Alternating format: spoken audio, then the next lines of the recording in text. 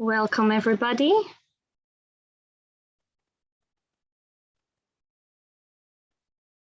All right, we're online. We're live. Thank you, everybody. Thank you for joining us. I would first like to welcome our early stage researchers today. Actually, some of us and some of the early stage researchers are in Brussels at our offices at Silver Square. So we're very happy to see them and to be able to gather after such a long time, after 2 years of not being able to meet in person for the project. So we're very pleased about that. I would also like to welcome all of the ReTraCE supervisors and the consortium partners. And of course, also our industry and our policy experts today that agreed to comment and to give feedback to our early stage researchers and their research findings today. And of course, all our other participants joining us today from our ABIS Academic and Business Network. So we are ready to start the ReTraCE project meeting with industry and policymakers. ReTraCE project, for those who are not familiar with, is realizing the transition to the circular economy and is funded by Horizon 2020 EU's Marie Skłodowska-Curie Actions and Innovative Training Networks. Today, we gather here to support the professional development of our early stage researchers that we have at the project. It's 15 of them, and their commitment to contributing to the transition towards circular economy, as well as implementing the European Commission Circular Economy Strategy. We're very happy also at ABIS to be part of this consortium. And we have actually one of the researchers in-house, Josep Pinyol, and we're very pleased to be able to contribute to the missions of the project as well. We are very happy that some of our members are here today with us because we also think that it's very important to disseminate the project outcomes to the more general public and our global network of businesses and business schools. So without further ado, I'll just quickly share about the program of today. We will be having 4 sessions today, each on a different work package. 2 will be there in the morning and then 2 in the afternoon. We have some excellent industry and policy experts today here with us. We have experts from Enel, the European Remanufacturing Council, METSA Group, the European Commission, Circular Economy, European Environment Agency, CEPS, Spanish National Research Council, NEMAC, and NTT Data. So welcome and thank you for coming here. We're really looking forward to all your insights. Now, before we dive in, I would also like to discuss some of the housekeeping rules. So please stay muted unless you are one of the ESRs that will be presenting or one of our experts who will be commenting. Feel free to keep your camera on so that we can have a more interactive feeling, more in-person feeling. We also recommend to use the chat function because today the only people who will be able to speak are our ESRs and our experts that we invited. But if you have any comments, questions, or just you would like to share some insights or your experience with us, please do not hesitate to type in the chat. We are monitoring it. We have also a chat facilitator, Jason, here with us. We will be sharing the chat to all of our consortium partners afterwards, but all of our early stage researchers are also monitoring the chat, so they will be able to reply to you there after their presentations as well. For your information, we're also recording this session and the video will be available to everybody afterwards. We're also live streaming on YouTube. So for everybody who is not able to make it to Zoom, is able to also watch us on YouTube. But of course, please bear in mind that on YouTube, the chat is only monitored, but the main chat is happening here, and there also is some slight time delay there. One last remark, Please follow strictly your time, as we have quite tight schedule. So we don't want to cut anybody off. We want to have time for all of our experts to give comments. So now I would like to give the floor to Mario Pancera, the scientist in charge for the ReTraCE project for ABIS and a distinguished researcher at University of Vigo. Mario, the floor is yours for some introductory. Hello, good morning, everybody. Can you hear me? Yes. Okay. So good morning, everybody. I'm quite excited to be here after 2 years. Our last winter school in Naples, as most of you can remember, it was a fantastic winter school hosted by the University of Partenope. And this was also the last time we met together in person. And it's been emotional a little bit because many things has happened in these last 2 years. And personally speaking, I really saw the evolution of many of the ERC. And even though they went through some very tough moments during the pandemics, as many of us. But despite the COVID, the ReTraCE work has progressed, and I'm quite satisfied. And me and Andrea, many papers have been published, many deliverables have been transformed into papers. We have a special issue which deadline is approaching fast at the end of the year, and circular economy and sustainability, which is an emerging journal.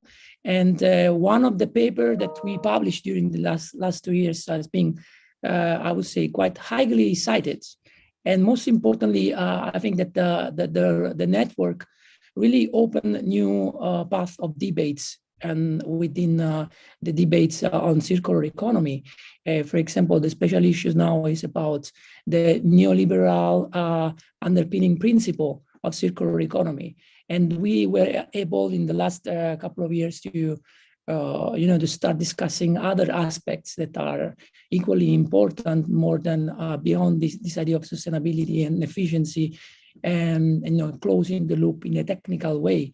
We've been discussing issues of gender, powers, equality, a just transition. And some of these debates culminated in new projects, like, for example, the project that I am coordinating now, the H2020 project, the Just Transition to Circular Economy. Just to say that in the last 2 years, despite all the difficulties, the ERC and the surrounding environments did a good job. And now that we are approaching the end of the projects, I'm convinced that most of the ERC will be ESRs will be the will be at the front of a new wave, a new generation of scholars focusing on circular economy. Okay, so I finish here, and I'm looking forward for the presentation our new young scholars. And welcome everybody, and I hope this will be a fruitful meeting. Thank you very much, Mario, for your words. And now I'm happy to open the first session, Work Package 1, Circular Supply Chains and Production Systems. We will have 4 ESRs presenting in this session: Tommaso Causolari, Azar Mahmoud, Jayani Ishara Sudusinghe, Felipe de Lima. And we have 4 industry experts here with us for this session: Luca Maini, he's the head of circular economy at Enel; David Fitzsimons, the director of the European Remanufacturing Council; Gerardo Taboada, purchasing manager at NEMAC; and Antonio Amoroso, the project manager at NTT Data. Welcome here with us. Now, without further ado, I would like to ask Tommaso Causolari to start sharing his screen and to start with the first presentation.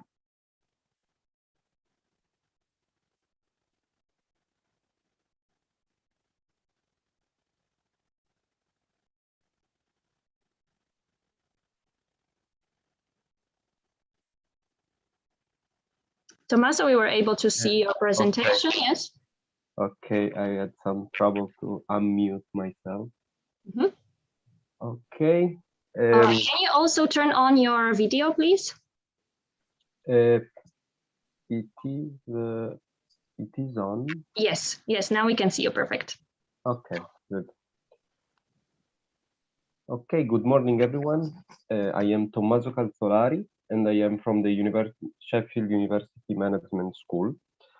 Today I'm presenting this work. I'm working with my supervisor, during which I'm questioning and validating a conceptual framework which I have derived in the first part of my PhD from a review of the literature and a review of corporate reporting. In general, my research focuses on describing and understanding the process of adoption of circular economy practices in supply chains. And I'm looking specifically at what drives company decision making behind this decision, and also at supply chain management aspects and the factors that could support this process. So as I was saying in this presentation, I'm focusing on validating through interviews a conceptual framework that I have derived by looking at both the literature and corporate reporting. This is because before testing the framework, I wanted to make sure that I was not forgetting some important variables. So by looking at the literature, I've seen that institutional pressure play a key role in determining what practices a company adopts. This is confirmed also by related research streams that look at how companies approach green and sustainable supply chain management practices. And I've also seen that the mechanisms that help these processes, like coordination, transparency in supply chain, communication, and strategic alignment with suppliers and customers, are quite related and linked to the concept of supply chain integration. So by looking at corporate sustainability reports of the 50 largest multinational enterprises in Europe, I have seen also what type of practices the companies were adopting, trying to understand also through some scores I built who was doing well, who was doing less well. And by coding the content of the report, so when they were talking about supply chain issues, I've also tested, I created some clusters of companies on the basis of their level of integration, and seen that more integrated supply chains were usually adopting more practices and at a higher level of implementation. I've also checked and listed all the drivers, the common reasons behind the adoption of circular economy practice, and this included some directives, regulations, some industry standards, or also some cases in which companies were copying each other best practices. So this is the conceptual framework that has resulted from these two analyses, which has been published recently in the Journal of Cleaner Production, that essentially says that the adoption of circular economy practices is driven by three isomorphic mechanisms: coercive pressure coming from regulation, normative pressure coming from social norms, and mimetic pressure coming from copying industry peers' best practices. And in this framework, supply chain integration has the role of the moderator, so it amplifies or reduces this relationship. So during this analysis, I interviewed 15 experts from both academia and in industry, and essentially I've interviewed them through online through Google Meet, and then transcribed interviews into textual data and tried to find common themes among the interviewees. So the first aspect that emerged is that institutional theoretical lenses allow to include most of the reasons of adoption that are usually important. And the examples that were mentioned were very much aligned with the analysis of the sustainability reports that I had already done. However, some of the interviewees also pointed out that adopting this framework might be not considering some other aspects, like the role of culture, the role of top management commitment, of corporate strategy. And so they suggested to take into account these factors in other ways. Another aspect has been discussing about the role of supply chains, because some of the interviewees described it, of supply chain integration, described it as a necessary condition in a context of multi-tier global supply chains that allows the implementation of some circular economy practices.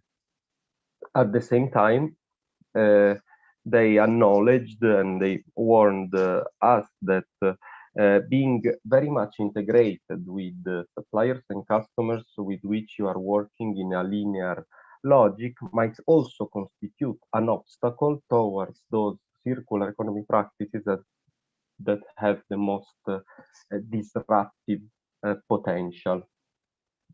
They also highlighted that there might be present other aspects, other variables that moderate the relationship between drivers and adoption of practices. Here there's a list of those that they mentioned. Some of these are in some way related to your definition of supply chain integration.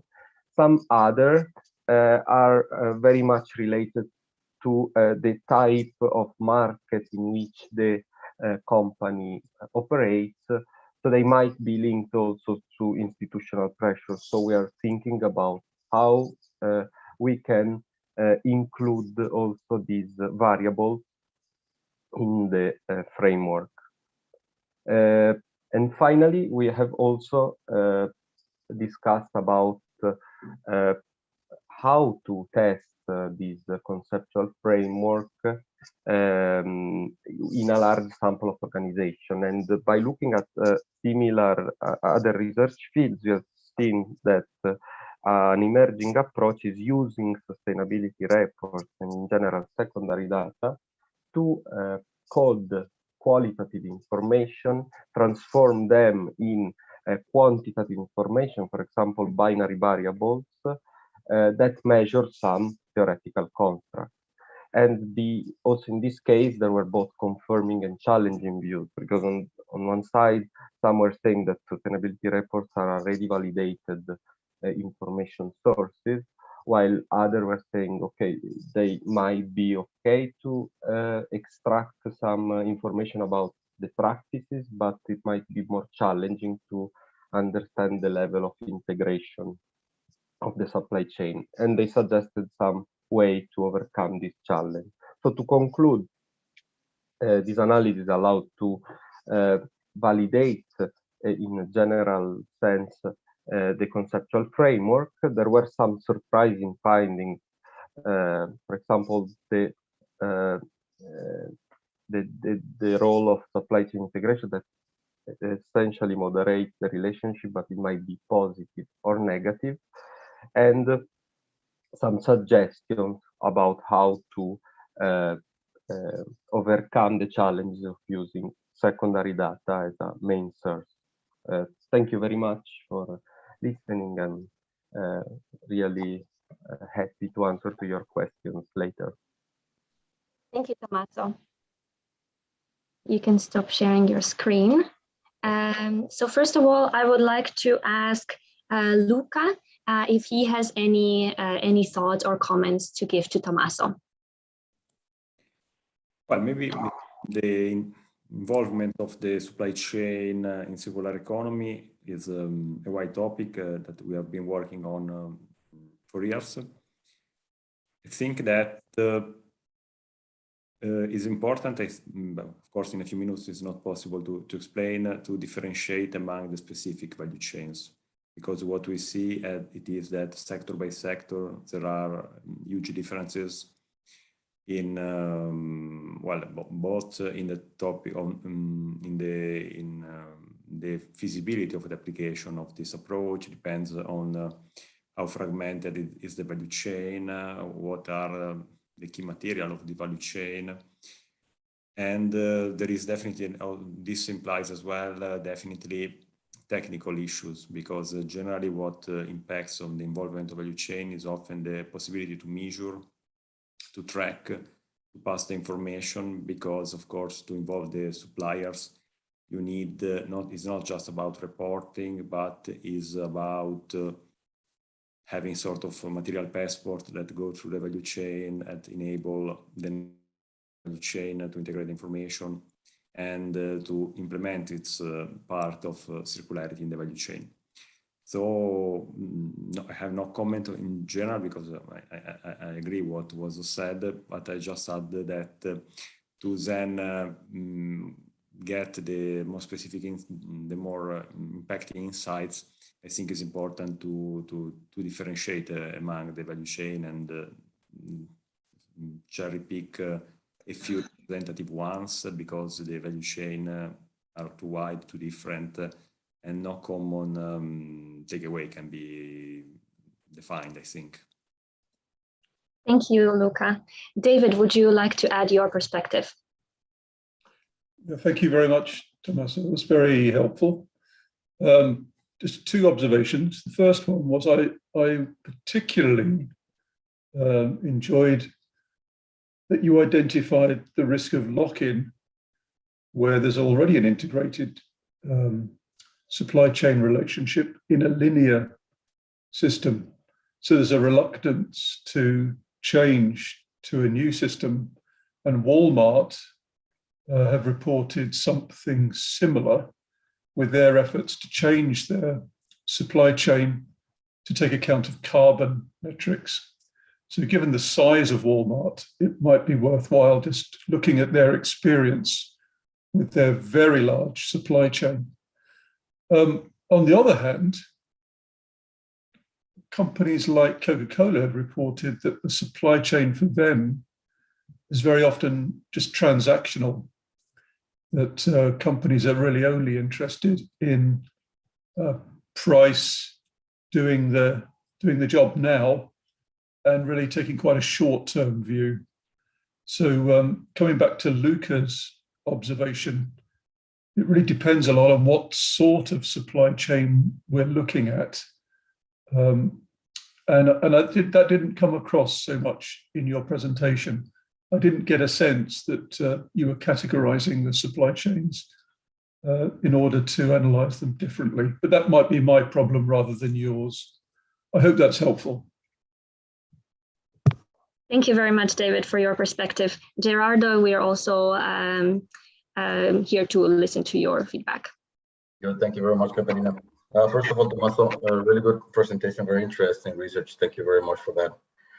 In general, as being part of the industry inputs, I very much appreciate it and very much also relate to a few points of what you were discussing from the positive and from the negative perspective. For the last 11 years, I've been involved with the automotive industry. So definitely, also as David mentions, we need to differentiate the types of supply chain networks that we're actually analyzing. So I guess that one of the points that you definitely could potentially focalize into the next steps is basically to challenge how to really overcome the different types of counter pressures that we find into the adoption of the circular economy. So definitely this is a very challenging position that the industry and basically all of the experts and everyone who's involved into it, it's analyzing how to become or moving from a more coercive approach towards a more collaborative approach throughout the participants in the network. In general, definitely it's something that it's coming, it's been here for many years. You get the pressure from the governments, from the policies, from organizations, and also from the customers, and it's also becoming not only on sustainability purposes, but also in terms of, let's say, trend or global trends. It's definitely a need that we need to incorporate these into our practices. So I guess that in general, I would just move a little bit more into the direction on how to make it more appealable and how to monetize also the benefits of it. Thank you, Tommaso. Thank you, Gerardo, for your comments. Antonio, we are ready. Okay, thank you, Tommaso, for your interesting presentation. From my side, just one comment. It will be very interesting, the phase where you transform the quality data in measuring data, so you can test your framework very well, and it will be very interesting this phase. So I will be very happy to see the next steps. And another comment from my side to have a good focus on reusing central part of your framework, because reusing of is a very important factor in adoption of circular economy, from my point of view, of my experience. Thank you. Thank you very much. So if you feel that you have still a lot to say or questions that you would like to ask either our experts or Tommaso, you can still use the space in our chat to do so. Otherwise, we will go to our next presenter, next ESR, Azar Mahmoud. Azar, you can start sharing your screen. We are ready for you. The floor is yours. Of course. Thank you, Katerina. Can you see my screen now? Yes, you can just put it full screen and we're ready to go. Sure. Okay, perfect.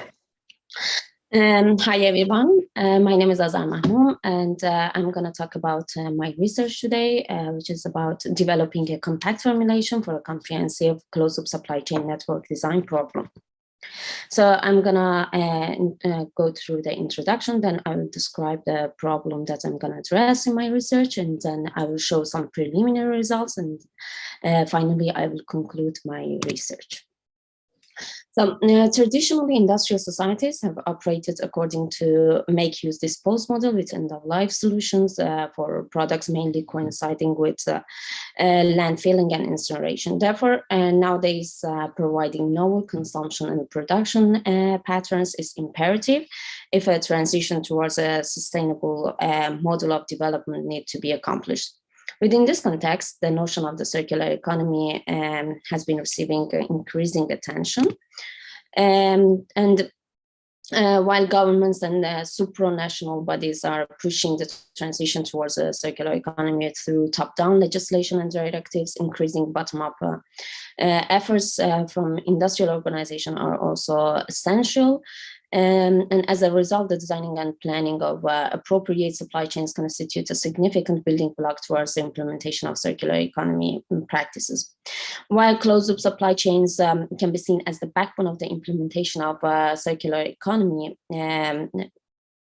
principles at a micro and meso level, most of the closed-loop supply chain literature has been developed before the popularization of the circular economy concept. As such, we conducted a very comprehensive literature review of modeling approaches for closed-loop supply chains with the objective of evaluating whether current models modeling approaches are adequate for providing decision support for the transition towards a circular economy at a supply chain level.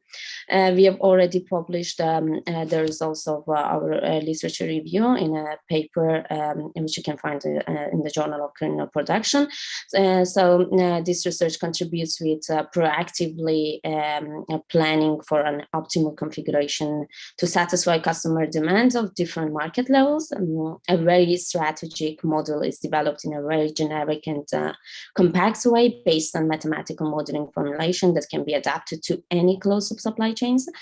The proposed closed-loop supply chain tends to maximize the number of products which once collected from the customers are in a way reutilized and sent to further customers, thus preventing manufacturing new objectives from scratch.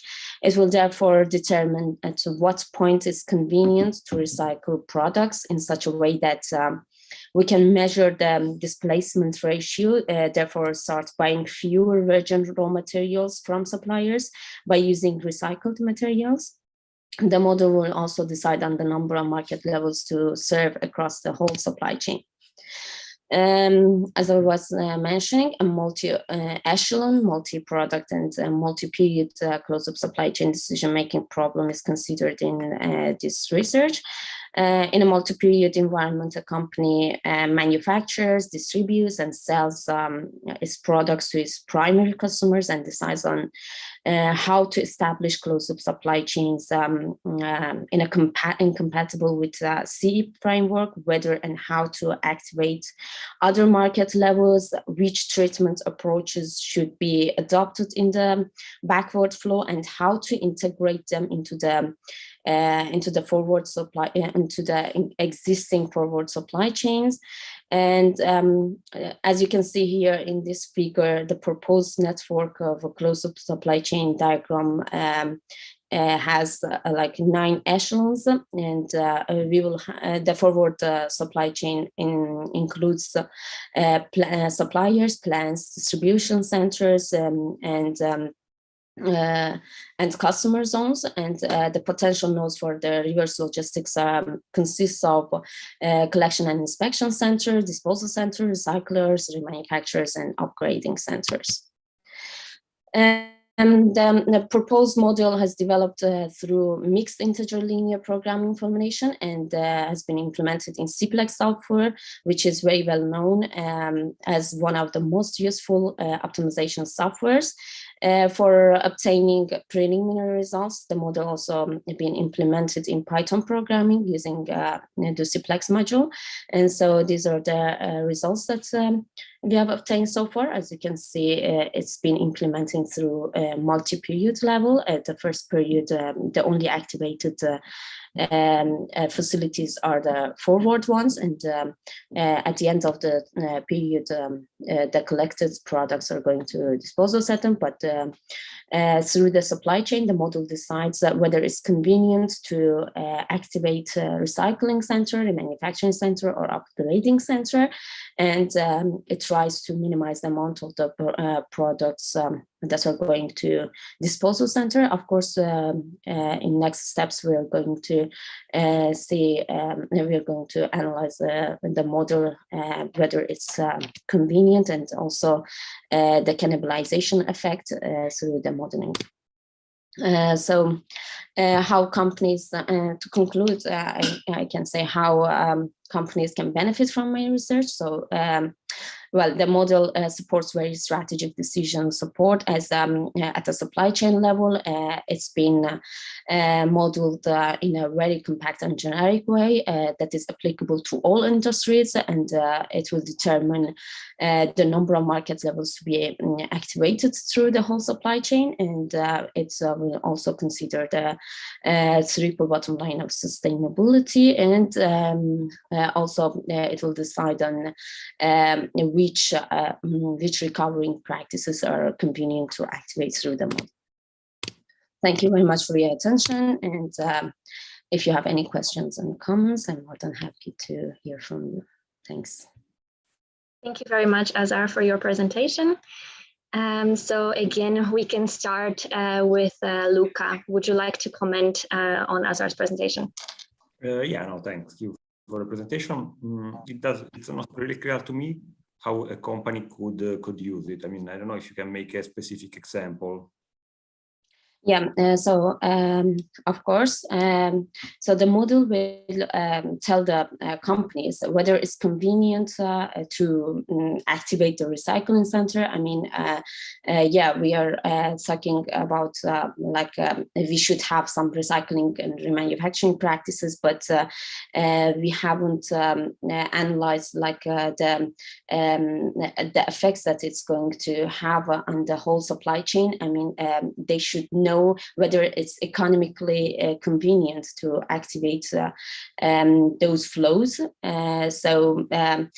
For instance, if we have in a scenario that we have the same cost for recycling, manufacturing, and upgrading center, which ideally is not the case, but the model we decide which recovering practices is suitable for the company to be activated. Yeah, I think that is still valid. I mean, the comment I made before. I mean, each sector, each specific chain is quite different one from the other. So I think that the challenge is above all to have a clear picture of the information along the value chain. This is basically the typical issue when thinking about the circularity along the value chain, because it touch various steps of the value chain, touch various contractual approaches, etc. So I'm not sure if it really can be used for a company to analyze a business implementation.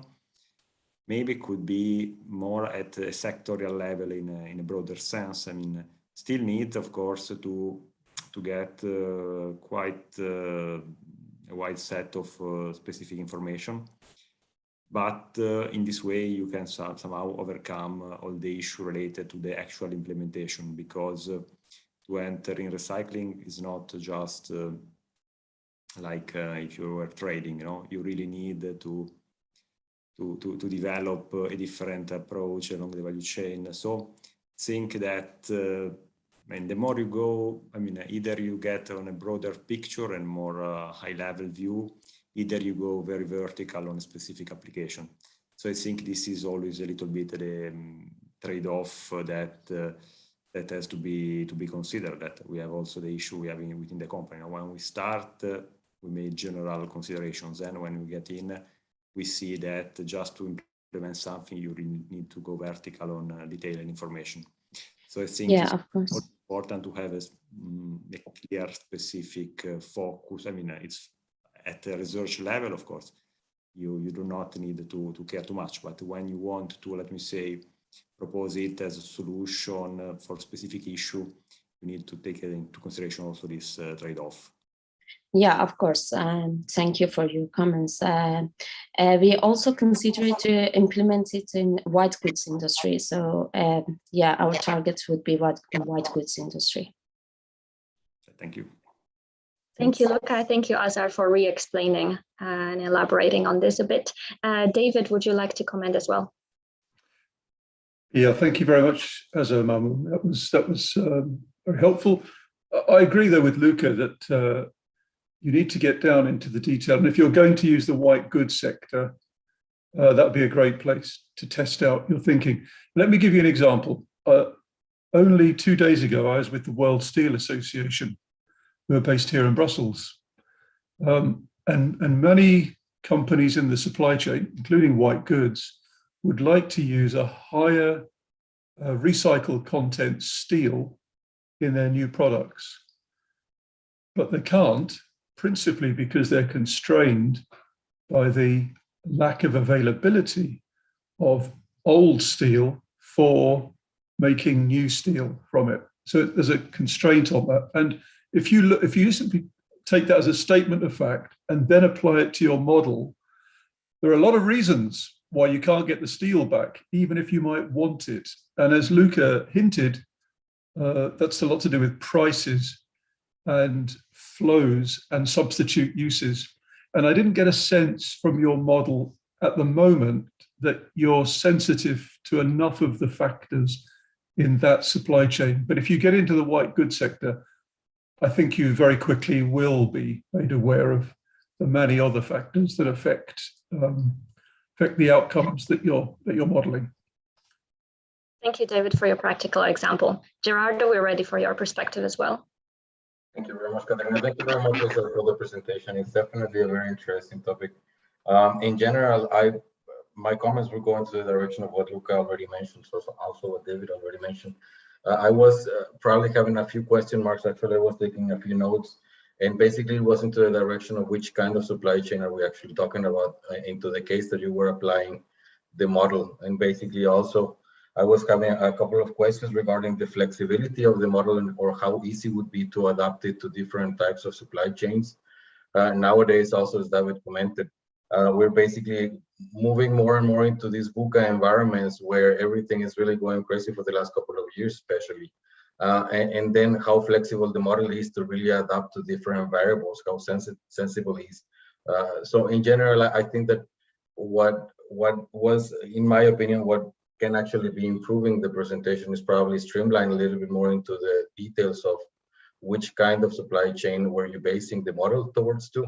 And I guess that would be the only topic that I have in front of me. Thank you very much, Isaac. Thank you, Gerardo.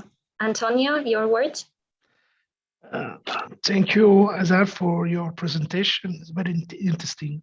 I'm agreed with the president comment because this model is very strong, I think, for research side. But if you want this model as a product for the supply chain company, make use for decision, you have to make this model more user-friendly. From my experience, company need instruments very friendly. They have to they can insert the variables in a simple way and have the results. So I think you can improve the presentation with a user-friendly framework as well. Thank you. Thank you very much, Antonio. And thank you, Azar, for your presentation. I hope this was very valuable insights for you. And now we can move to Jayani Ishara Sudusinghe. Jayani, you can share your screen. We're ready for your presentation. Thank you, Katrina. Okay. Can you see my screen now? Thanks. Yes. Yes, you can just make it full screen as well. Okay, perfect. Hello, everyone. I'm Jayani Sudusinghe from University of Kassel, Germany, presenting you my research I'm doing with Professor Stefan Soering, my supervisor. Our research mainly focuses on collaboration in circular supply chains. So as you know, collaboration plays an important role in circular supply chains, mainly with the need to smoothen the flows of products, resources, or any other energy flows. So there are different organizations involved in collaboration. With that in mind, what I'm presenting today is a Delphi study where we have involved with different experts, both from academia and industry. And with this study, we are trying to understand the reasons why collaboration needs to differ from linear or the traditional supply chains that you know to circular supply chains, and understand what drives and hinders collaboration and what kind of collaboration practices are mostly known in a circular economy context. And finally, we try to explore different viewpoints, maybe from an academic and practitioners, these different viewpoints on supply chain collaboration. So as I mentioned you earlier, this was a 3-round Delphi study. First, we selected a panel of experts coming from both academia and industry. As the first round, we did a brainstorming session. So all the Delphi study was happening through online. And in the first round, we identified different factors relating to reasons, drivers, barriers, and practices. So once we identified these factors, for the second round, we asked the experts again to rank them in the order of importance. For example, if you take the reasons, which reason would you give rank number 1 as it deemed to be the most important reason? And the same for practices, drivers, and barriers. So once we received the feedback for the second round, we identified 3 clusters, like 3 different viewpoints based on the reasons. So these 3 groups have kind of similar opinions. So one of the groups we identified is operations and supply chain management experts. So majority of this cluster included operations and supply chain management academics. And similarly, the second group was also comprised of academics from circular economy perspective. And finally, we identified a third group called coming from practitioners. So it's mostly experts coming from the industry. However, still, when we looked into the clusters, these three clusters, within the clusters, they have low level of agreements. Because of that, we moved on to a third round where we asked again from the experts whether they are agreeing for the given ranks under each factor. So with this, once we completed round 3, we achieved high levels of agreements. So with that, we could conclude the rounds of the Delphi. And then we identified top 12 factors for each of these clusters, and like top 3 reasons, top 3 drivers, barriers, practices. And then we did a conceptualization to understand the 3 different viewpoints from these 3 different groups. So what I'm presenting here today is this conceptualization. And also we need to further validate this through a workshop, which is in progress as well, because even your feedback is quite important for this further validation and see whether what we have identified through the Delphi study is really what's out there among the experts. So first, let me give you a brief understanding of the factors that we identified. Some of the reasons for collaboration to differ from traditional supply chain to circular supply chain were coming up. Reasons such as complexities of the supply chains, maybe the duality role of supply chain partners. And then when it comes to drivers, experts were mentioning about achieving economic benefits and also having pressures from customers, governments, and other third-party organizations. And also collaboration practices can be hindered by some concerns on economic performances or lack of knowledge and skills on collaboration.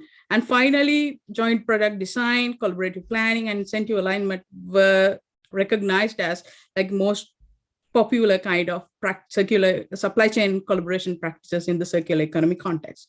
So I was mentioning in the third round, we identified the conceptualization among 3 aspects. So this conceptualization is based on these top 3 practices, top 3 factors from each aspect. So like top 12 factors and how each kind of expert group has identified this.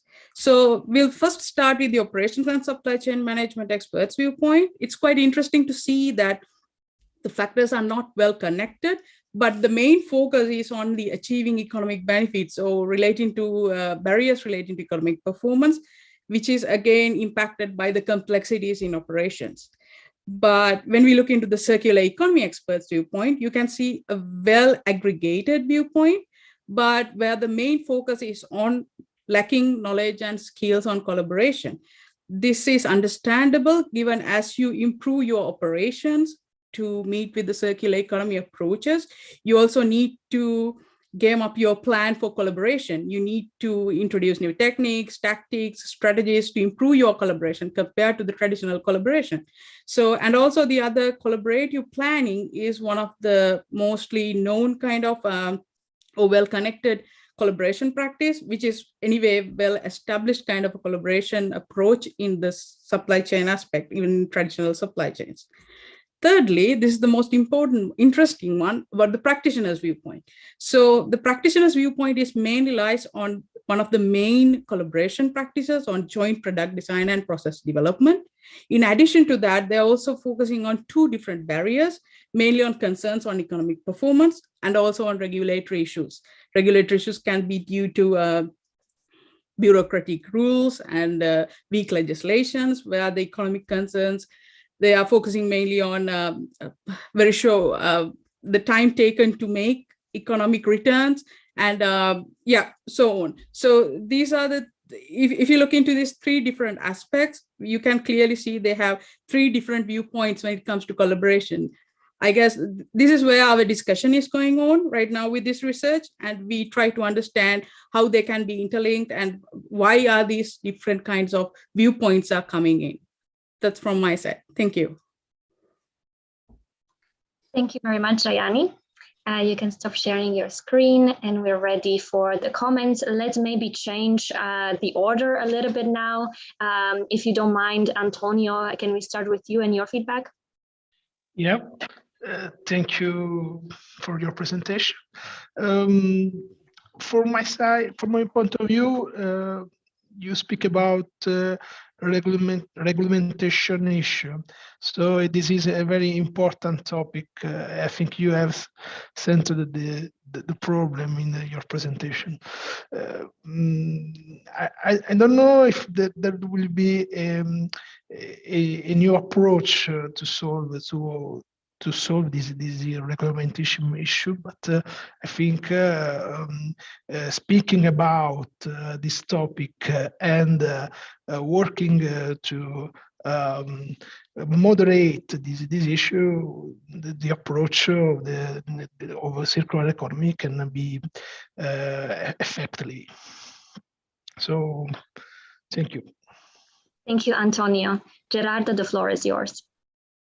Thank you very much, Katerina. Thank you very much, Gianni. It was a very interesting presentation, especially because of the fact that you're working extensively with primary data, which definitely will bring something very interesting and very fresh to the table. So thank you very much for that.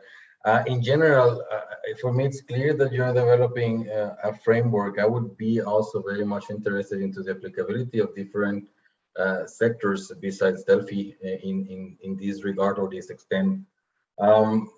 I think that one of the important topics or also something that I would be very much interested into, it's after the discussion, how to really close the gap between the different point of view of the circular economy experts combined to the real practitioners, because then you see a huge gap there in terms of some theoretically concepts that needs to be applied and achieved. And then when you go more into the practitioner spectrum, more into the industry, as I would be representing here to a certain extent, goes more into the operational efficiencies and the economical efficiencies more than the real overall concept of the circularity. So it goes more linear, more straightforward.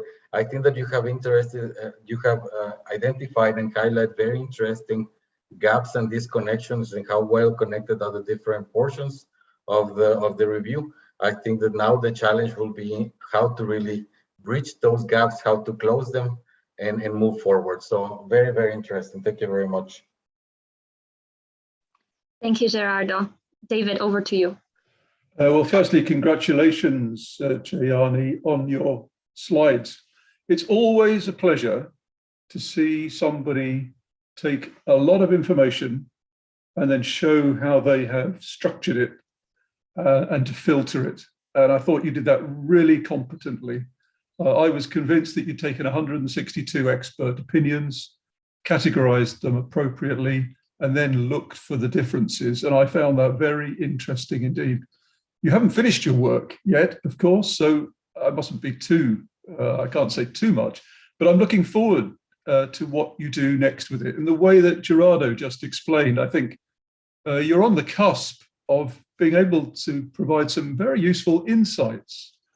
I personally self-identified, like Gerardo, with the practitioners' viewpoints, which with the differences between the practitioners and the other two groups, I thought was really very fruitful and a place to look for all sorts of insights.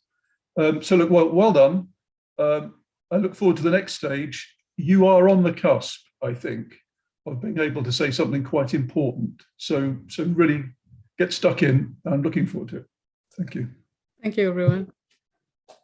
Thank you, David. I'm sure, Gianni, this is nice to hear such positive feedback. Luca, over to you.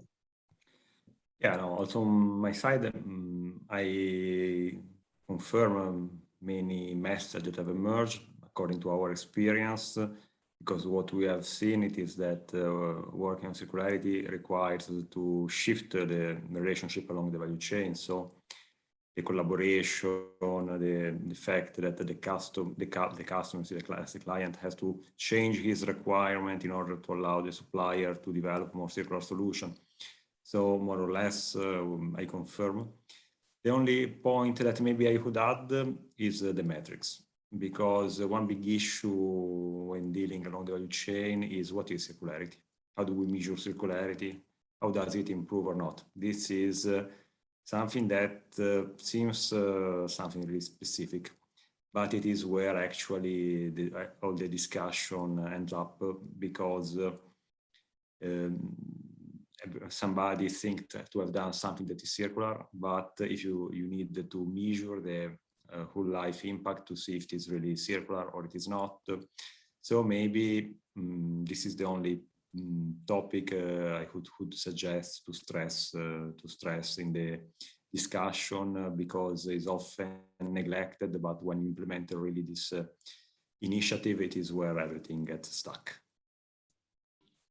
Yes, thank you very much for all your encouraging words. And also we will continue with the work. We are also working on a case study to further bridge this gap, like Gerardo was saying, like how specifically for a particular industry that this bridging of the knowledge gap between academics and practitioners, of course. Thank you so much.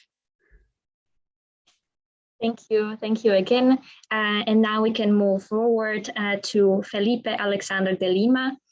Felipe, the floor is yours. You can share your screen now. Hi, good morning.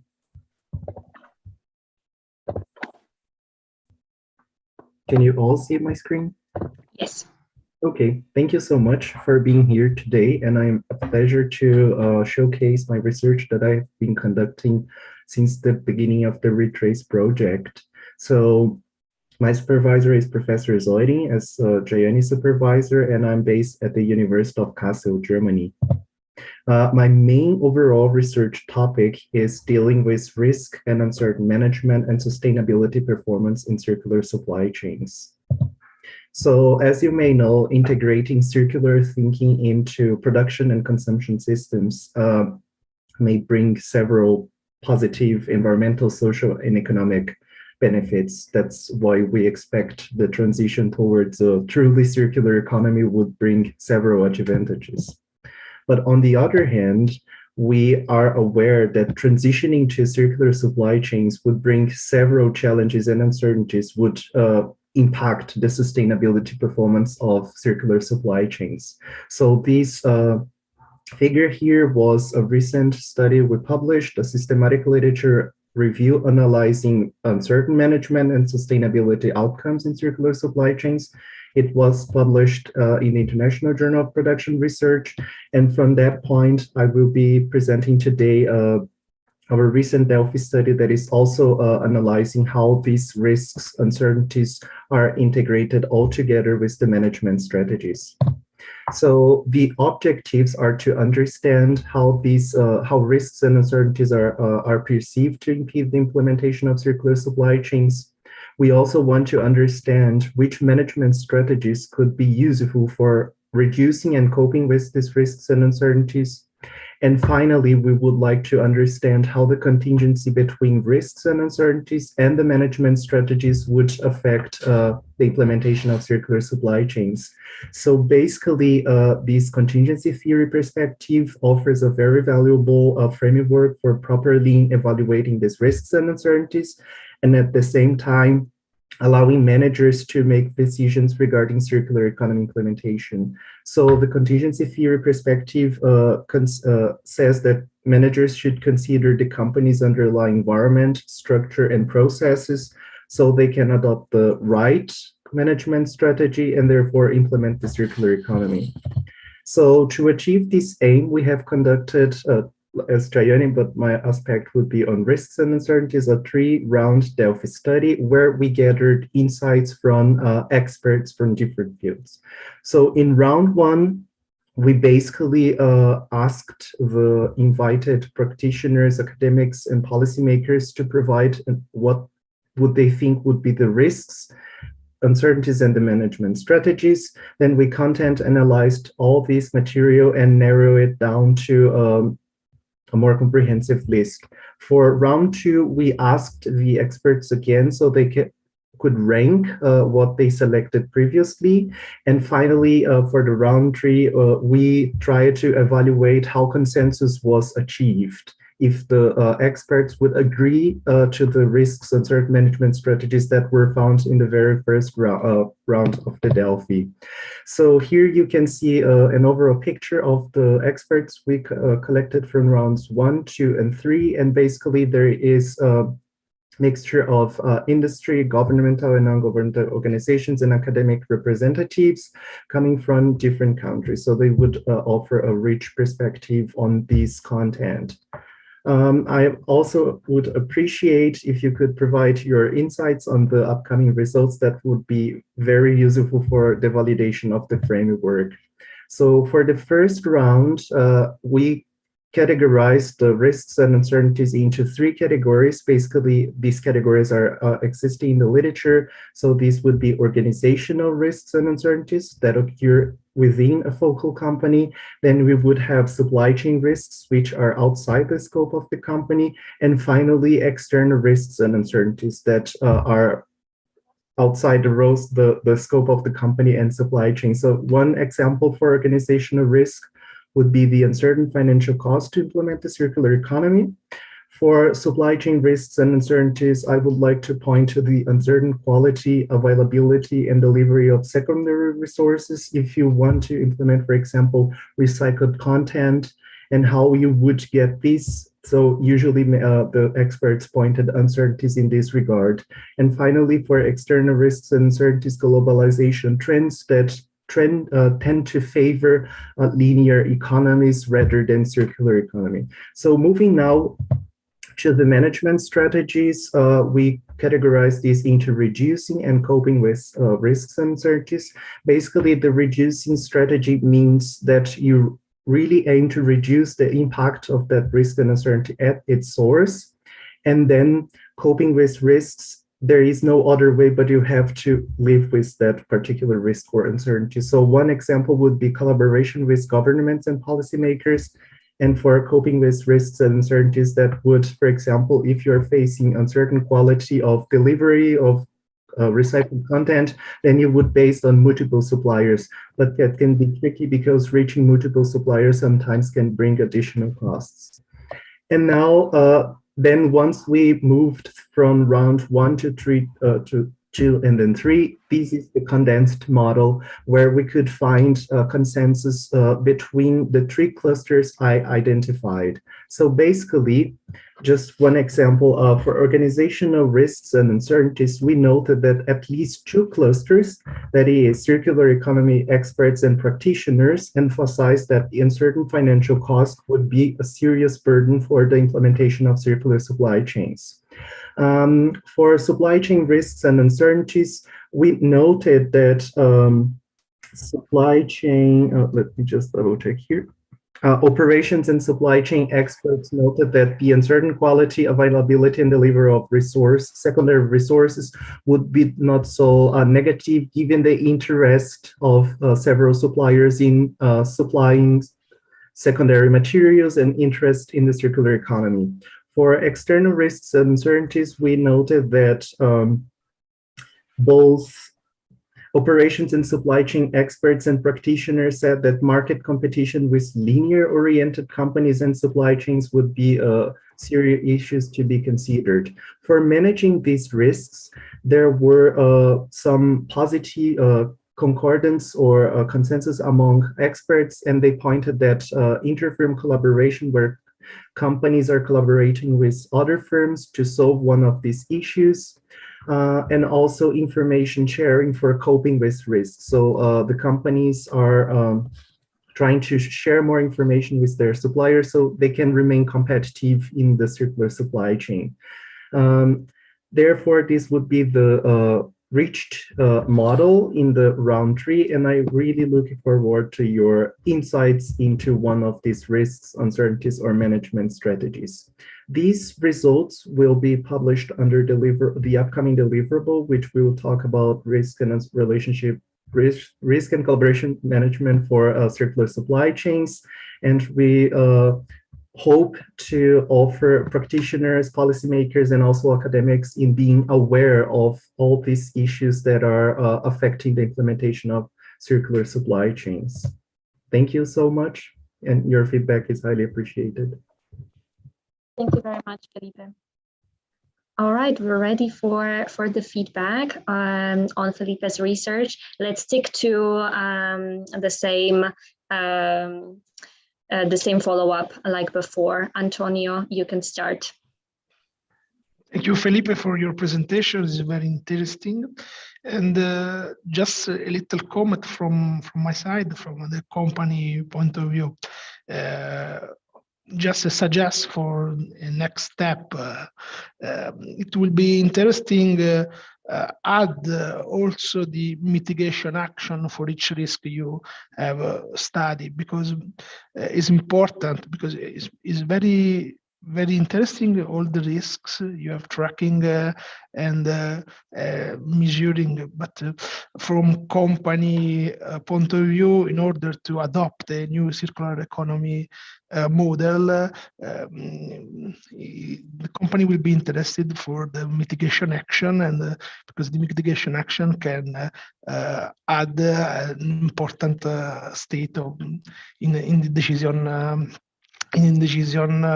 making for a new model of circular economy. So thank you for your interesting presentation. Thank you, Antonio. Gerardo, we are ready for your insights as well.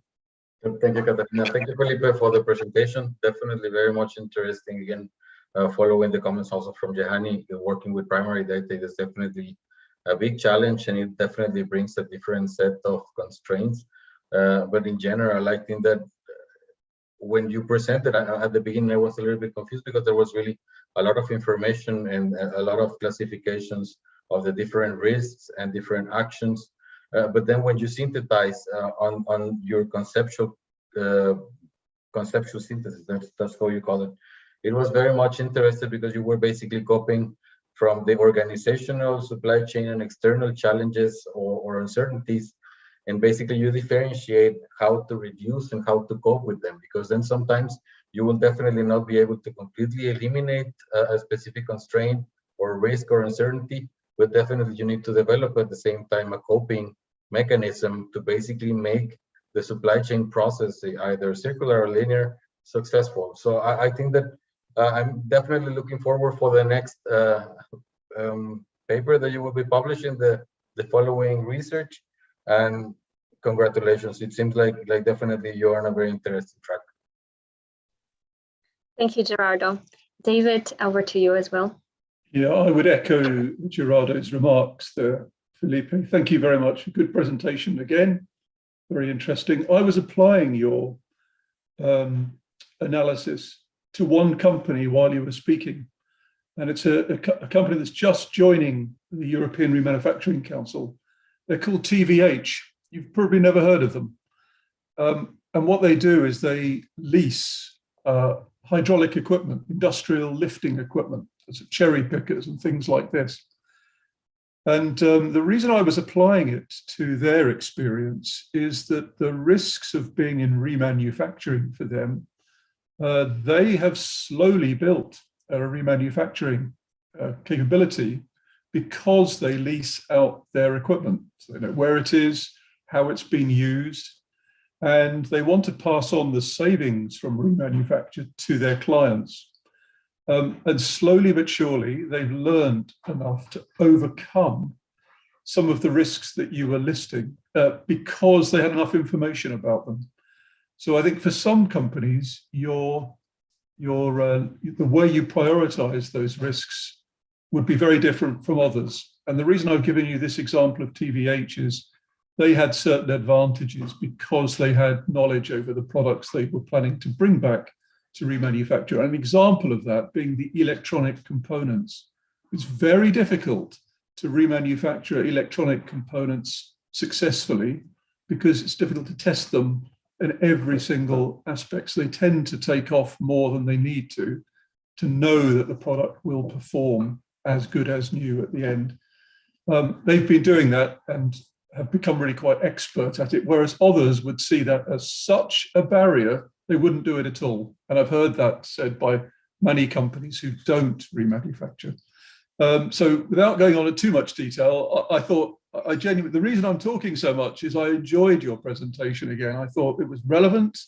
You too have got the potential to say something interesting. But from my point of view, and many practitioners' point of view, the real issue is injecting enough energy to overcome these barriers in the future. Don't get stuck on them and say, well, it's too difficult, let's give up. So one of the things that we're doing is we're about to launch a big competition for the world's best remanufacturing factory in cooperation with the World Economic Forum, so that we can, in essence, let me put it like this, we're going to shame companies into wanting to invest in remanufacturing because they see what others have done and want to compete with them. They want to see that others have taken on those risks, dealt with them, and then had success. And that's what we want to demonstrate. And I think that's what I'm most interested in, spotting what the resistance is, but then overcoming it. So thank you very much. Very enjoyable. Thank you, David. No worries about talking a bit more, because we were actually quite efficient, so we have enough time to go over all of your comments. Now I see a question in the chat, David, for you. You mentioned the example from the TVH, and Stefan Suring is asking if there's a possibility to talk to them and do a case study on this company, that it would be a really great for research. So you can put them in contact if it's possible, or you can reply in the chat. Luca, over to you. Yes, thank you. I think that the analysis, the topic raised are quite complete, I would think. Maybe the only distinction I would add is between risks and barriers, because risks for me are, for example, the unclear regulatory framework for what concern how to deal with the end of life of things. This is actually a risk because it's not clear, it's not defined. So there is a real uncertainty in operating in it.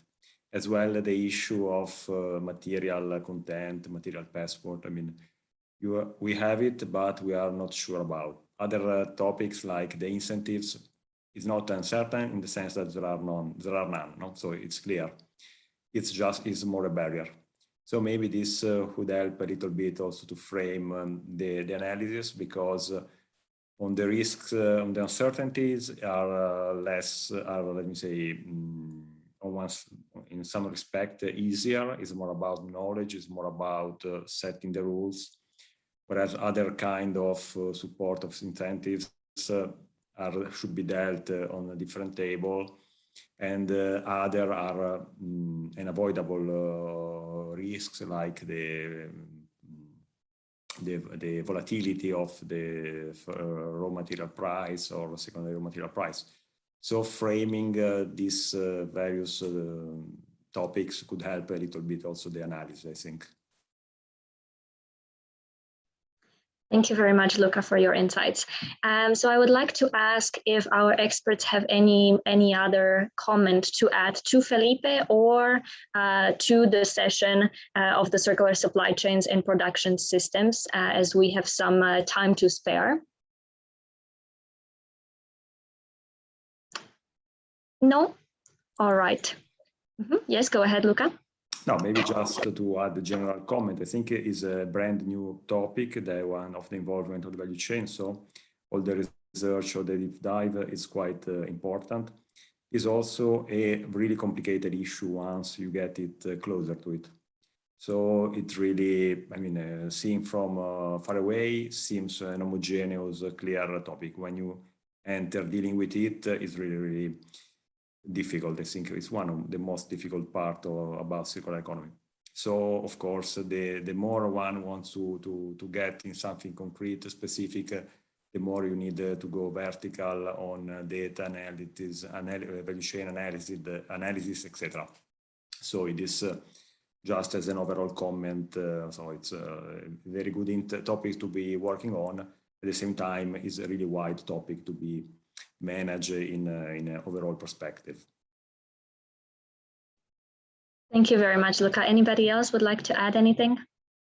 I would just like to comment that thank you very much, everyone, for your insights. Definitely very interesting topics from industry perspective. I think that it's definitely clear that there's no one-size-fits-all solution, let's say, that will completely from scratch applies to all of the industries. It's definitely a new topic that needs a lot of research, that needs also the collaboration with many different stakeholders to make it successful. And very much appreciated and very glad to see that there's a lot of young people doing interesting research, looking for alternatives to cope with these challenges that we will be facing in the future. So thank you very much. Thank you. Would Antonio or David also like to add anything? From my side, thank you very much to all the presenter, because they give different point of view of the topic, and very important speak about these topics, about circular economy, and develop instruments, framework, metrics, and so on, in order to achieve the objective to have this new model for our life. Thank you. Thank you very much. David? Nothing much to add to my colleagues, Gerardo, Antonio, and Luca's comments, other than to echo particularly Luca's comments that this is a very important topic area, but diving into the detail will likely to generate some important insights. Some of the work this morning feels as if it's trying to categorize, summarize, stay at quite a high level. But a lot of industry practitioners are now experiencing diving into the detail and finding it really difficult. So the researchers need to dive down with them and help. Thank you all. Thank you very much.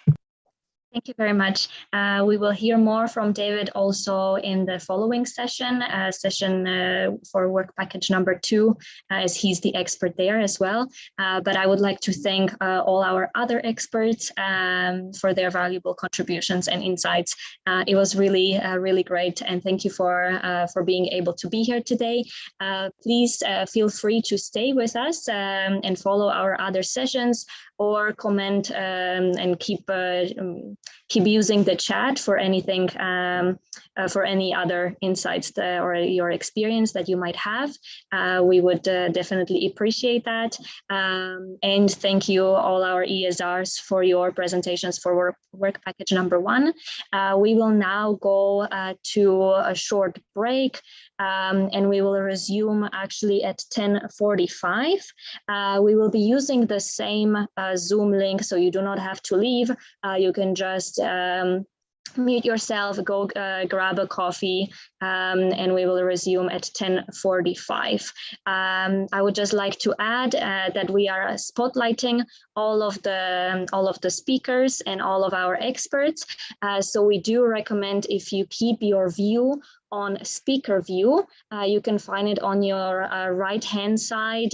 There's a button called view. Therefore, you will be able to just see the participating experts and not everybody with their cameras on. But we do appreciate if you keep your cameras on, so that we can see you and have a more in-person meeting, even though we were not able to have this event hybrid at this moment in time.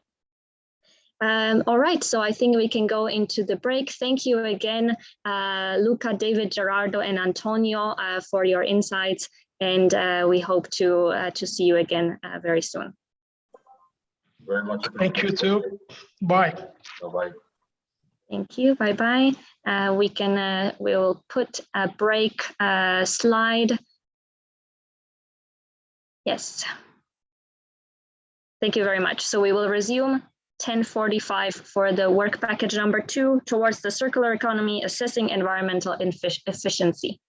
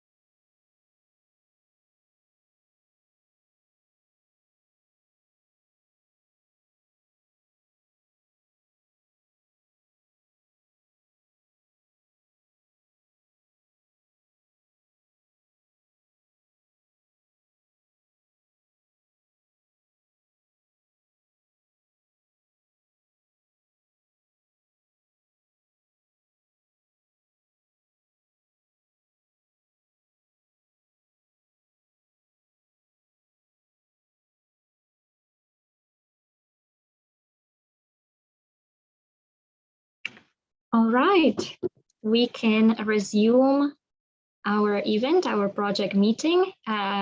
Feel free to turn on all of your videos again so that we can see you. Perfect. So we are recording again, as you might have heard. We are starting also live streaming, and we are ready to open the session work package number 2 towards the circular economy, assessing environmental efficiency. We will have 3 ESRs today presenting for this work package: Mariana Oliveira, Amos Mkube, and Kevin van Langen. And we will have 2 experts, 2 industry experts, David Fitzsimmons, the director of the European Remanufacturing Council. You were able, if you were here with us at the previous session, you were able to hear his comments already. And Maija Pohjakallio, she's the Vice President, Climate and Circular Economy at Metsä Group in Finland. Welcome everybody again. I am just, yes, perfect, asking Maija to turn on her videos so we can see both of you. And now we can start with Mariana Oliveira. If you could present yourself and share your screen and start your presentation, that would be perfect. Good morning, everybody. Just a moment. Yes. Are you able to see my screen? Yes, we can see it. Okay. Good morning again. The title of my thesis is Integrated Methodological Framework to Evaluate Circular Economy in Urban Systems. During the previous sessions, one comment from Jayani presentation was about metrics. So let's talk about metrics. I'm Mariana Oliveira. I'm a food engineering, and I'm working in the University Partenopeo of Napoli. So my scope, my challenge is to develop an integrated biophysical assessment, design a set of performance indicators to describe the environmental impacts, monitoring and measuring all point of views, perspectives like costs and benefits, also environmental impacts, progresses and risks, and bottlenecks, thinking about real case studies of complex systems. I should also test the applicability of this framework that should be capable to better understand why, when, and how to apply the methods, recognizing the diversities and benefits, and also identifying regulatory, organizational, and technical solutions to remove barriers and promote increasing circularity. Before continuing, I would like to give you some background about myself. I work in a huge bank in Brazil in an efficiency project under the sustainability framework. One of the projects was to reduce the use of paper in the back office, but the huge one was after the fusion with another bank.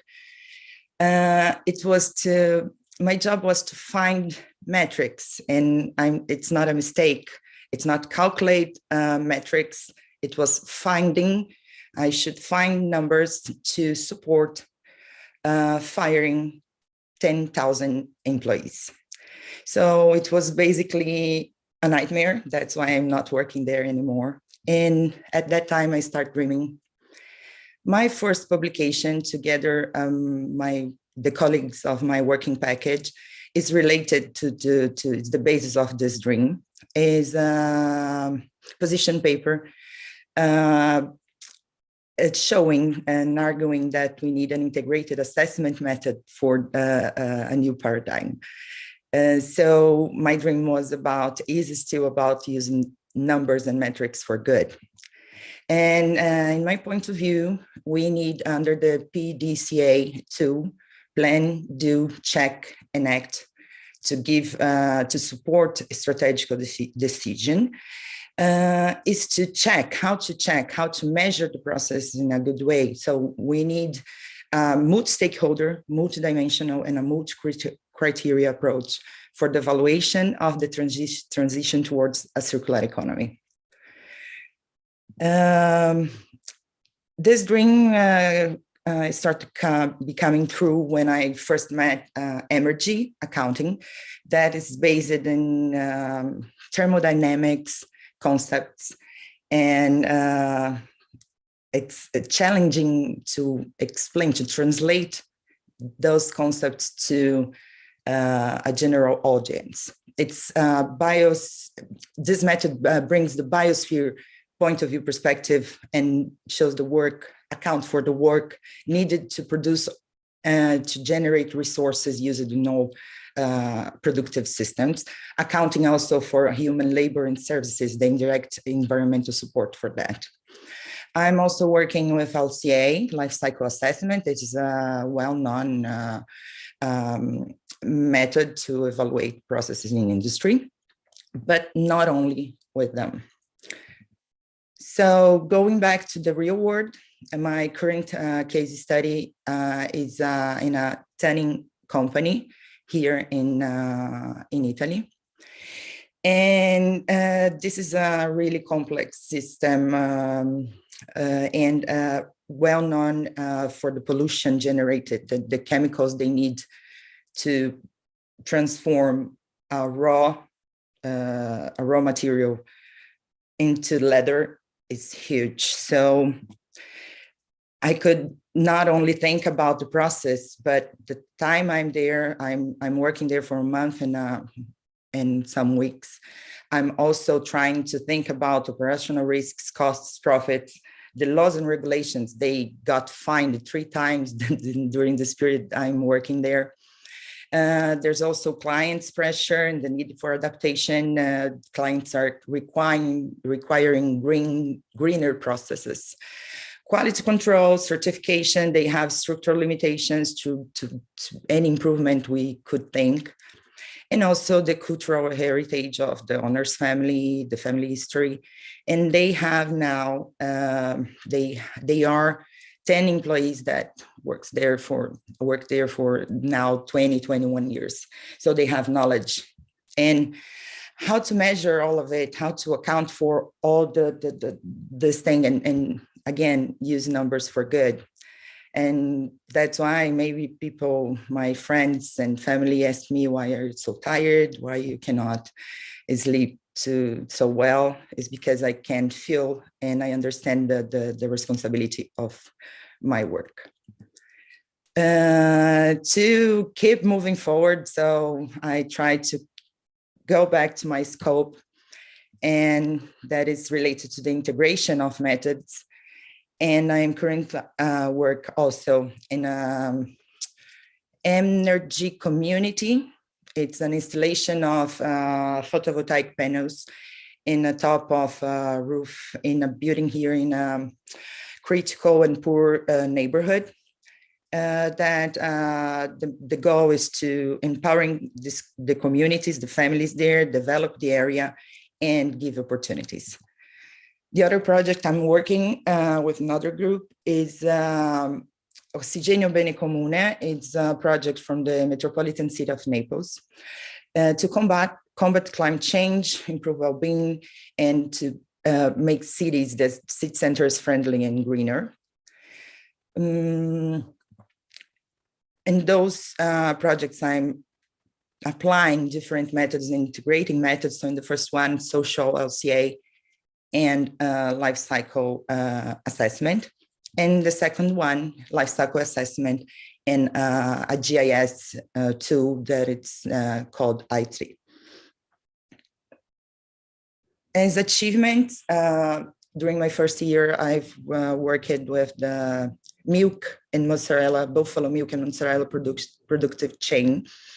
So my second publication is related about, we evaluated the production of mozzarella cheese, and the second one we evaluated in different scales, so from local to regional scales, the production of milk in Campania region.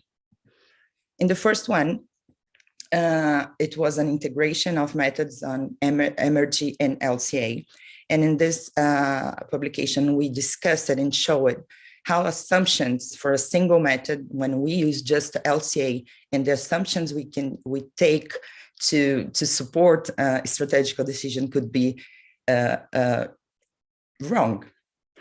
And the second one, it's not an integration of methods, but just one method, because methods were basically designed to evaluate linear systems. And when we apply to circularity, we can also get wrong numbers.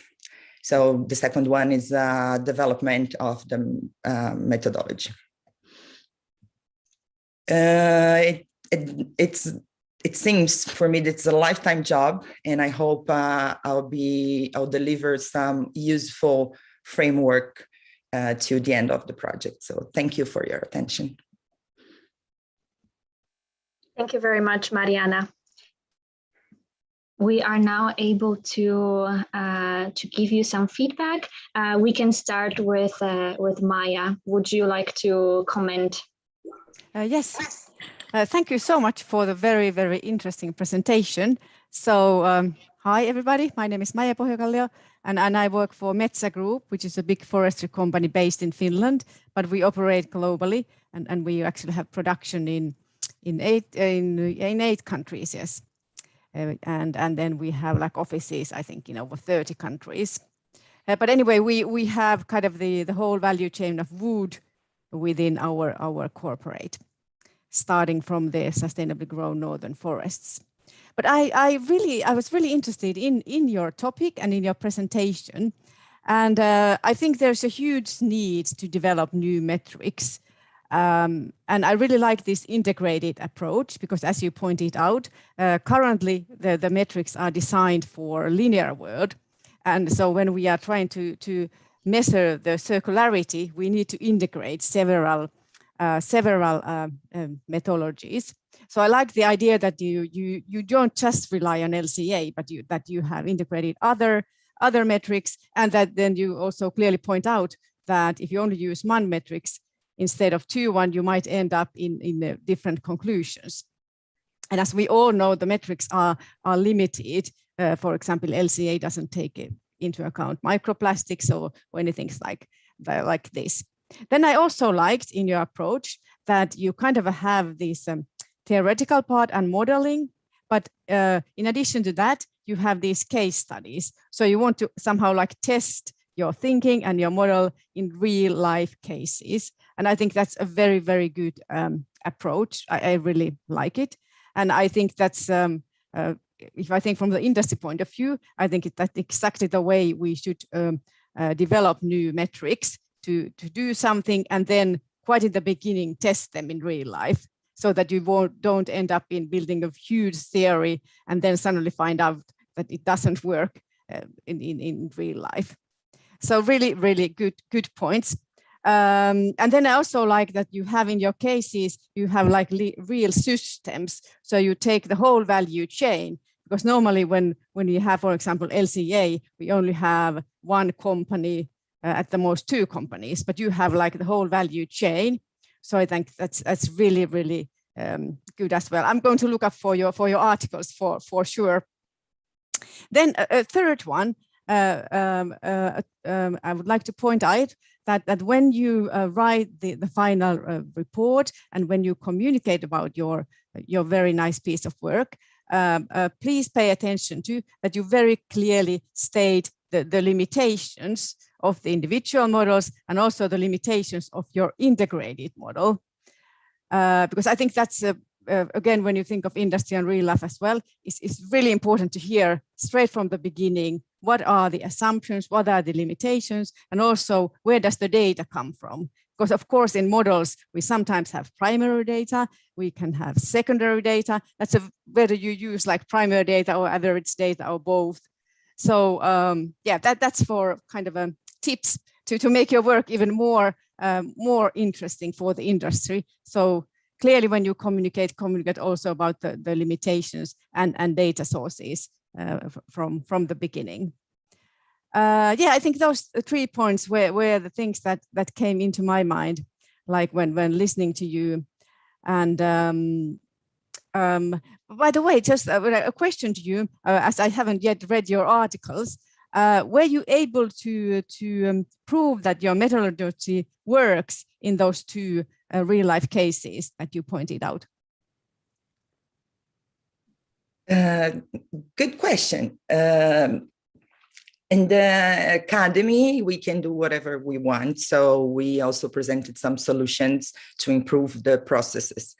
But I think the project I'm currently working, that it's the tanning industry, it will be the one that we will test the efficiency of the solutions. The other ones were just, we could do it, but they were not implemented. This is the truth. But the point I'm focusing on delivery of a framework that it can be used. And start working with decision makers and the strategic board of companies will improve that. But I'm confident because I'm working a real case study. So let's see. Yeah, and I could say that from our company's perspective, we would certainly need a tool because we, for example, have these kind of large bioproduct mills that produce several products. They produce pulp and tall oil, soon also like textile fibers. And so it's very difficult for the current metrics to get credit for these synergies in an industrial symbiosis. So it'd be great if your model could also be utilized to show the environmental benefit that you have in an industrial symbiosis, because you kind of optimize all the streams together with partners. So looking forward for that. Thank you so much. Thank you, Maya, for your insights and your tips. And thank you, Mariana, for clarifying some questions. David, over to you.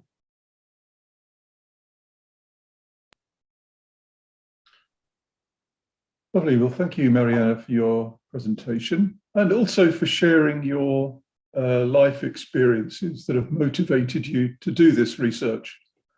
That was very helpful to understand what gets you up out of bed in the morning to do this. Look, I'm the director of the European Remanufacturing Council, and I have to say I'm very familiar with the sort of knotty problems that you are investigating. For example, companies that remanufacture products, they're taking them back, they're used, they disassemble them, and they're putting them back on the market after they've repaired them, tested them as new products. And we know from a great deal of research that in most circumstances, that saves a great deal of carbon dioxide emissions, because the supply chain losses, i.e. the emissions of carbon dioxide to make a new product, have been diverted. But that may be true, we can measure it, but there is no connection between the saving that's possible from remanufacturing and any kind of financial benefit to the company that does it. That's just one small example of the type of measurement issue and its implications that cause frustration. So the outcomes that we get in most product life cycles are not ideal. We know that they could be better and that life extension would be preferable in most cases. So I was listening very carefully to the sorts of problems that you were taking on. And I particularly enjoyed your case study of the small tanning business, because in their case, they're very likely to be in quite a low margin, highly competitive sector. where it will be very difficult to be able to talk to the local environmental inspectors to justify their continuing to cause contamination problems locally through the tanning process, whilst washing to change the metrics. So I think there'll be an awful lot of really painful conflicts between the metrics that you might advise and the reality for them on the ground. But I really admire that, because you are practically asking as a researcher, how would we use this work in companies in the most difficult areas? Like, I don't think it'll get any harder than going to talk to a company like that. So well done. I'll give you one other example. Peggy Zlowinski is a professor at Grenoble University who uses life cycle assessments. And she's very recently written a paper comparing the online, they had to move their annual conference about life cycle assessments online. So she's compared the environmental impact of the online conference, like this, with the meeting in person conference that had been going on previously. What I find really enjoyable about the paper that she's written is she's used one metric, the life cycle assessment metric, invariably because they're all expert in it at the conference. And the conclusions obviously are that the online conference is very beneficial from an LCA point of view. But I promise you, if you asked any one of the researchers, the professors who would normally be meeting to discuss LCA methods, who would be flying in from all over the world to meet and talk about it, the LCA might very well say that online is better, but I bet they would much prefer to meet in person because of all the other benefits that you get from being together rather than being online. And I think that's what you're hinting at, that we need to integrate many more of these metrics before we just come to a conclusion that this is the right way to go, even when we intrinsically, we know there's something wrong, but we haven't been able to provide the integrated metrics to prove our case. So I wish you well. I too look forward to the work that you're going to do next. My only sense, I think, is that you are taking on a very big problem and a knotty problem, and I'm not sure how you're going to negotiate your way through the many choices and complexities to deliver research that is specific enough and detailed enough to stand up to scrutiny. But that aside, I wish you well. It's been very enjoyable hearing what you're doing. Thank you very much, David, for your contribution and your practical examples. So we might continue now to the second presenter. Thank you very much, Mariana, for your presentations. And now we go to Amos Nkube. Amos, the floor is yours and you can share your screen. We're ready for you. Good morning, everyone. I hope you can see my screen. Yes.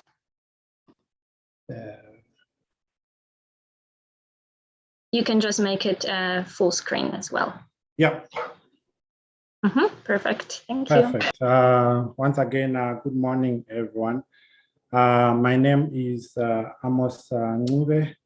I'm privileged to be supervised by Professor Sergio Ujati and Dr. Gabriela Fiorentina. So my PhD research topic is on evaluating environmental implications of circular bioeconomy implementation pathways.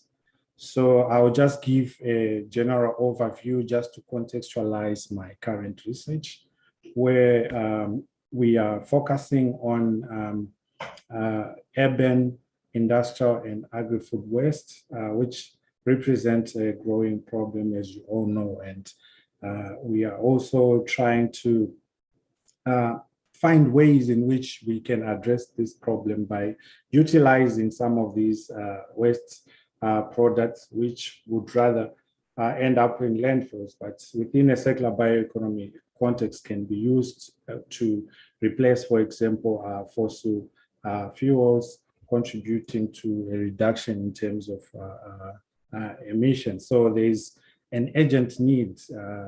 I'm sure you'd all agree with me that even organizations and countries are now focusing more on low carbon economies, especially at the EU level, supported by stimulating policies. So in this context, biomass is expected to play a significant role in this transition.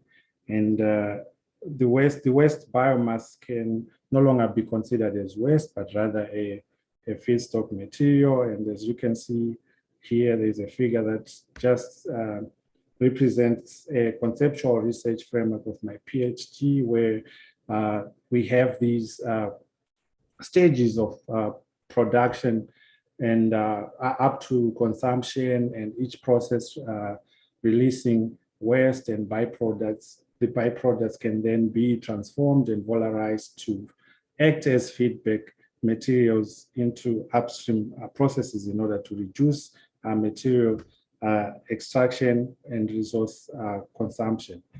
So in this context, basically, we have to carry out appropriate environmental assessment studies. I mean, so much has been said about the circular economy, but again, we need to focus on appropriate assessments. In my PhD particularly focuses on appropriate environmental assessments, and the research gap of my PhD is recently, circular economy has become a buzzword, and there has been a lot of debates in terms of the definition.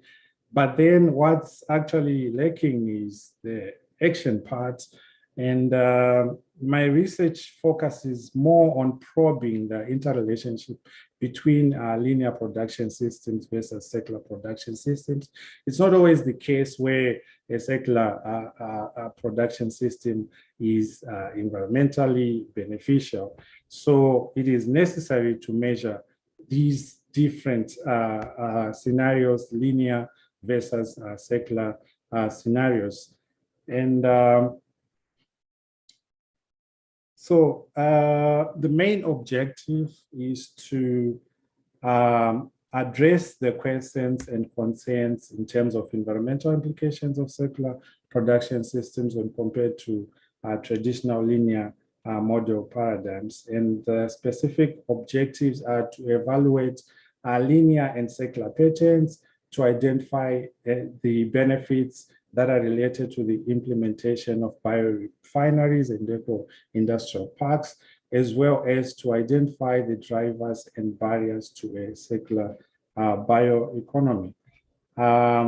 We do this through the application of different sustainability evaluation methods, and thanks to my colleague Mari, who has already introduced some of the methods that we are applying in my research, where I'm using LCA as well as energy accounting. We do emphasize on methodological integration in order to capture different environmental dimensions. So I won't focus much on the methods, but however, the methods that have been adopted in this research, they are utilized in multiple scenarios where we explore through different case studies in different geographic locations. We do this so that some of our conclusions, we avoid making Eurocentric conclusions, but covering all different geographic areas in order to acknowledge the complex and different contexts of circular bioeconomy. Already within our work package, we have emphasized again on the issue of methodological integration. I won't focus on this. Mari has already shared this. So now we are moving on to some of the findings where we apply these methods in real case studies. So we have explored the olive oil production system, analyzing environmental performance of different circular economy alternatives. And we compare the linear production system, as it were, versus some of the different scenarios through a circular economy that we propose. And we compare these results. And from the conclusions, basically, it's agreeable that the reuse of core products brings benefits to the larger scale of the economy. And through this, we have a paper that is still under second review. We have also looked at winemaking and also investigating a diffuse biorefinery in Italy. And we have used real case studies again, and the environmental benefits were also achieved through the proposed circular economy alternatives. And for those that may be interested, you can follow our paper that was published on the Journal of Science of the Total Environment. We have also looked at the energy sector, looking at the production of biogas and renewable natural gas in Canada. And again, from an LCA perspective, even from an energy accounting perspective, the environmental benefits can be realized. And in this context, again, you find out that it's not always all the circular proposed system that are environmentally beneficial. Sometimes you even identify issues to do with toxicity, especially during the production of biodiesel. So it is important to measure these proposed circular initiatives, because there's a lot of greenwashing that is ongoing, and without appropriate measurements, we will be going back to the business as usual scenarios. And once again, we might end up having new words that replace circular economy, maybe sustainable circular economy, because what has been proposed by circular economy may actually be causing problems to the existing systems. So we have also explored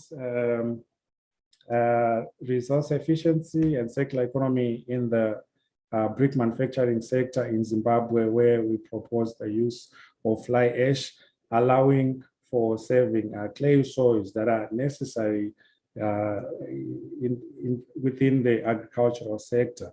So in this study, we kind of show the synergy between circular economy and circular bioeconomy, where it's important to protect our agricultural lands, because from the agricultural system, this is where we produce crops and the needed biomass material.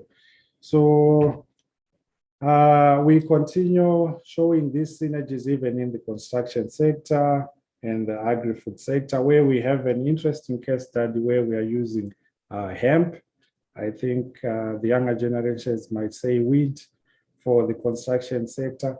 So in this case study, we are trying to evaluate the energy impacts of using hemp byproducts in the construction sector. And we identified some interesting conclusions within this research, and we are looking forward to its publication. Then there's something that I want to emphasize on, like we used LCA and image accounting to measure the relationship between linear and circular economy, but sometimes this remains within the theoretical basis. So it's important to go further from theory into practice to see if some of these results can actually be realistic on the ground. So we have explored the potential of a circular bioeconomy within an African context. We have heard of successful stories in China. We've heard of successful stories even in Europe. But within our research group, it was also necessary to also explore the circular bioeconomy from an emerging economy perspective. And we proposed a framework where there are all these interactions that act as feedback loops within an emerging economy perspective. And okay, I will just share the preliminary conclusions based on the case studies and some of the explorative work that we have carried on, that the environmental benefits from these case studies, they are showcasing the need for supporting policies. Yes, the results are showing some environmental benefits, but without supporting policies, it might only end up on journal papers and within academic circles, but not really being implemented within the companies and industries. And also, while it is very clear that there is no magic bullet to address resource consumption and environmental degradation, but however, through different circular bioeconomy alternatives, it's possible to reduce resource consumption, but without supporting policies, it can be difficult. And by exploring a set of micro case studies within my research framework, we were able to point out the relation of the circular economy and the circular bioeconomy to the meso and macro scale levels towards the development of more informed production and consumption patterns that involve citizens as well as additional research. So the last slide here just highlights everything that I've been trying to speak on, just summarizing all the work that we have carried out within the last 2 years. And we have also delivered some deliverables within the ReTraCE project that are also related to some of the papers that we have been working on. And I think this is the end of my presentation. I would appreciate your feedbacks. Thank you very much, Amos. Thank you. We can therefore continue with the feedback. Maya, if you're ready, we're ready to hear your contribution. And yes. Amos, you can stop sharing your screen. Yes, so thank you, Amos. It was really interesting to listen to your presentation, and very up-to-date topic, because if we think that we are now trying to decarbonize the energy sector, but we cannot decarbonize the material sector nor the food sector, because as we know, food and many materials are based on organic carbon, but we need to use the carbon in a more sustainable way, which means that we need to use more bio-based carbon, CO2-based carbon, and then recycled carbon. So I think the role of bioeconomy within circular economy is really going to increase. And then I think it's very important to point out, as can be seen from your research, that there are some specific features if you think of the circular economy of renewable resources compared to circular economy of non-renewable resources, meaning mineral and fossil resources. So really, really important topic. And I especially like in your approach that you have kind of a bit the same approach than Mari, that you have the methodology and then the cases, and then that you have the cases in different geographical locations. And your conclusions that the bioeconomy is local dependent, context dependent. I think that's a very, very important also message to the policymakers. That, for example, in our company, we often see that because we deal with Nordic forests, and then they are completely different than, for example, forest in Portugal, but sometimes in the EU decision making, all forests are taken as forests. So really a good thing that you point out that there are local differences, and the optimal solution is always dependent on the context in which you have your bioeconomy system. So that was really, really great. And then I think I really like your modeling as well, when you start from the primary production and then you have the processing, use, and then the end of life. Very, very clear presentation. But then again, the same tips then to Mari, that when you present the results, now I haven't read your articles yet, please point out clearly to the limitations and also the data sources. Because as we all know, it's very difficult sometimes to get the data for the LCA, and then we use the average data banks or things like that. So the same tips there as well. And then actually one suggestion, I also like the aspect you had there in this, what is the building of circular economy in developing economies? And I was just thinking that probably you could also at some point use the dynamic LCA, in which you take time as one parameter, and then you kind of make a scenario. What is the economy now, and what would it look like in 10 years? And then you kind of do the LCA. So that would be quite interesting as well, probably to as a further research idea.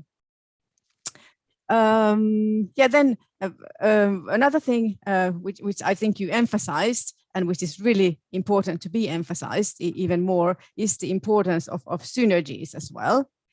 And when, for example, you start to use the side streams, which kind of scenarios do you have? Or for example, for that one, I have a question. When you've had these different scenarios, for example, for the viticulture, so did you use, because you had different scenarios that the side streams would be energy used or material used, etc.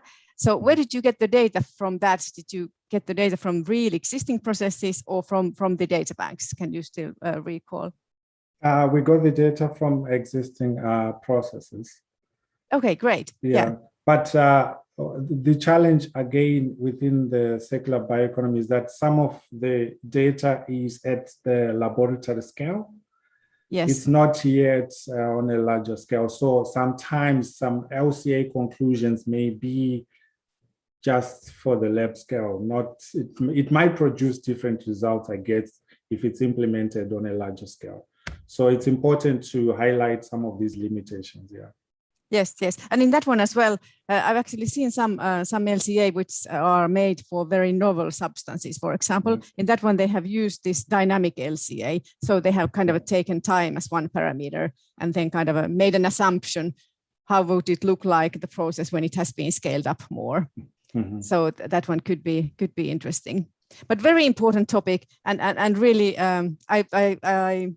I really hope that you keep on speaking of the local differences of bioeconomy, which obviously your results prove that the optimal solution can be different in different parts of the world, and the local specialities have to be taken into account. Yeah, thank you. Yeah, so thank you very much. Thank you so much. Thank you, Maya, for your feedback from your own experience as well. David, what is your perspective on this? Well, it's very difficult to add to what Maya's just said. She's more expert in this area than me, and that was well demonstrated in her comments. So thank you very much. But Amos, thank you too for your presentation. This is what I took from it. I too agree that the bioeconomy is an important area and growing. I liked the way you applied the LCA and imaging tools to practical streams: fly ash, hemp, olive oil. I thought that was good. But it seemed to me you were very interested in the policy implications. That really your heart was in what does this mean for policy? And you specifically said there's no silver bullet, but I don't agree with that. I think there's a whole cartridge of silver bullets that we could apply that we now understand from our experience over the last 15 or 20 years in trying to move from moving all our waste to landfill, particularly in Europe, to these alternative technologies. So I think that we do understand what we need to do in local circumstances and the sorts of policies that work. So I wouldn't say that you're right to say there's no silver bullet. I know why you're saying that, there isn't one, but we do understand that, and I think you should reflect that rather than to dismiss it. And I think I was a bit disappointed too that in the way that you presented the work, that you didn't make clear what your results were for each of the examples that you gave. You could have just summarized for us what the results were and what the sensitivities were. And Maya was just pulling out from you there some indication of what they could be. You mentioned, for example, that some of the data that you had to use was from lab scale, and that can be catastrophic for your results and whether we take them seriously or not. And I'll give you an example as to why. I've done some work with a company called Senair, an engineering company in Spain, who were asked to put technology together for an urban area in order to take out food wastes. And one of the pieces of technology was a trommel rotating screen. And what they discovered, having invested in it, was that the olive seeds just happened to be the right size to fill the holes in the trommel as it rotated. So slowly over time, the olive seeds would get jammed into the holes. And so the holes filled up and the trommel was simply going around with no means of taking out the smaller fractions. I give that as an example because that would never be identified in data from a lab scale. But in a practical world, it means that you have to have a different type of trommel. And you have to know that before you invest. Otherwise, you've bought a trommel, which you're then going to have to take away and use somewhere else, which is very expensive. Sure. So I think I look forward to what you do with it next. I think your approach is exactly right. And I like your enthusiasm for working out the policy implications. And like Maya, I think you are right in your conclusion to say it depends very much on the local circumstances. So what can we learn from other places that we can apply to those local circumstances? Very useful. I found it very interesting. Thank you very much. Thank you. Thank you very much, David, for your feedback. Now we can continue with Kevin van Langen. Kevin, if you're ready, you can share a screen. Perfect.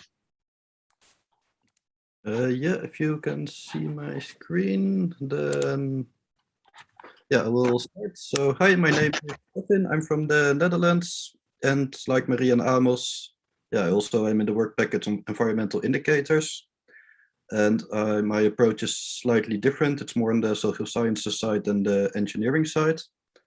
And yeah, mainly looking at public policy indicators for the circular economy and how the especially environmental assessments can be taken in. And I do that at my university, but I'm also placed with the company Olympia Electronics, which produces electronics, specifically alarm systems, emergency lightings, and those kind of products. And what there I'm looking like how hard is it for SMEs to implement some of the, for example, the eco-design regulations and how they can keep up with ESG reporting, for example. They're not required, but to get access to sustainable finance, these things are important also for small companies. And yeah, we'll first provide a bit of an overview of what I'm doing, then discuss the papers and chapters I've published, and then I hope to discuss my upcoming work. I'm really looking forward also for your views. So yeah, for my PhD, I focus more on the meso and macro focus that I encounter in policies. And I'm looking both at the electronics industry, but also more in general on public policy indicators. And with the company, my focus has been much more on the micro and meso side. So internally in the company and how to work within the direct supply chain partners, mostly the suppliers. and the barriers that the company there finds. And well, the first paper I was a co-author of, I think Maria's already explained it, so that saves me some time, so I will skip it. But I do like to say also for me, the paper was very interesting because I got a really good overview of the different environmental assessment best practices, and that they should indeed be integrated, which is also a core message of my research. And the next one, where I was the main author, is where we did a survey, mainly among researchers and policymakers. And we surveyed 3 different groups. So we did people that were specifically looking at the circular economy. We did researchers that are classical economists. And we looked at local policymakers to specifically see from the circular economy, where do they think it's heading? Where do they think the changes are coming from? Is it more bottom up, or will it be more pushed top down by the government? And especially also what they expect is important to measure. And what you clearly see is a misalignment that circular economy researchers, they look much more holistically and they focus very much on environmental indicators. But if you ask the policymakers, it's about economic growth and creating jobs. That's still the main driver. And then if that's their focus, then the research that we're producing might not be interesting to them. They might disregard it. So, and economists, they're somewhat in between. Sometimes they side more with the circular economy researchers, but other times they side more with the policymakers, especially on the indicators. They side more with the policymakers, that they focus also on growth over economic growth, but they do expect more of the scenarios that might happen, they agree more with the circular economy researchers. What they do all agree on is that it is, there is a need for extensive public policy. Both people that prefer see a bottom-up approach and top-down, they all think, public policy is still very important. And also funding must be supported by the government, according to all the research groups. And for another paper that I did with another ESR from Work Package C, Dimitris, who's also sitting here, we looked at the urban mining of e-waste and the role of consumers. And Dimi mostly worked on the taxonomy building, while I was looking more at the policy analysis of EU policy. And I'll just name one highlight. It's mostly an overview of the policies that are there, but what I found very interesting is how recently within the WEEE directive, the European Union changed how to measure e-waste, because it used to be they looked at how much kilograms are collected per capita in countries, and they suddenly changed that to a percentage, like how much e-waste is collected as a percentage that's put on the market. And that worked out really well for the EU because the percentage is increasing every year. But what they now don't measure anymore in the official Eurostat statistics directly, you really have to go into the tables to find that information, is that the amount of uncollected e-waste is also still growing. So every year there's more and more uncollected e-waste that somehow disappears. Most often it gets illegally exported to developing countries where it's dumped on landfills. And that's also growing. While the EU is saying, look, the percentage is growing, we're doing well. I would say, look, the amount of e-waste that is not collected is growing, so we're not doing well. And there you also see that the indicators also have very political meaning behind them. Another paper that I did is where I looked at the Dutch Green Deal's policy, which is very different from the European Green Deal. It is a policy instrument started in 2011, that allows the national government to make specific agreements with either companies, but also universities or local governments to promote, to green the economy. This is a very general term they used.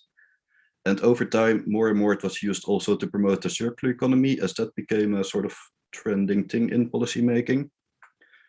And there were about 230 agreements they made by the time I did the paper, and I identified 50 of them as being very related to the circular economy.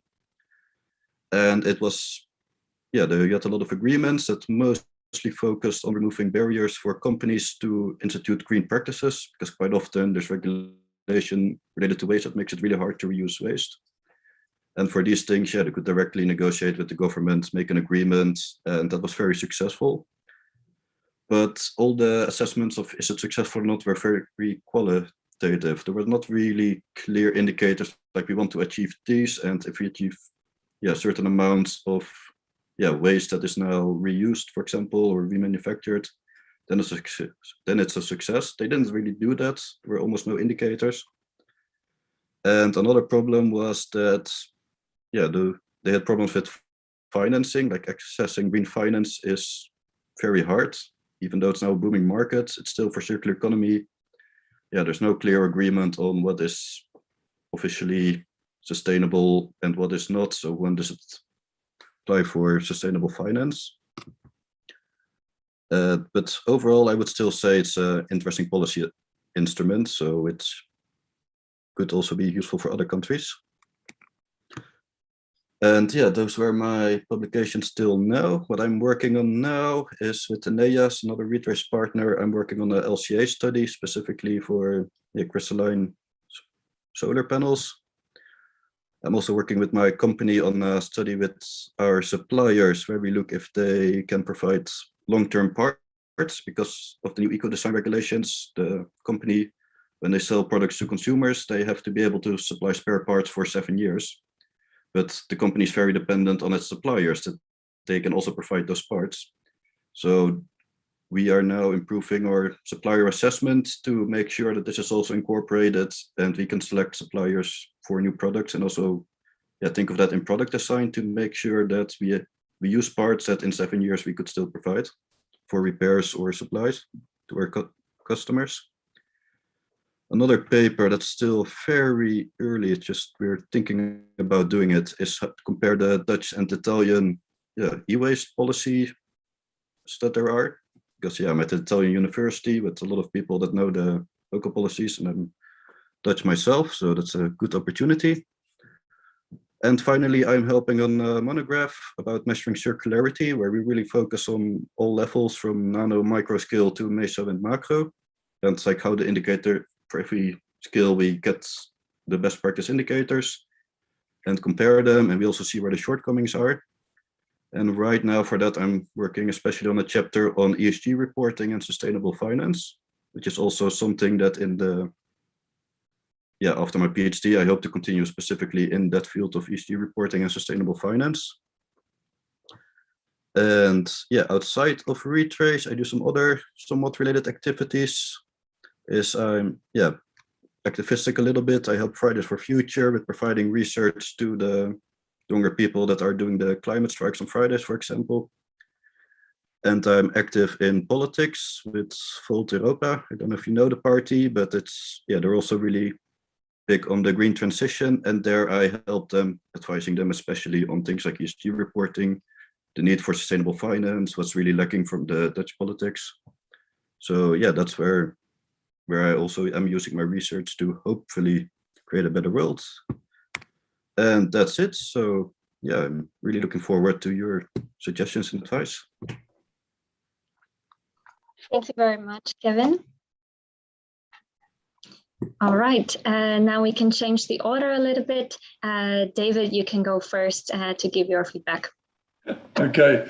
Hi, Kevin, and good morning to you. I got the impression from your presentation that you're more of a roving researcher, that the circular economy is a very big space, and you're proving it, that you're interested in a lot of aspects of the circular economy, and that you settled on the WE issue, the waste, electronic waste, of which, let's be honest, we're all of us drowning under devices of one sort or another, which are very useful, but typically don't last very long. And we discard them, or we just stick them in a drawer when the next best model comes out. It's not that they've stopped working, we don't use them anymore. So there's plenty to be done. And I rather liked the way in which you've delved into very many different things. And I sense, I could be wrong on this, but I sense that you are interested in how policymakers in the circular economy are trying to make progress both with better metrics and with better policies. That's what sparks you up. So I'm going to suggest a couple of companies, because given that you're working in a small electronics company, I'm going to suggest you look at two others that you might find quite inspirational for these questions that are going around in your head. Take a look at a small company called Circular Computing, if you don't know them.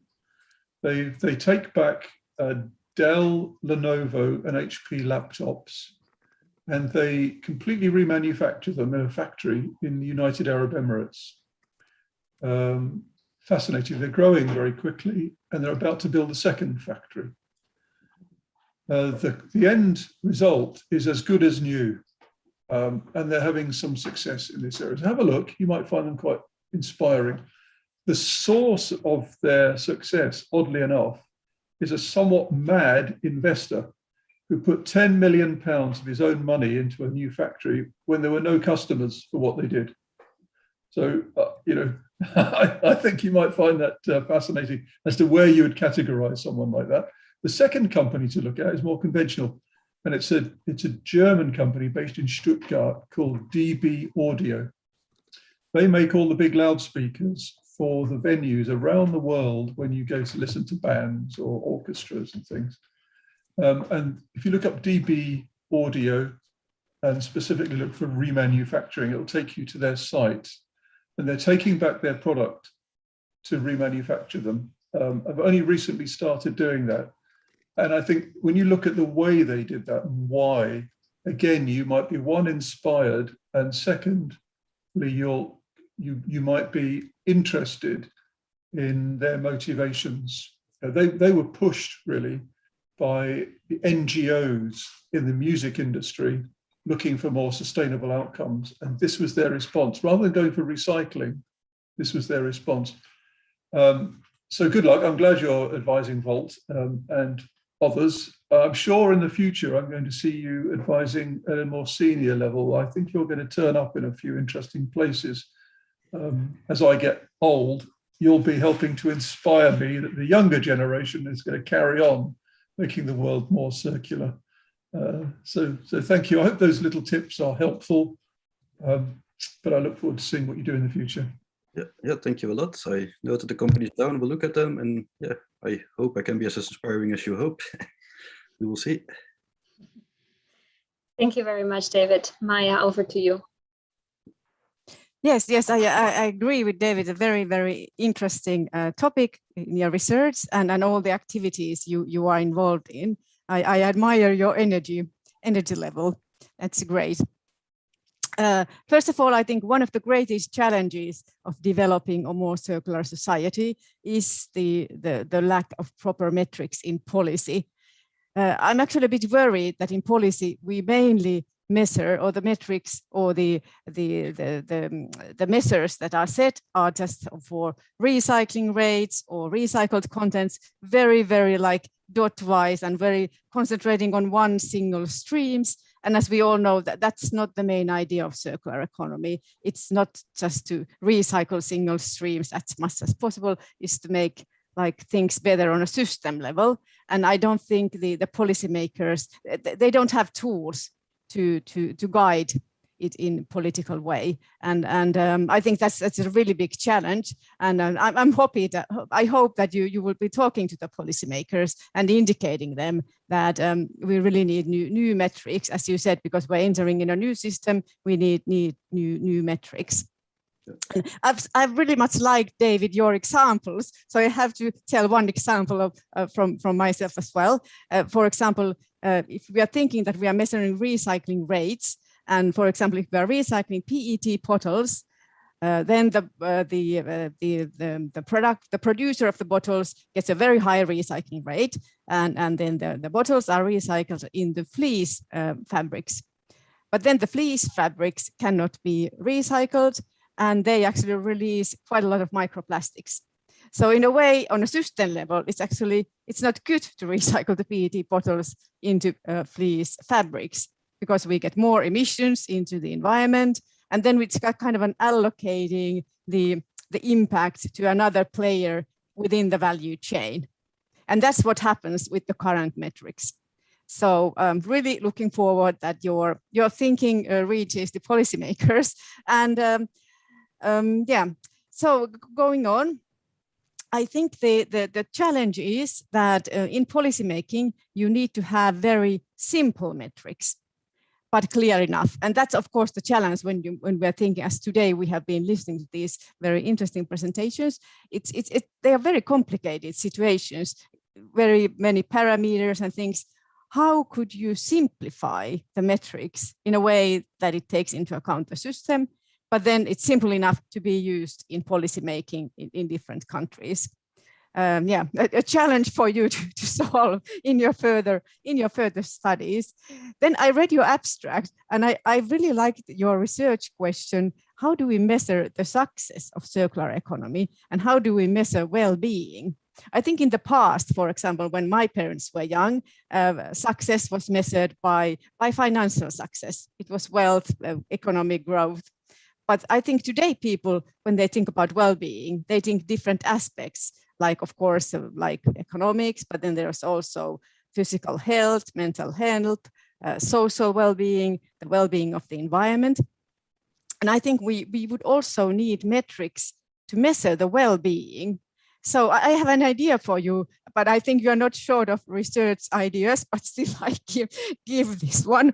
So I would be very interested in an article that would summarize like the different aspects of well-being, the ones I just said, and then make a literature study, what kind of metrics we have for each of the aspects, like for the economic, for the physical, social health, environmental health, and then try to summarize all these metrics into one metrics, or kind of so that you could have a metrics for well-being, which would include all these aspects.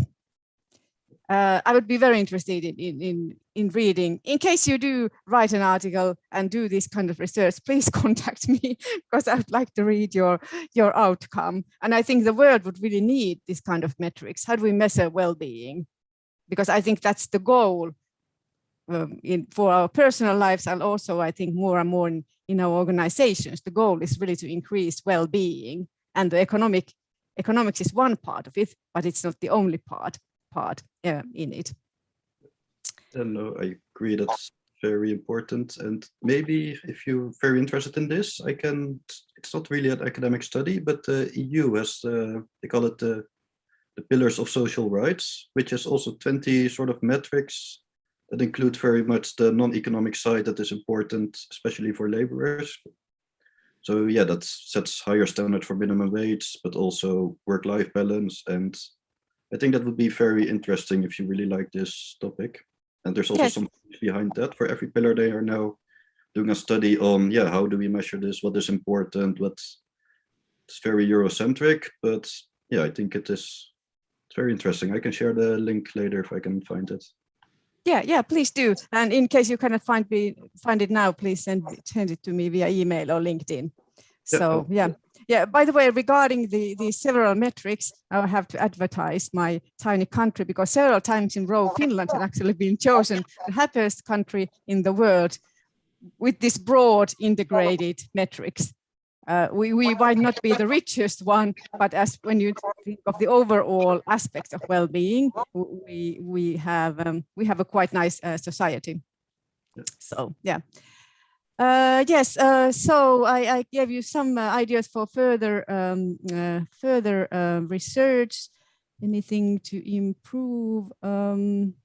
Yeah, just probably in the end, you could write a review of your own articles, because as you know, in industry, for example, people are so busy that there's not time to read, even though you'd like to read, there's no time to read. So kind of write as much reviews and also visual graphics. If you want to, I think the same applies for policymakers as well. They don't have time to read. So as much reviews, short summaries, and like visual graphics of your findings and research results.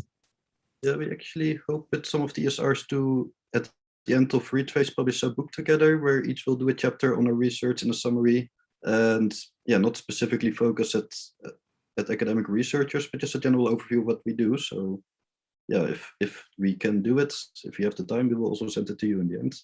Okay, great. Yeah, yeah, and use pictures and visual graphics. So yes, definitely. Yeah, great. Yeah, thank you so much. Thank you very much, Maya. Actually, if you have time, some of the things that you were mentioning about the policy, they are addressed in the research and will be presented in the work package number 3, which will be after this session, after a lunch break that we will have. So you're of course free to participate as well to that session if you have time. Thank you. Otherwise, David and Maya, would you have any other last comment that you would like to share? Only that I'm going to have to learn Finnish. Yes, please. Have you ever visited Finland? Oh yeah, my wife and I love going to Helsinki, especially for the saunas and diving into the frozen water afterwards. Yeah, we love the culture. Oh, great! So great to hear that. Yeah. So just thank you, David, for your comments, and thank you for all the presentations, and Katarina as well. It was a really interesting session. Thank you very much again, David and Maya, for your insights and your contributions. It was absolutely perfect. I'm sure our ESRs have very valuable insights from this as well. And now I would like to say that we are going into a lunch break. So we will resume at 1 p.m. So we will have 1 hour of break, but we will continue at the same link. So you do not have to disconnect. You can just turn off your camera, mute yourself, and we will be back at 1 p.m. for the session work package number 3 towards the circular economy, assessing economic efficiency. So again, thank you very much, our experts, and thank you, our ESRs, for this session. And we hope to again see you very soon. I would just like to also add that for the ESRs and the supervisors that happen to be in Brussels now with us in the offices, we can meet at the 3rd floor. We have some food available. All right, we can go into the break now. Thank you very much again. We'll share our break slide. And we will resume again at 1 p.m. Thank you very much.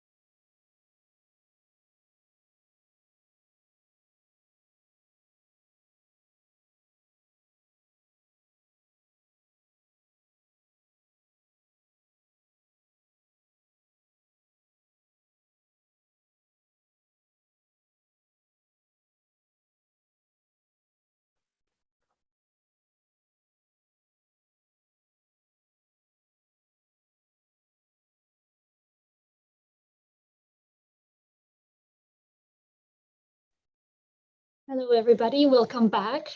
So we are coming back and we will be able to dive back in. We hope that you are ready and you've had a good lunch break so that you can dive with us to the third work package. So as you have heard, we started recording this session as well. And so we are opening the session number 3 towards the circular economy, assessing economic efficiency.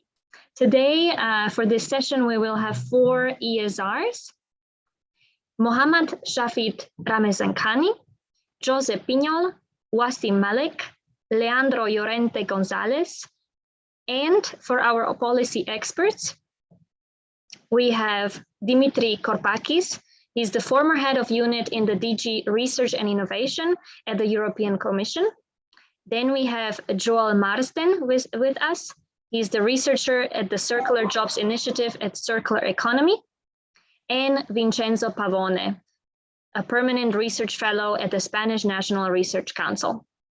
Welcome and thank you for coming here and agreeing to give feedback to our ESRs. Let me just spotlight you for everyone. Maybe it's good to mention that we are highlighting all the speakers and all the experts. So if you keep your Zoom settings on speaker view, you would be able to see all of us together. Okay.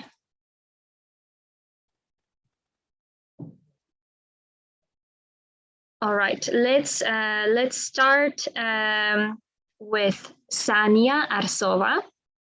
Sania, if you are ready, we are ready to have your presentation.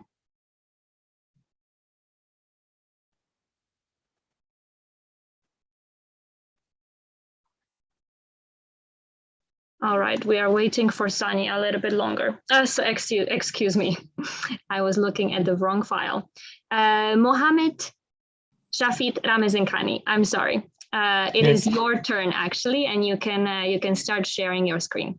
Okay. Good morning. Good afternoon, everyone. Can you hear me? Yes.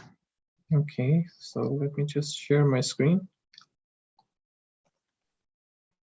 Okay. Can you see my screen? Yes, we can see it. Okay. Perfect. Okay. So let me just move it here so I can see it as well. Okay. So good afternoon, everyone. My research is about assessing economic efficiency of circular economy. So, as you know, for several centuries, linear economies have dominated our activities in order to extract resources, produce products, consume those products, and generate waste that usually ends up in the biosphere of the Earth.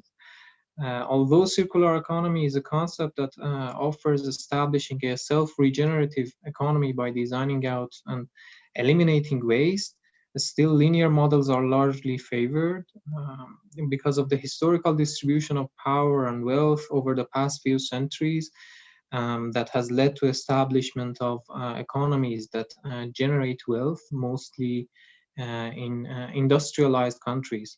So, and still, this is still the case. Still, production and consumption models in developed countries work in favor of linear models. Also, as we discussed at length in one of the deliverables in Work Package 3, the implementation of circular economy is usually encountered by those who see a threat to their business as usual model. This can appear in the form of technical, economic, social, and organizational challenges. So in order to pave the way for transition from linear models to circular models, it's very important to better understand what are the impacts associated with this transition from the perspective of all 3 pillars of sustainability. In my research, the focus is mainly on the economic part in order to see under what circumstances there is economic justification to implement circular economy practices. So 3 research questions were designed to be answered within my research. First, what's the definition of economic efficiency in the context of circular economy, and what are the keys, assumptions, and constraints and factors in transition towards circular economy at the macroeconomic level? The second one is how the economic efficiency of circular economy can be defined, quantified, measured, and improved by developing a model. And the third one is what are the potential dynamics that could arise by transition towards circular economy at the macroeconomic level. Okay, now let's talk about economic efficiency. As you can see here, economic efficiency is a concept that has been subjectively defined and utilized by different scholars from different research domains. For example, some scholars translate economic efficiency into getting maximum net benefits from an activity in form of cost minimization or profit maximization. Some others define economic efficiency as the answer to the question that how well the scarce resources are used. In more complex definitions, you can detect more complicated concepts such as welfare or equality. For example, some define economic efficiency as a situation in which welfare of a person cannot be improved without leaving at least another person worse off. So, in order to understand what economic efficiency means in the context of circular economy, I performed a literature review. Here in this table, you can see those who offered or used the definition of economic efficiency within their research. This table indicates that there is no consensus about the definition of economic efficiency within the context of circular economy. No matter of the region of the study or the context, people use this term as a replacement for different objectives that do not necessarily have the same meaning. The interesting point to notice here is that most of these definitions are stemming from purely economic objectives, and only 2 of these definitions comprise environmental aspects. All these papers here try to contribute to the realm of sustainable development, while the way they measure their objectives is rooted in classical economics, where the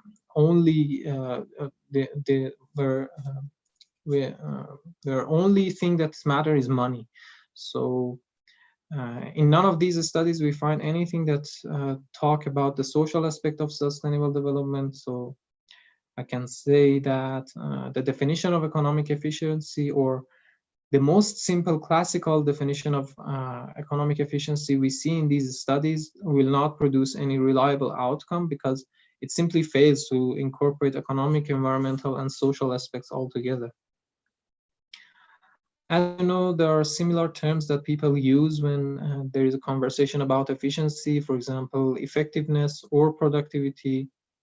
Although these terms have different technical meanings, but the methods that are used for measuring them and share some kind of similarity. So in order to see what are the methods that are used for measuring economic efficiency, or efficiency as a general term in the context of circular economy, we broadened our search criteria and used 3 levels of keywords to collect papers for our review.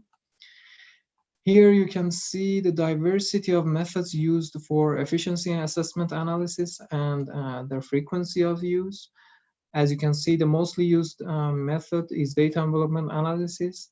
At the macroeconomic level side, you can see studies that have used life cycle assessment and input-output analysis as well. Since data envelopment analysis is the dominant method, I rigorously analyze the papers that use this particular method. The underlying principle behind DEA and all this variation is the objective to maximize the outputs while trying to use less inputs. So as you can see in this slide, the factors that are used as inputs and outputs in different studies, they have different kind of measurement units that can be simultaneously used in DEA as inputs or outputs, which I would say justifies its popularity among the scholars, and it justifies why it's the most dominant method that has been used at the macroeconomic level. So also one of the most important things that it is worth mentioning here is that all of these studies focus on economic and environmental factors, and only one of them use a social factor in their study. So from the assessment and evaluation point of view, there are methodological gaps at the macroeconomic level that is required to be addressed. For example, in data envelopment analysis, we see the problem that only past data is analyzed and there is no ex-ante analysis. Also, because of the nature of the method, each decision-making unit is treated as a black box, and in this way, it's almost impossible to provide valid suggestions to improve a process. In life cycle assessment, the focus is only on environmental impacts, and it has a very limited application at the macroeconomic level. Also, input-output analysis, which is a common tool used at the macroeconomic level for performance assessment. It is still a tool that is designed for linear economies, and it fails to incorporate links that are served as feedback loops in an economy. Which we expect to see in the concept of circular economy. The links such as economic value of reusing products. Also, because there is no price mechanism in input-output analysis, it will partially fail when it comes to assessment of circular economy related initiatives, because in transition to our circular economy, we expect to see price changes for raw materials and also products. So it's important to have an assessment tool that can anticipate what are the consequences of, for example, increase of prices on certain sectors or industries. So we believe that a framework that is inspired by computable general equilibrium model could be much more suitable to address these gaps. A computable general equilibrium model is a structural model of the entire economy. Its basic is rooted in microeconomic theory, where price is the most important factor that drives agents in an economy. Practically, it models the supply and demand in an entire economy and comprises the relations between different agents of the economy. It also involves goods markets and factor markets. And in general, a CGE model tries to assess the impacts associated with changing a policy throughout the whole economy. In fact, it is a simulation of the effects of a change, and it's not a forecasting tool, I would say. There are some advantages for CGE models. First, they identify resource allocations, which means what industries expand and what industries contract, what happens to employment in different sectors, and so on and so forth. Second, they determine changes in main economic indicators such as GDP, investment, and employment. They also produce information on prices and quantities for both industries and goods, such as production prices, demand for factors of production, final demand, intermediate demand, demand for investment, and so on and so forth. And finally, CGE models provide detailed results that include information for shocks on income, expenditure, and savings for each agent. Here you can see a particularly complex example of an economy. So my idea is to change the structure of economy in order to match with the circular economy concepts. For example, the commodity market to be divided into new commodity market and recycled or reused or remanufactured commodity market. And right now I'm in the middle of the model development process. So wish me luck, because it's not an easy task to do. And please, if you have any suggestions or questions, I would be more than happy to hear. Thank you very much, Mohammed. You can stop sharing your screen. All right, and now we can go to the feedback session. We can start with Dimitri. Dimitri, would you have any points that you would like to share on the presentation with Mohammed? Thank you, Katarina, and thank you very much for, first of all, for having me in this session. I actually enjoyed very much what Mohammed has said, and I have seen I have looked a little bit more in his research. It is true that it is a bit striking that when people are dealing with a circular economy right from the start, and I take issue, for example, from what the European Union has been doing in this domain, and it has been doing a lot since quite a lot of time now. The primary the primary mechanism which is triggering is actually the environment. So we didn't start from the economy. So the economy is, of course, an important factor, but the main issue was the environmental implications.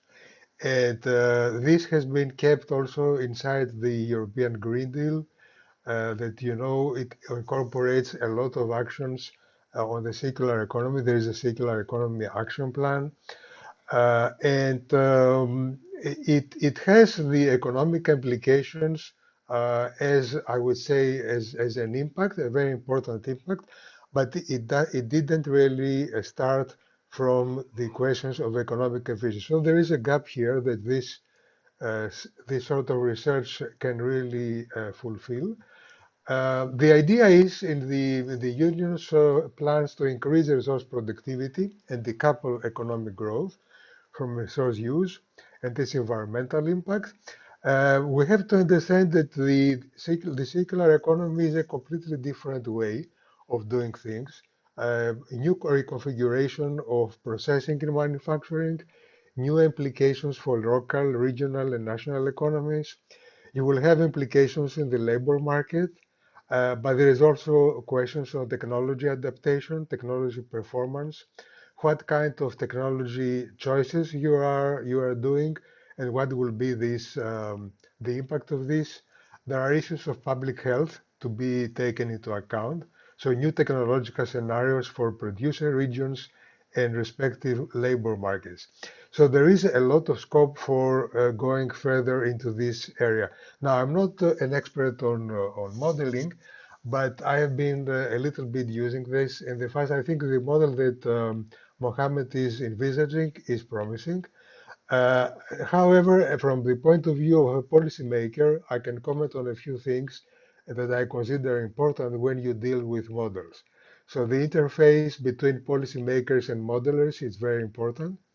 The modeling tools are critical to evaluate policy options and their impact and to understand the interaction between proposals and their overall coherence. Going from policy options to modeling scenarios requires very careful work and close interaction with modelers, and this scenario reflects an alternative balance of instruments. So the key issue here is to address uncertainty levels and adapt your methodology.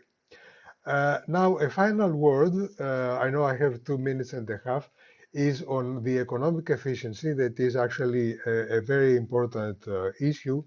It is widely accepted that most actual economic systems do tend towards an equilibrium, although they never reach it because of constant changes in their environment.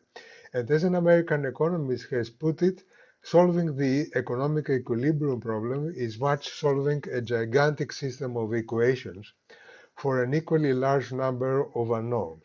So everything is interdependent, but solutions can be found in which all of the variables assume stable values consistent with each other.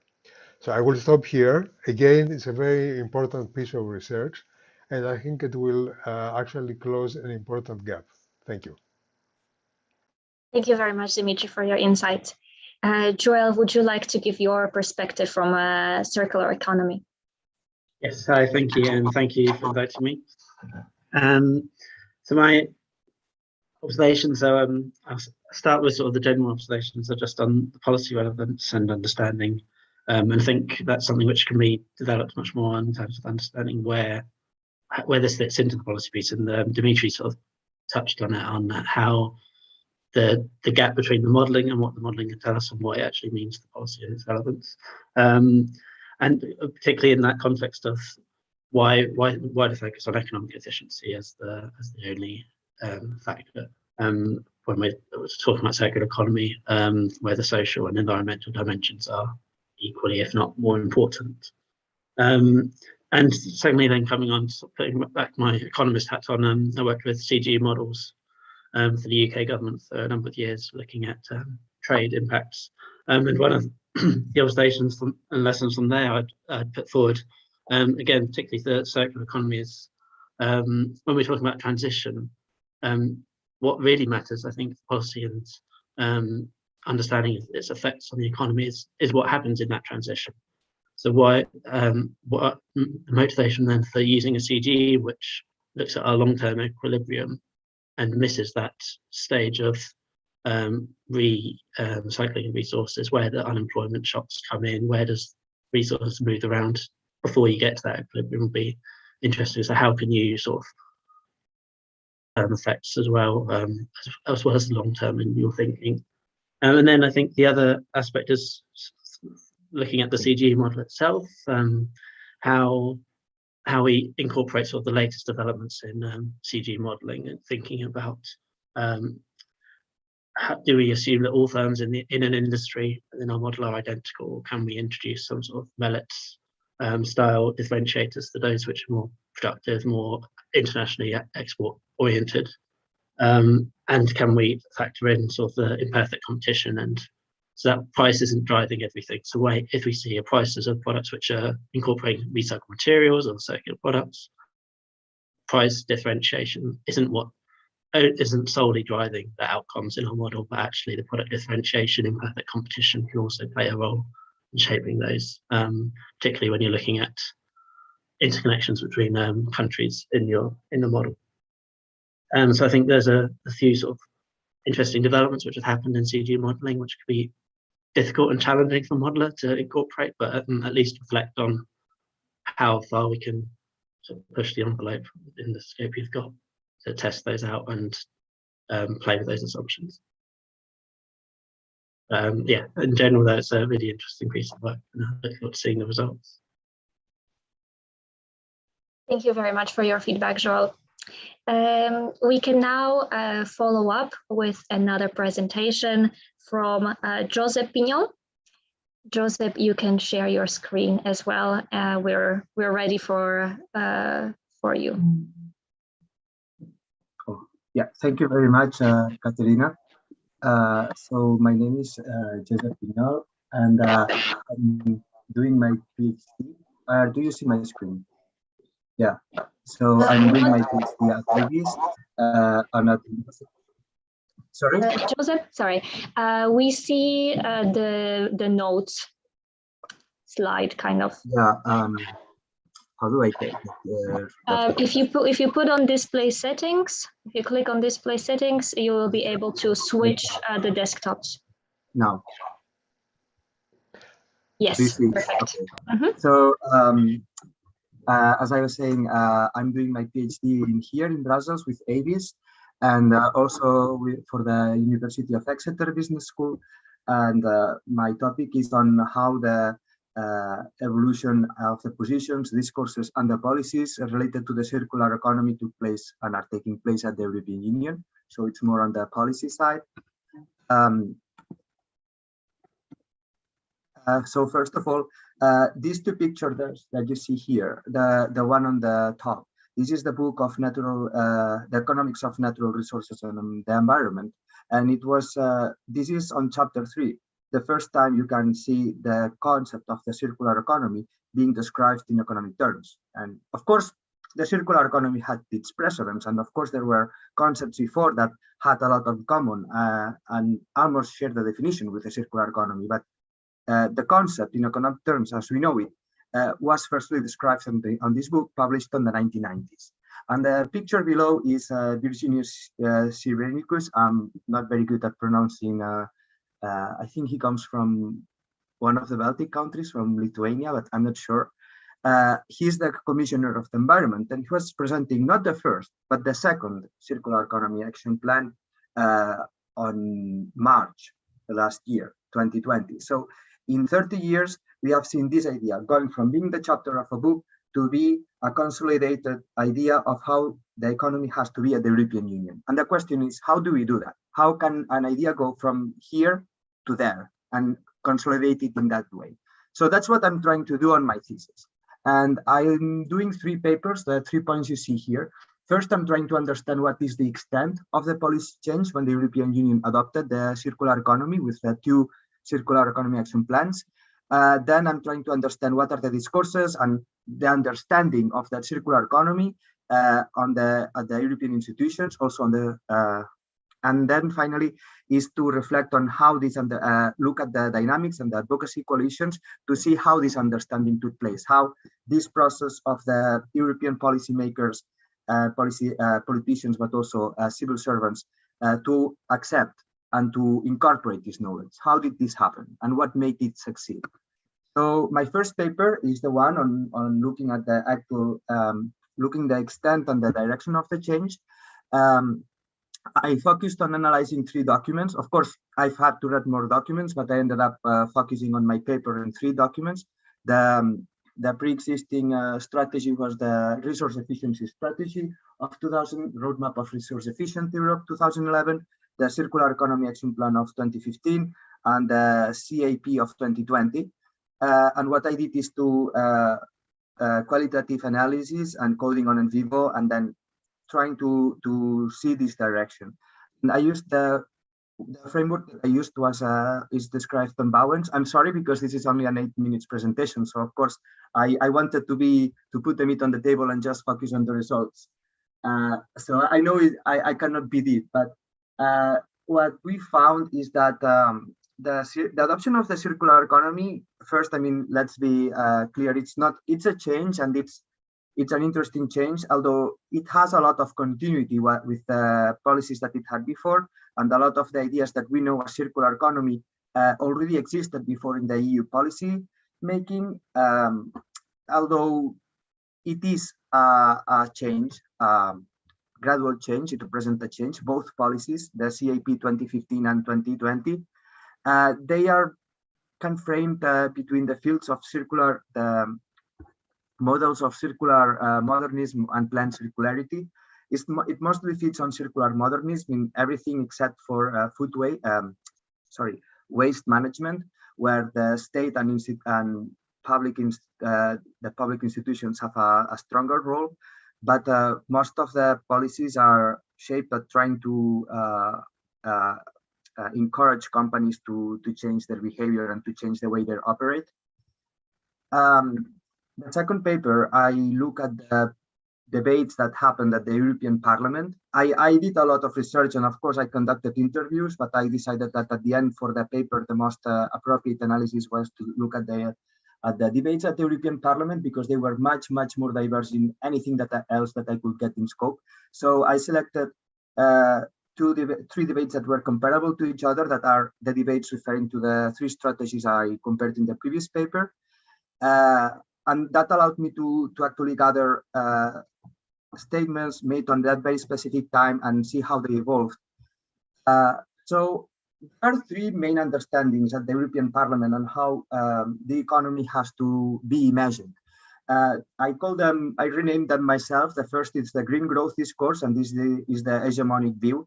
So we have this group of people who believe in the ability to decouple the economy and environmental impact. And they believe that still economic growth has to be one of the objectives of the European Union.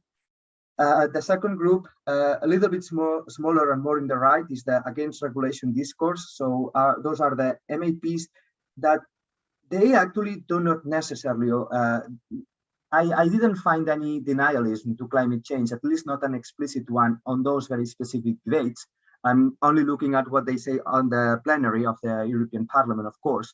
But they would still strongly oppose to the presence of regulation or any kind of intervention to business activity.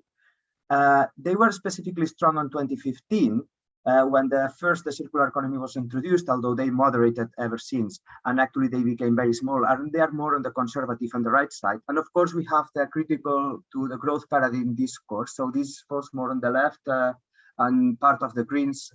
And this narrative is more critical with the ideas that we need to depend on growth for well-being, and also the ability to maintain growth without destroying the planet.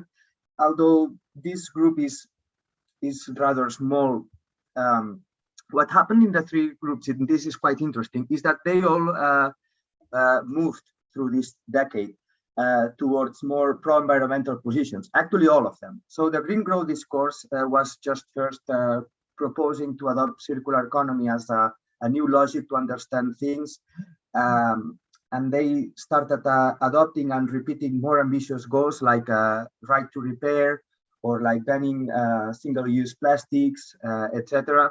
The against regulation discourse moderated itself a lot by first, a lot of members of this narrative, they moved to green growth discourse, especially in the last 5 years. But still, those that are still there, they would moderate, and even on the votations at the European Parliament, they would abstain instead of voting no to such environmental policies.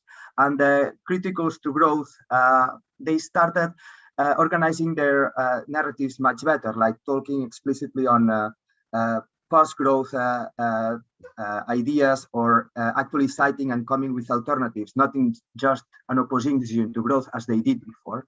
Third and last paper, I'm trying to understand how did this change of ideas happen. I'm visualizing the one that happened at the European Parliament, but of course that has happened in the Commission as well. That's why we got a policy change. And I performed a large set of interviews, 49, 20 of them directly to members that are policymakers, but also people who are still involved in that debate, like civil society, members of the stakeholder platform, resource efficiency stakeholder platform, and circular economy stakeholder platform as well, but externals, academics, and so on, to get a view of what happened, what encouraged people to make this change and go from resource efficiency to circular economy. So I identified 4 elements. Idea framing, or what are the values inherent with the mainstream narrative of the circular economy. The role of policy entrepreneurs was key as well. Just think on Ellen MacArthur herself, Janusz Popośnik, the former commissioner, and so on. They had a key role in pushing for the circular economy, but also the public pressure that empowered these people and that generated acceptance on these ideas. And finally, economic practices, and how economic practitioners were developing business cases based on the circular economy to demonstrate feasibility on those practices. And last but not least, another finding, literature talks about these elements. I'm not the first one to discover them, but one of the things that this case allowed me to observe is the interconnection between these drivers. So these drivers, they don't directly influence policymakers themselves, but also they create positive feedbacks between each other. So for instance, economic policy entrepreneurs like Ellen MacArthur, she would convince big businesses to try and to run business cases based on the principles of the circular economy. And these principles, at the same time, they will create endorsement for these policy entrepreneurs as well. And the same would happen with all the elements. So that's it. I try to be very generic, because I to make this not too theoretical and focus on the results, but still let's don't dismiss the theoretical importance of that, because it's important to understand how the circular economy came to be. But also, this case is very good at explaining us what are the limitations, but also the things that work to move ideas from being these boring books that we academics sometimes generate to something that actually happens. And how can we learn from that, from other experiences? Like you think on donut economics, or you think about people who may talk about post-growth ideas, degrowth ideas, or the next concept that will appear. How can we make this happen so we can provoke the changes that we need in order to address crises like the environmental crisis? So this is it. Thank you very much for your information, and I'm sorry, your attention, and yeah, that's it. Thank you very much, Josep. Now we can move towards the feedback. We can again start with Dimitri. Would you like to comment on anything? Yeah, thank you very much, Katarina, and thank you very much, Josep, for this very, very interesting paper. I will start by the final conclusion that you came. I think it's a very valid one. It demonstrates how complex the process from going from generating knowledge is to policy making. And I had the chance when I was in the commission to experience firsthand this, because I had the privilege to coordinate a lot of high-level expert groups, also groups that come from the three parts, I would say, the industry, the academia, and policymakers. It's always a very, very difficult and complex exercise. If to all of this you add the extremely more complex political dimension, then you get almost an explosive mix. But let me start by making three observations.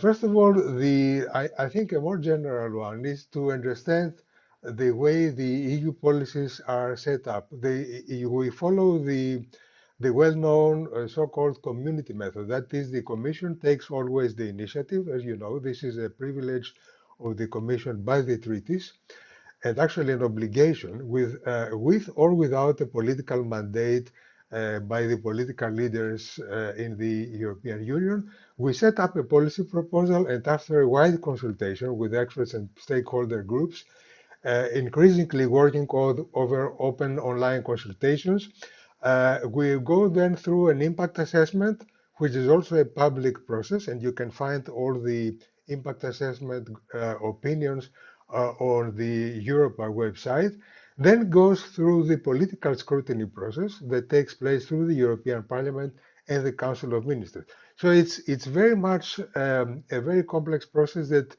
in every single step has the influence of all the, I would say, the dominant groups that are dominating at the time. So you have political forces, you have the Commission, which is in itself more neutral, but nevertheless, it is also a political product at the end by the composition of its top members. The functionaries themselves are not political subjects, but the top level, the commissioners are. Then an observation is that you talked about, I think, an hegemonical view, which is the free market ideology. And there is no secrecy overall that in the treaties, the overall policy framework, the Union defines, the treaties define an open social market economy. So on the one hand, you have the internal market, and on the other hand, you have the idea that nobody should be left behind. And this is a concept that is recently stressed also with the next generation EU instrument, which was introduced after the pandemic. And it actually governs now most of the activities of the member states in the resilience and recovery funds. Now, the third factor, which is also very important in this process, is the European Parliament. And the European Parliament, it's exactly as you described, is a very diverse political body. You have more than 700 people, with the vast majority of its members in the dominant parties adopting a free market economic philosophy. Some of them, I would say, more free marketeers, and others more I would say more balanced ones. So in all these policies, I think you have a very balanced mix.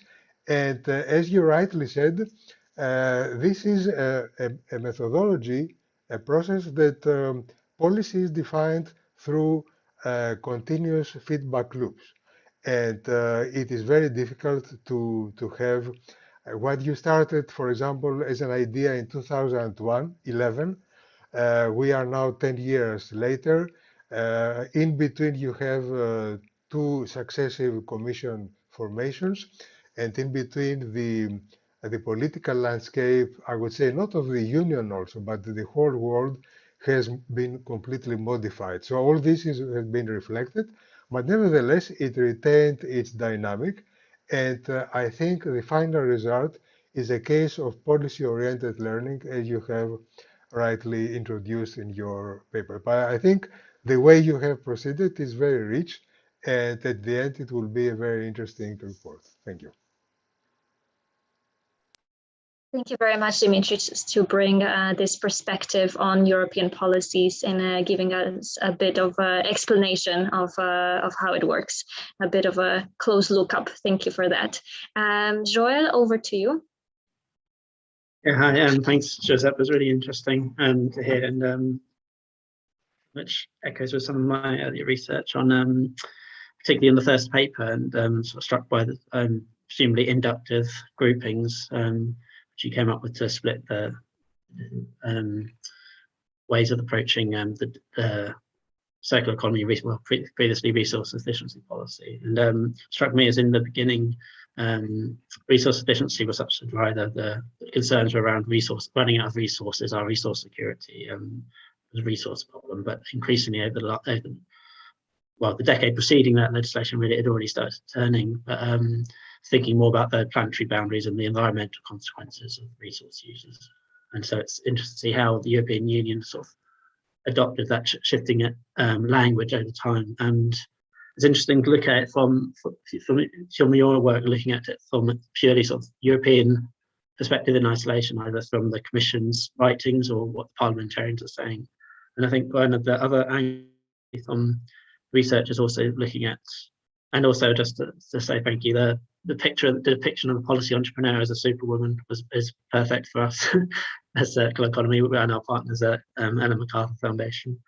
So that's nice to see having an influence. But the other groups which you often see talked about, and Dimitri sort of touched on in the early stages of policy formation, is those consultations and engagement and feedback from industry groups and interest groups.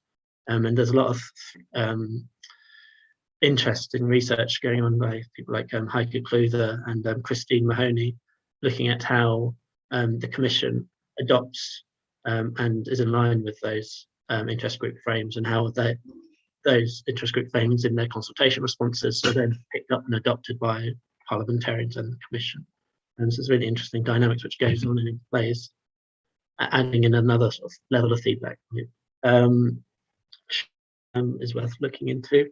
I'd also the role of the council as well, and the member states, and particularly thinking that the sort of the theory around policy uploading. So member states which are more progressive or advanced in certain areas may or have better alignment with the Commission can also upload their policies and their policy narratives and frames to what the Commission then talks about at the next stage. So I think we're going Wasim's paper in the next session, I think, talks about sort of the member states things. So I think there's some learnings there as well of understanding how the member states have also influenced this change. And the other thing, purely just looking at your own research, I imagine you've got lots of data on the parliamentarians. I'd be interested to see if the parliamentarians sort of discourse sort of were aligned with party lines, or if there are interesting findings or things which come out which don't fit, and if there's having done it, so as you say, as it sees by looking at what the words they use in the text, whether that actually is what we'd expect to see, sort of thing. Is it the green groups who are adopting the degrowth discourse, or are others also using those claims and when they're used? So I think, yeah, really interesting piece of research, one which sort of how we get beyond just seeing circular economy as a benefit to the economy and only looking within European borders. Be interested to see how it shifts in the next phase. Thank you very much, Joel. I would also like to bring to the feedback loop Vincenzo Pavone. He's the Permanent Research Fellow at the Spanish National Research Council. Vincenzo, would you like to provide some feedback to Joseph as well? Yes, thank you. Thank you very much for this opportunity. As I said, I'm not an expert in circular economy, rather more familiar with bioeconomies, but still, I think there are important issues that have been raised by this presentation. And overall, I think it is very well structured around three key issues that I would like to see explored and know more in the future. So mostly, Giuseppe takes my comments as sort of potential avenues for some further research alongside what you are already doing, because I think you've opened up interesting issues, and maybe there is a chance through your PhD to explore one or two of the one I'm about to mention. When you start, you said that you want to look at change and discourses, which is very much a key approach when we work with policies, and regardless whether it's a circular economy or other type of policies. But I think it's important to make clear change from where to where. So the starting point is as important as what happens in the process. And I think it's important I'm sure you will do that in your thesis, of course, but it's important, it's clear from where is change supposed to happen. And again, you do that, but you talk about discourses, and discourses of whom? Because you have properly explained that there is a number of actors, and there is an issue, advocacy of coalitions. It's very, very important to make clear the discourses of whom. Another thing you said, and I'm very sympathetic with this kind of research, is that how can an idea go from a document to a reality? Very good. I also add another question to that, and how did this idea got in the document in the first place? I'm very curious about how, and maybe ethnography can help in this respect. I don't know, but it's sometimes less studied than the other one. So how did an idea actually ended up in that document? Because I think that there is a lot of work that occurs behind the scenes, even before it gets to the document, and then move on into policy measures. So that specific emerging moment is of great interest. And I'll tell you in a moment why I think that is important. When you look at documents 2011, 15, and 20, it would be interesting if you could, at some point, for that paper, if it's not done yet, also have a look at how the money goes.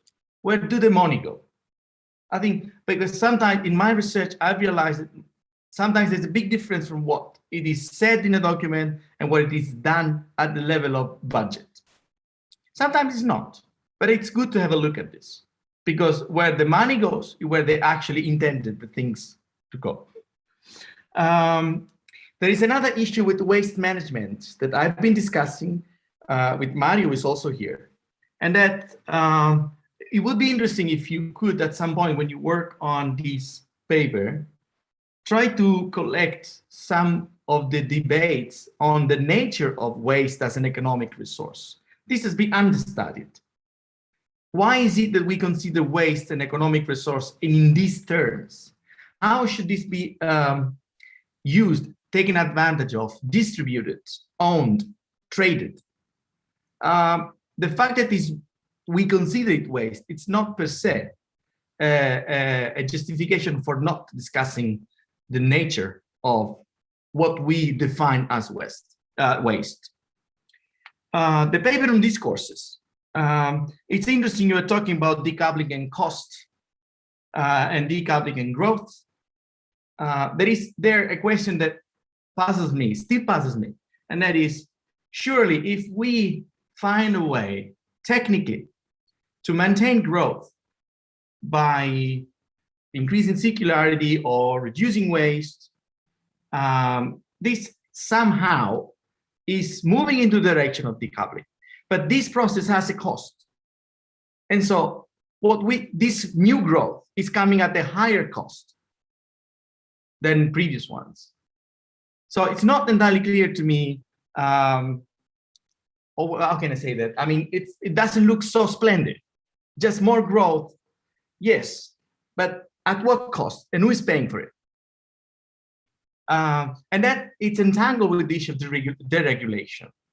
I mean, it's empirically and conceptually flawed. The very idea that companies would take care in their business models of these issues of reducing consumption and being more circular, unless they are forced, because it's against their nature, it's against their business interest. And if the planet was not on the edge of collapse, we would not even be talking about this. So the very idea of deregulation, I honestly don't find any conceptual way of understanding that this is the way to go, because we could not legitimately expect companies to do the work and the job that governments are supposed to do. And the other issue is about resource consumption. It's impossible to reduce resource consumption unless we reduce inequality. The two things go together. We cannot do the first unless we tackle the second. These kind of critiques, I think it's something that should be taken into account. And the final point I have to make is about framing. That this goes for the concept adoption paper. I would be very interested in reading, if you do empirical work on that, how we ended up considering that linearity is the problem of the economy and not the economy in itself. Certainly, a linear economy is especially dangerous and especially problematic for this planet. But there are other issues with current economy that are not related to linearity and therefore cannot be solved by circularity. So it would be interesting to reconstruct how the debate focused on this specific issue, linearity, as a frame to deliver solutions. And if any alternative debate was ever there. And I think that's it. I'm sorry if I took too long, maybe. But it was very interesting to listen to your presentation, and it inspired me. Thank you. Thank you very much, Vincenzo. All right, let's move on. Thank you, Joseph, for your time and your presentation. Let's move on now to Wasim Malik. Wasim, we are ready. The floor is yours now. Thank you very much. Hopefully you can hear me well and you can see my slides on the screen. Yes, everything works well. Yeah, perfect. Thank you. So my name is Wasim. I'm based at Dalarna University in Sweden, and I'm going to be presenting two of the studies I have completed so far. The first is a literature review of national level policies related to the circular economy. And we also did some kind of assessment of cultural applicability if we were going to take some of those national policies and suggest them to the EU level. Then the second study is an empirical analysis of the landfill tax policy, which is quite frequently found in the literature review. So in terms of literature review, we sourced articles from three sources: Scopus, Web of Science, and Google. And when we deduplicated, we had 1,338 unique articles. We underwent a screening process where we looked at the title and the abstracts of these articles. And in the end, we found that 282 seemed to be relevant and warrant an investigation of the full articles. After performing an investigation of the full articles, we found that 118 of them seemed to have some kind of reference to a national level circular economy policy. And those details were then recorded into a database. And some of the details we recorded were the title of the policy, the country where it was implemented, the year it was implemented, and also some key information about the sector it attempted to target, if any, what kind of theme the policy had, and also the type of the policy. And by that we mean, is it like a generic framework? Is it a specific economic instrument? Is it a command and control measure? Or is it some kind of social balance mechanism?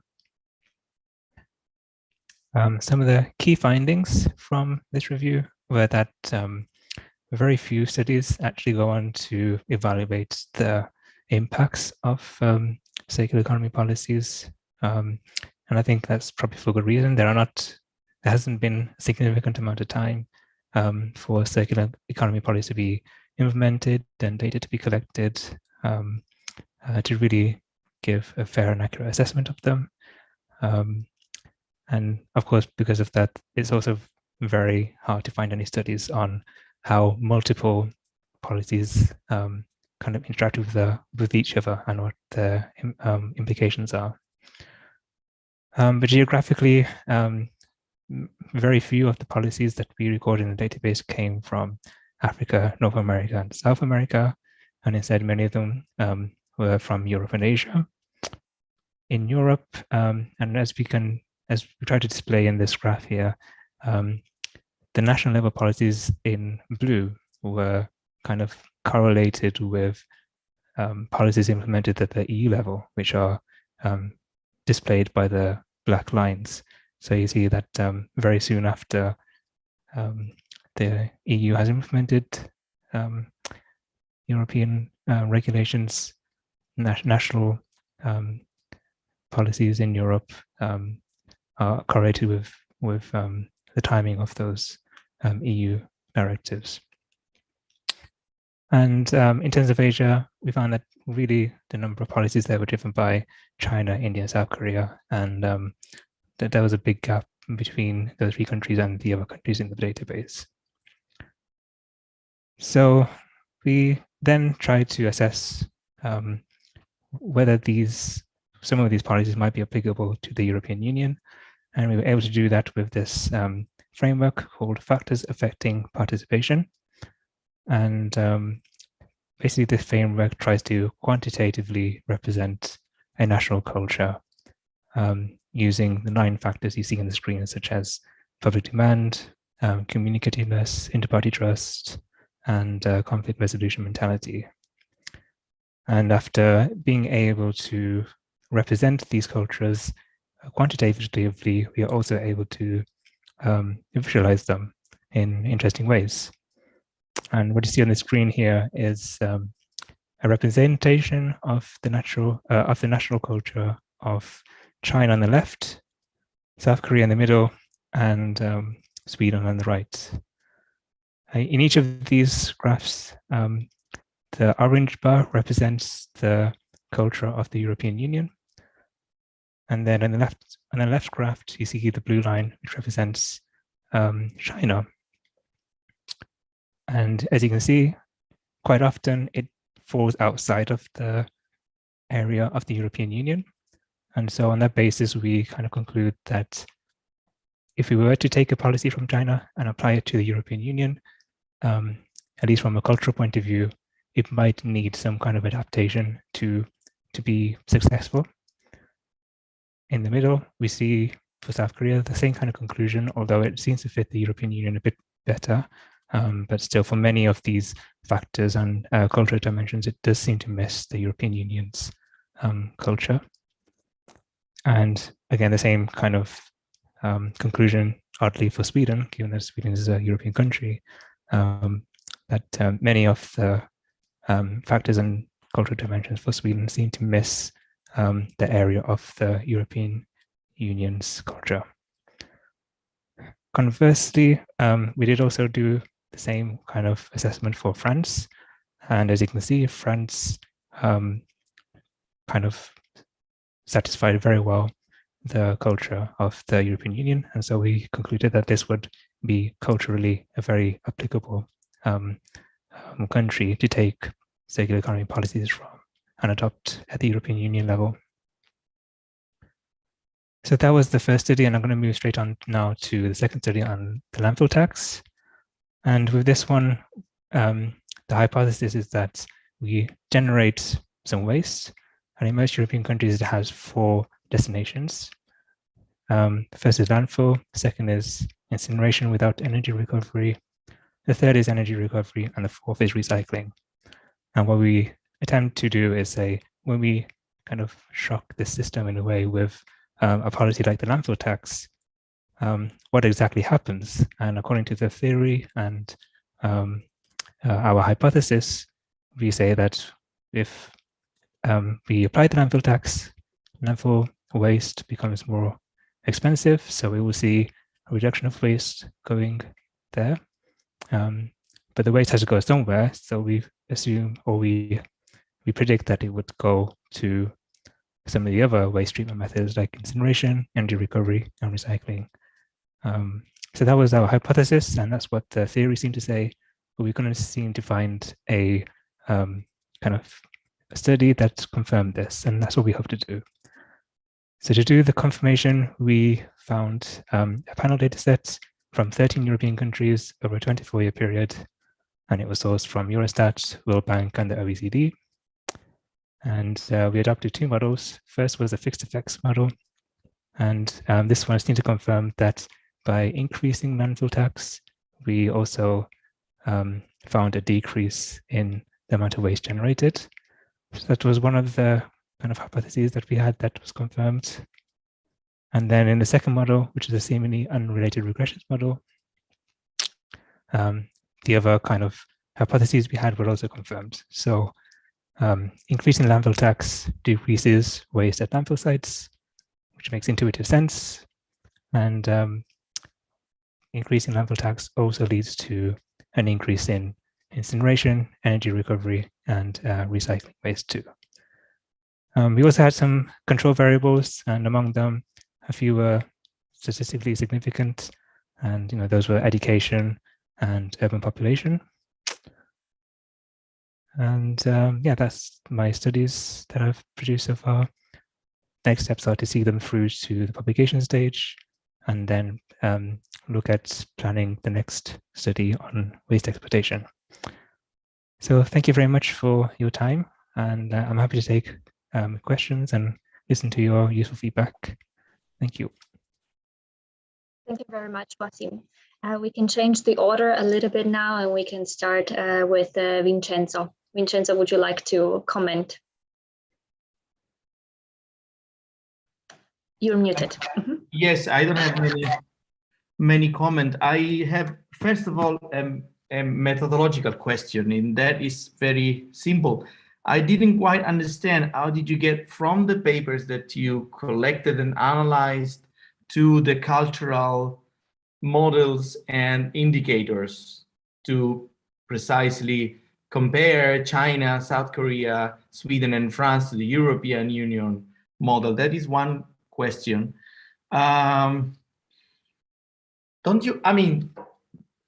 Don't you find interesting that there isn't really many studies about the impact of circular economy interventions? You said that it's an issue of time. It may be in some cases, but I tend to think that if I invest money in something, I would really like to know whether this is getting somewhere or not.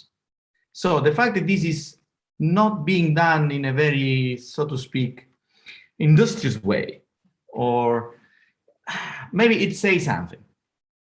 And it would be interesting to get an idea of why is this the case?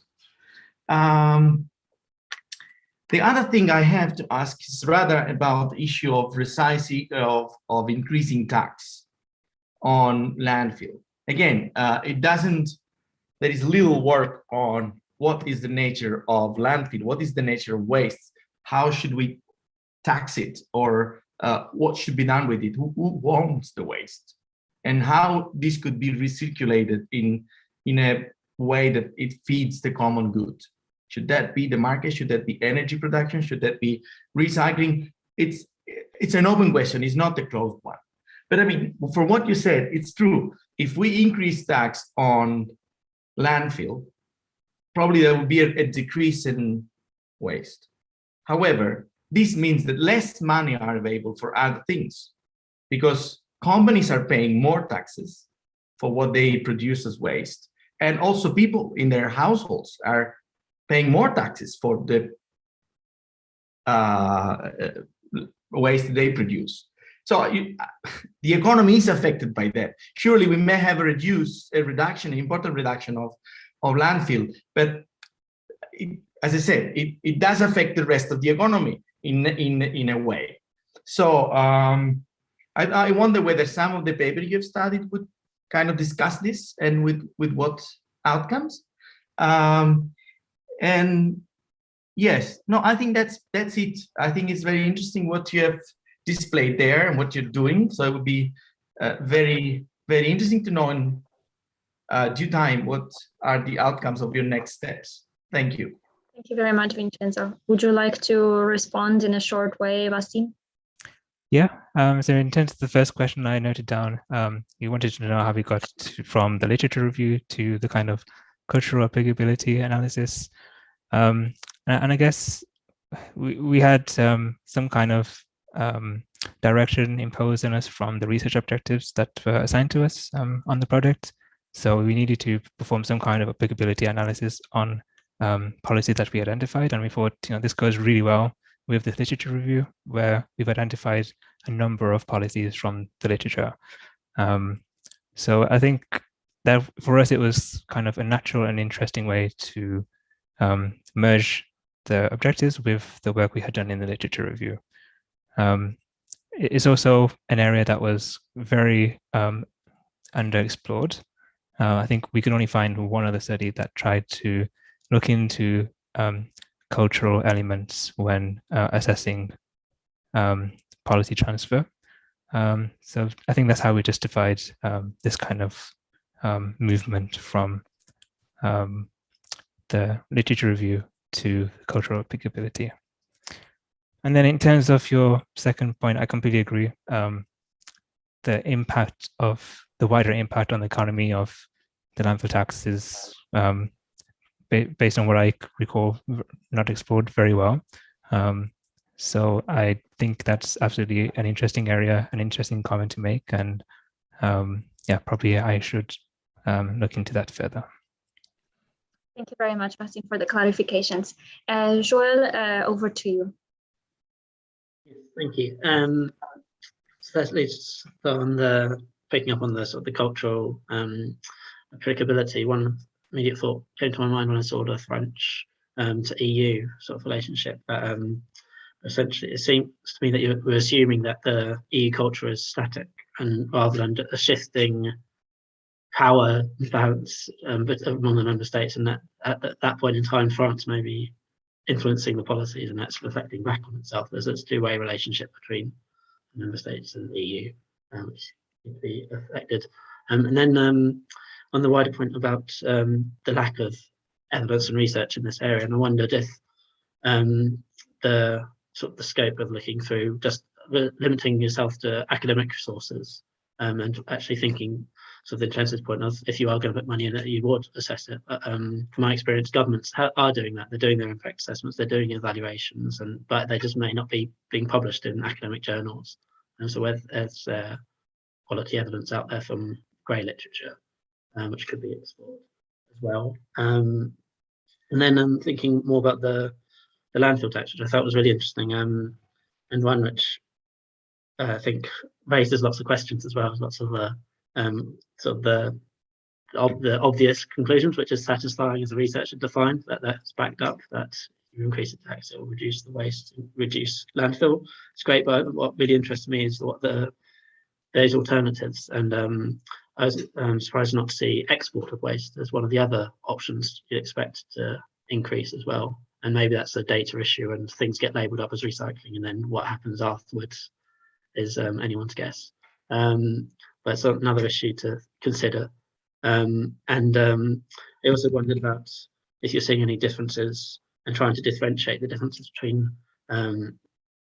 whether it goes, what increases more, the recycling, the incineration, or waste and energy recovery, and are there differences based on the types of landfill tax or the size of them, or but then that made me question also the sort of the fixed effects over time, and whether that there's sort of time variant control variables you need to consider about the changes in technology which are available to countries over the period, particularly thinking about growth in energy recovery, incineration facilities and the cost of member states at that time.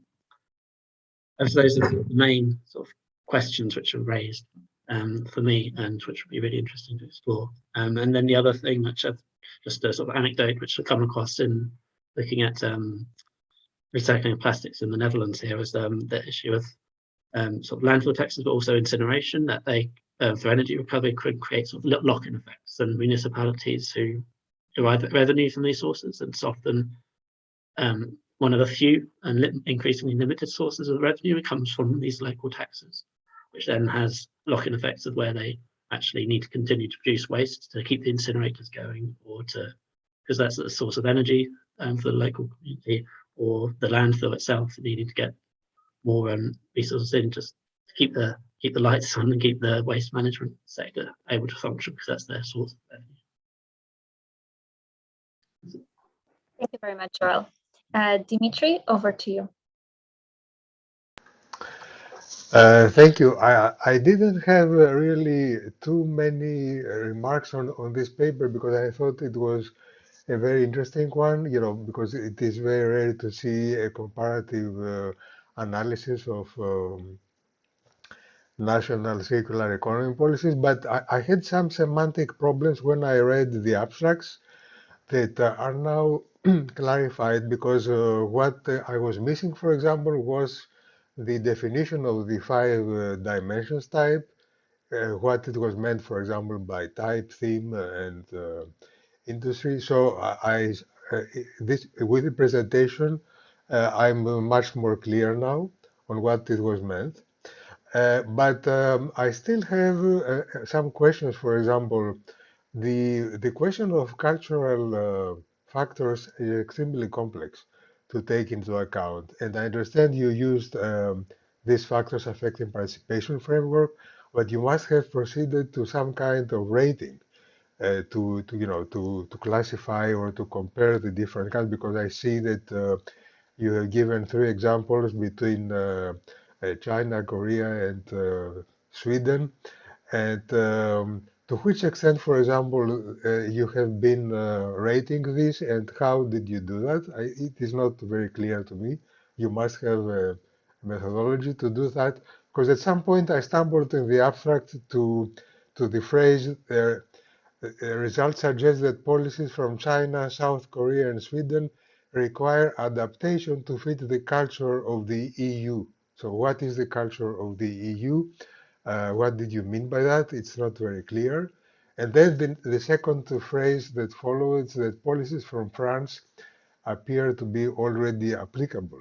So it seems that France is more conforming to the so-called EU culture, which I could interpret that Sweden, for example, is more belonging to a group of countries that conform to a more Anglo-Saxon culture, and France belongs to another group. But in the Union now, it's so rich that this could be applicable, you know, some 15 years ago, but now it's no longer the case. It's not so clear-cut who in the Union confirms with what. And on the second paper, I wouldn't have much remarks. I understand that in the beginning, I was not also very clear what was your meaning about a negative effect or positive effect, but now I've seen what you had in mind, so I would not have a response on that, but it would be nice to have some responses to the cultural factors rating that you have used. Thank you.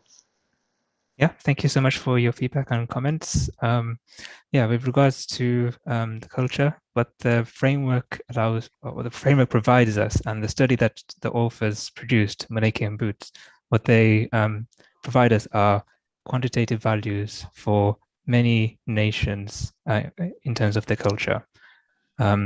So when I did the comparison from Sweden to Europe, or from South Korea to Europe, or from China to Europe, so when I'm comparing individual countries, I already have the quantitative representation of their culture from this study from Maleki and Boots. Now, I had to do some work, you're right, in the background to get kind of equivalent representation of the European Union. And I basically took the same data set, and what I did was kind of calculate the interquartile range for all European countries. That was weighted based on their population. And that gave me this kind of wide range for the core 50% of the European Union's population. And that's essentially how I got the European Union scores, if that makes sense. It's quite simple, not too advanced, but I think for what we wanted to do, I think it was sufficient. Thank you very much, Vasim. Yeah, If you have any other things to add or to comment on Vasim, you can use the chat, and we will also have afterwards a break, so you can keep on discussing that. But for now on, we'll move towards to Leandro. Leandro, if you're ready, the floor is yours.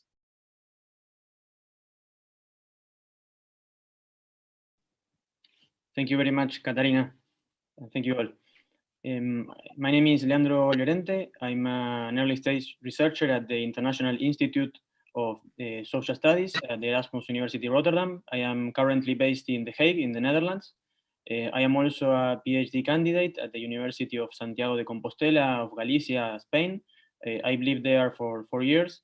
I am originally from Argentina, where I studied economy at the University of Buenos Aires, and I worked for 7 years at the National Ministry of Labor as a labor market analyst. That is more or less my background. I would like to, in the following minutes, to share with you some of the main outcomes of my research on circular economy so far, which is based mainly on the global ecological and socioeconomic implications of the European circular economy strategy. I have been devoted to try to find answers to 4 main questions, which is the conceptualization that lays behind about circular economy that lays behind the European Union's circular strategy, and in particular behind the selected metrics for measuring the progress. Also, which are the main socioeconomic outcomes which are already achieved and are expected from this transition, and which are the global ecological implications of the European Union transition towards circular economy. As you know, a first challenge that arises when studying circular economy from an academic point of view is the lack of a consensus on both the definition and the scope of the concept. Within the academic community, it has been generally considered a contested concept, which means many different things to many different people. Some scholars have directly referred to circular economy as a vague narrative, or even as an empty signifier, due to the multiplicity of competing approaches. So despite all these different opinions or points of view, what is beyond question, I think, is that there is a reasonable concern about the risk that the lack of a generally accepted definition could lead to the collapse of the concept. This is therefore, the development of indicators to measure the progress made towards the transition to a circular economy proves itself to be a crucial task. The selected metrics not only will reflect a particular conceptualization of circular economy, but also they have the potential to re-signify the concept once they become the standard. And so in this respect, the main limitations have already been reported in most of the indicators that are being used currently to measure circular economy. For example, there are no frameworks that address all the 3 sustainable development requirements or dimensions of the circular economy.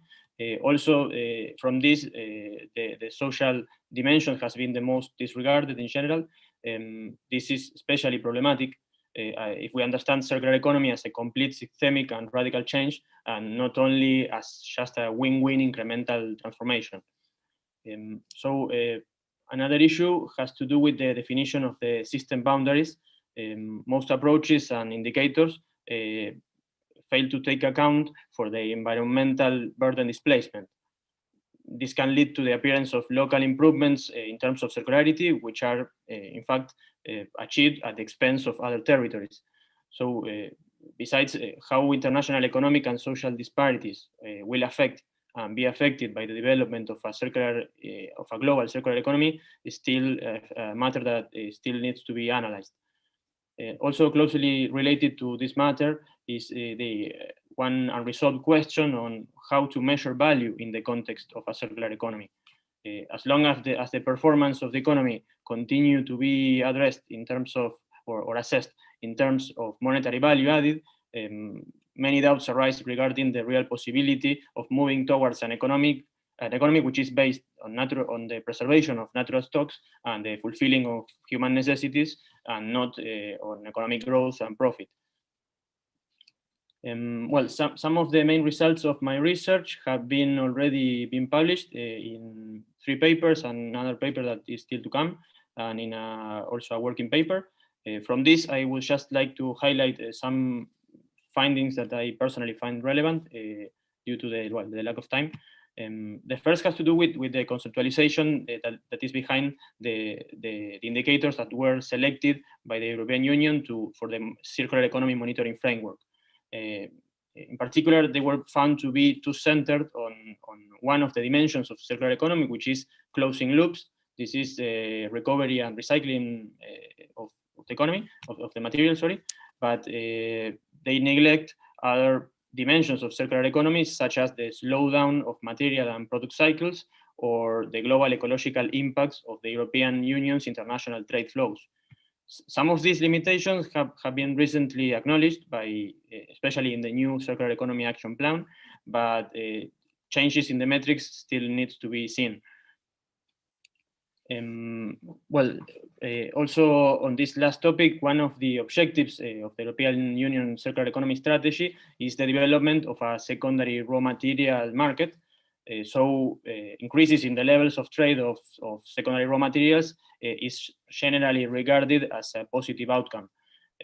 However, the available data show that the European Union secondary raw materials, that the European Union is a net exporter of secondary raw materials, and also that there are great disparities that exist in the monetary value of the recyclable wastes that are flowing towards the different member states, and especially the lower value materials are flowing or are usually being directed to the southern countries. Finally, socioeconomic impacts of circular economy beyond the potential for job creation have not been accounted for. This is a very relevant matter, however, as a complete systemic change may also involve the destruction of employment in certain activities. Besides, many of the so-called circular activities are currently among the less paid activities and have the higher rates of unpaid work. Therefore, there is an urgent call, I think, for targeted policies, which are not only directed to the recovery of materials, but also to support activities which are key, such as repair and reuse. Well, regarding next steps on my research, I am currently working on some research on alternative, theoretical research on alternative ways of measuring value in a circular economy. Also supported by an empirical analysis of the European Union trade of secondary raw materials from an ecologically unequal exchange perspective. I have a couple of secondments in mind, one theoretical about post-growth theory, and also some methodological training on circularity gap. Then also I have planned some fieldwork on data collection to support the empirical analysis. And if everything goes well, I would like to, want to make the pre-defense of my thesis next year. Well, some references, and well, thank you all very much. I will be glad to hear your comments and answer your questions. Thank you very much, Leandro.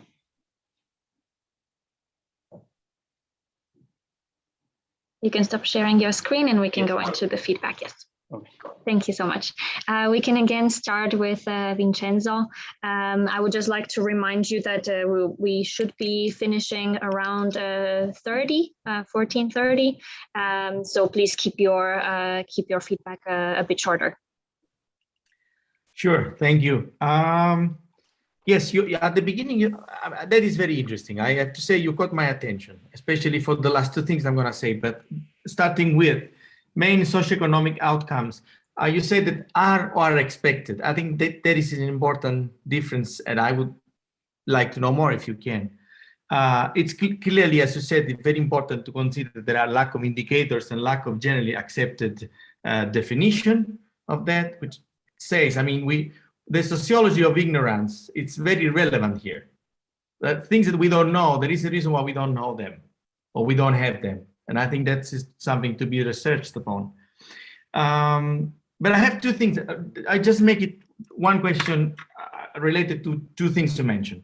One is the circular economy possible bearing the blossoming of a different set of values, different from the linear economy. That is very interesting. But then my question is, where does new set of values should come from which actors, from which interaction, from which places is you think this is going to happen and in which direction. Because the other thing you say at the end, and that is the aspect you were commenting about labor conditions, seems to point at, yes, a different set of values, but possibly worse than the one of the general economy. So could you say a little bit more about this? I thought it was very interesting. Thanks. Yes, Vincenzo, thank you very much for your very interesting questions. Actually, well, I will start with the. Well, I think I have an answer for maybe both. Actually, I should have pointed better that, of course, the transition towards a circular economy should involve some kind of change, but we are currently calling circular economy to some things which are nowadays, which are actually very related to linear economy, but the metrics that we choose, or the sectors that we say that are circular economy related are, well, have the characteristics of the linear actual economy. So now, as they are part of a linear economy, these sectors are related, for example, repair sector, for example, which is very important. It's pointed to the conservation of value of things and of the use value of things, and not to the generation of exchange value, of new exchange. So as long as that kind of thought that doesn't change, it will be very difficult to actually promote these sectors, I think. But I'm not sure where does these values should come from. I don't know if I can answer that. Thank you very much, Leandro, for the clarifications. Joel, the floor is yours now. Thanks. Yeah, really interesting, Andrew, and obviously touches on a lot of what we're doing at Circular Economy, both in terms of circular jobs initiative. And one thing that struck me on this, the risk of falling into the same trap of the metrics which focus on circular economy, which defines it quite narrowly, as you say, but then using the same metrics to determine circular activities, which then means you're limited to just looking at the niches of which is the way structural business statistics work, is you have to choose your industry which you're mostly in. So if you're a specialist in repair, you'll come up there. But if more and more mainstream big organizations start integrating repair services, that won't be captured. So think carefully about what the implications of that for that, and the real limitations of not trying to marry up the sort of the material flows circularity gap with the definitions of what is circular activity is. And because, yeah, missing out on all the changes in design as well, which maybe there may be lots of unpaid labor to repair, but that may be done, that may be made possible because of the redesign of products to make them repairable. And so which makes more higher value jobs at a different stage in the value chain. So it's really interesting. It's really useful to actually put those multiple social indicators alongside each other to capture this. I think there's a lot, and I think the sort of idea of thinking about the circularity gap methodology and understanding how material flows sort of interrelate with these to try and capture the circular activities which are happening in non-circular sectors, you like, and vice versa. Like there's a lot of, as you say, non-circular activities going on in what is going to be defined as circular based on a sort of sector-based approach, which should be worth it. And yeah, thanks. I'm in the hay too as well. Oh. Thank you very much. Dimitri, would you like to add anything? Yeah, I will be very brief regarding also the time. So I have three particular points that actually refer to three particular issues that are touched upon. First of all, on the metrics. I think the experience shows that it's very difficult to start capturing all possible dimensions, especially when you deal with ecological and social dimensions. We need to remember that when we deal with complex policy issues, they need to be also implemented by a host of diverse national or regional administrations and businesses in the EU. So with very different cultural settings, a subject that we have touched upon in the previous presentation, the Commission that has the responsibility to come up with this proposal has to avoid an overly complex implementation agenda that in the past, as you know, has driven union flagship policies to partial failure. I mean, everybody remembers the Lisbon strategy and how it partially failed, where many people have called it the Christmas tree at the time because it was so diverse in its effort to capture all possible socio-political dimensions, has actually pointed to so many directions that was impossible to be fulfilled.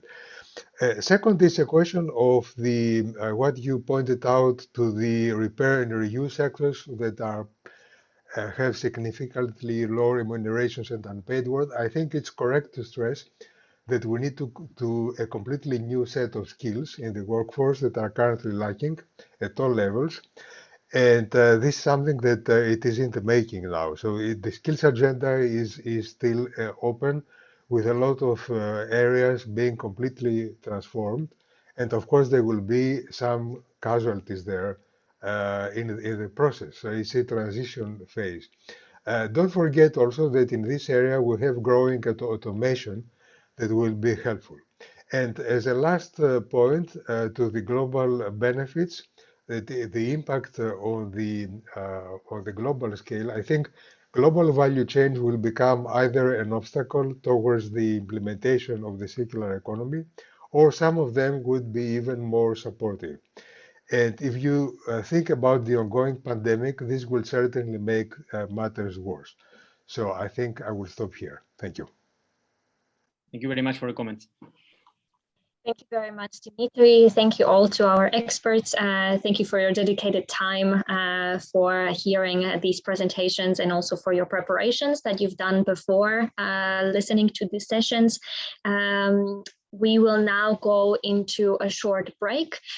We will resume again at 2:45, so in 15 minutes, with our last session of the day, work package number 4, development policy for circular economy. Again, there is no need to disconnect. We will continue with the same link. And I would like to say that Dimitri and Vincenzo will be our experts again in our following sessions. So we will see them and hear them again soon.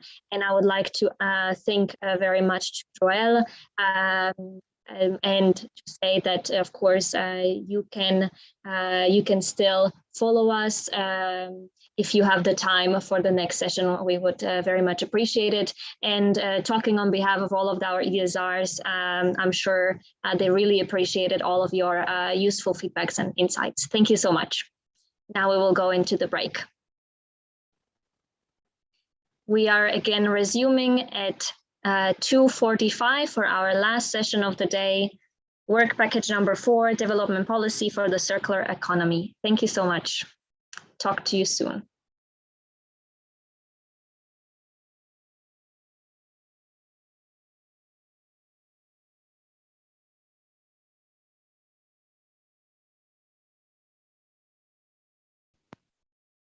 Katarina, can you hear me? Yes, I can hear you. Okay, very good. Yes, thank you so much. Almut, is that you? Yes. Yes, sorry, I cannot see who's speaking. Yes, thank you. Thank you very much for coming. Now we are going into the break, so you can take your time, take a coffee, Okay. and we will be back at 45 sharp to start the work package number 4, where you are an expert. Thank you so much for coming earlier. Okay, yeah.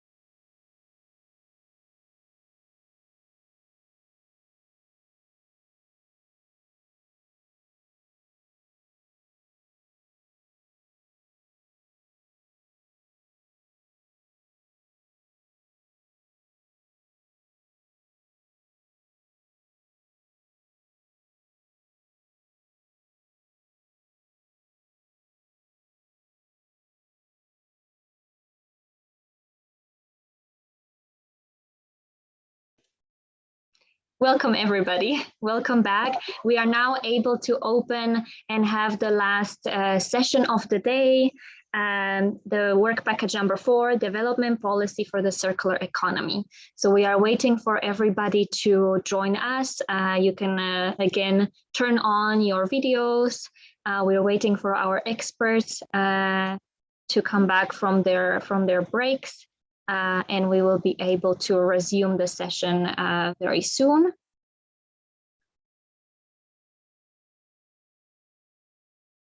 So for this session, we will have 3 ESRs that will be presenting their research findings: Sania Arsova, Dimitris Georgantzis Garcia, and Mira Yun. And we will have 4 great experts from policy. We have Dimitri Korbakis, that we already had the pleasure to see and hear from the last session. He's the former head of DG Research and Innovation at the European Commission. Then I would like to welcome Almut Reichel. She's the circular economy and waste expert at the European Environment Agency. Hello, Almut. Nice to have you here. Thank you so much. And Vincenzo Pavone, who was also with us in the previous session. He's the permanent research fellow at the Spanish National Research Council. And last but not least, Vasileios Rizos, the research fellow and head of sustainable resources and circular economy at CEPS. Welcome, everybody. We will spotlight all of our experts.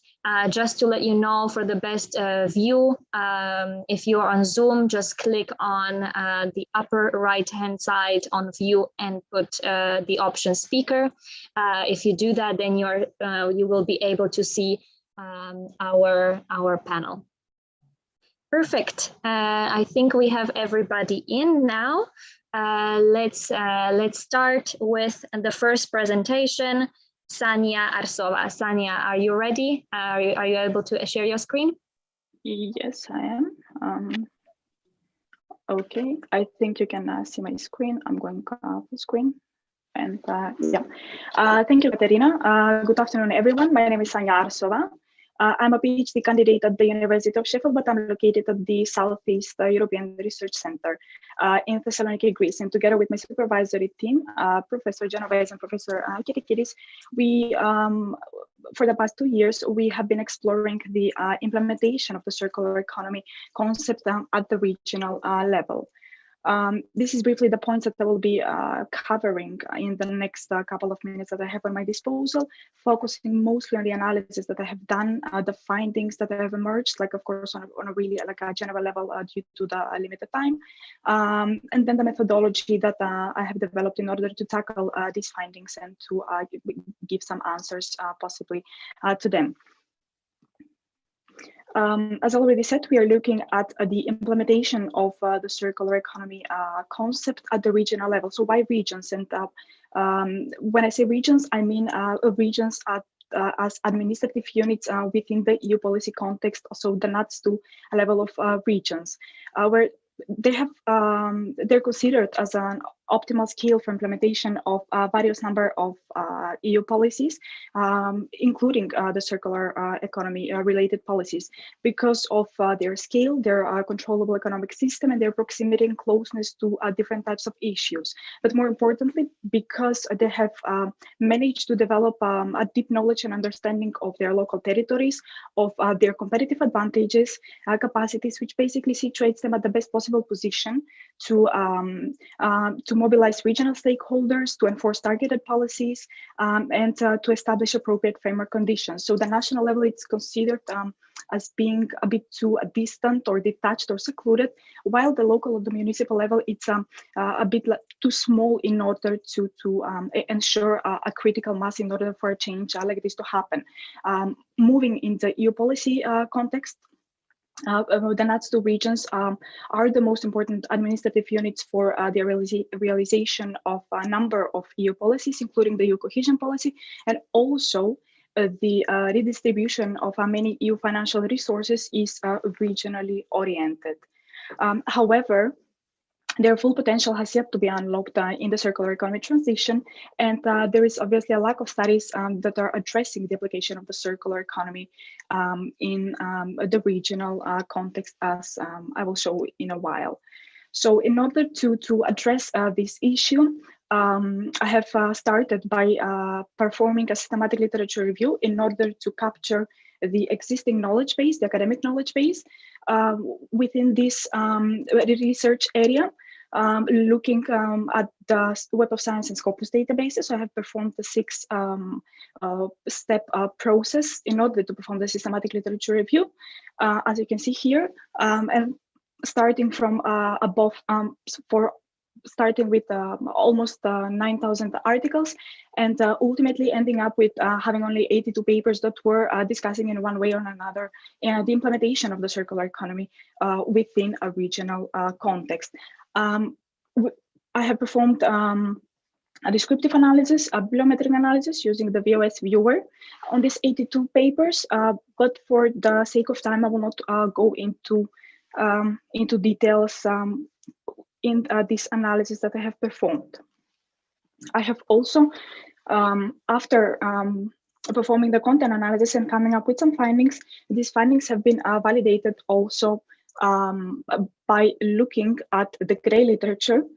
Basically, I've been looking at main EU policy documents, but also I have sort of being able to identify several regional circular economy action plans coming from different type of regions. So we have examples that were coming from more developed regions, for transitioning regions, but also from less developed regions, in order to sort of compare and validate the findings that I have been coming up from, that have emerged from the academic literature analysis. So for each region and for each regional circular economy action plan, I have performed or created something that we call regional blueprints. So first, I have presented the contextual information of the region per se, using some existing indicators like the European Social Progress Index and also the OECD regional well-being indicators, in order to showcase the context of the region and some of the indicators which will give like an image of several indicators within that specific region. And also I have been using the information provided by the core in terms of the division of powers in the region, basically just looking at the specific government structures and government and arrangements within the region. So whether, for example, the region has some sort of a legislative power, or it's purely enforcing and implementing policies which have been taken on a national level. And afterwards, I have been, of course, looking in the content of the regional frameworks, using the predefined dimensions that have been stated on the left-hand side, on the right-hand side of the slide. Several key findings emerged from both the literature review, but also the grey literature analysis, which I have grouped them into 8 main groups. Of course, I don't have time to go in detail in each of the findings, but what was obvious was that despite the increased acknowledgement of the importance of regions as a scale and as a unit for adopting circular economy policies, there is still a lack of study, and this field is still in an infancy stage. So we do need more research in this area. Also, another finding that I would like to point out was the fact that both findings from academic and grey literature were pointing out to the need to have a balanced approach of implementation, meaning the combination of top-down and bottom-up approaches. Another finding that came out and that I found quite interesting, that was the need to have a more comprehensive understanding and do a bit more research on the mechanisms and instruments for the implementation. So even though many regions have some type of either circular economy action plan or strategy, or whether this is as an individual plan or it is within a more wider sustainability plan for the region, they still don't have a clear understanding or how are we actually transforming and how are we actually putting into place and how are we implementing all these objectives that we have for the region. So what are the mechanisms that we have on hand and what are the instruments that we are using? And last but not least was the finding related to monitoring and measurement systems. There is still a lack of regional monitoring and measurement systems. And also another related finding was the lack of regional data that we need, that we can use in order to measure the transition of circular economy at the regional level when these measurement systems and monitoring systems will be developed. So therefore, the main research aim of our study is basically to explore the pressures that will be driving the adoption of circular economy practices at the regional level, and then to investigate the effect of the adoption of these practices on the regional performance. This will translate into three respective research questions. The first one being, what are the different circular economy practices that are adopted by different regions, so depending on different factors? The second research question being, what are the institutional pressures? So what are the institutional drivers that are basically driving and fostering the adoption of circular economy practices? And then once adopted, like what is the impact on the regional performance considering economic, social, and environmental indicators, and how are we actually keeping track of this? How are we measuring it and monitoring it? What type of data are we using it, and do we collect actually this type of data? So until now, I have been talking about the first part of my research, so the secondary data, having the literature review stream and the gray literature review, findings that came out from the academic literature and being validated with the gray literature analysis. And this was mostly emerging from the work that I have been doing within the work package 4, reports and deliverables. And now I'm at the stage that I'm basically organizing the primary data gathering. I will be designing a policy Delphi study, a 3-phase policy Delphi study, for which I will talk in the next slide. But our main aim will be ultimately to develop a conceptual framework that will be giving an answer to the research aim and the research questions that I just introduced in the previous slide. And hopefully to sort of provide to the regional policymakers answers on the combination of the institutional pressures and mechanisms that they need to use in order to unlock the potential of their region on the circular economy journey.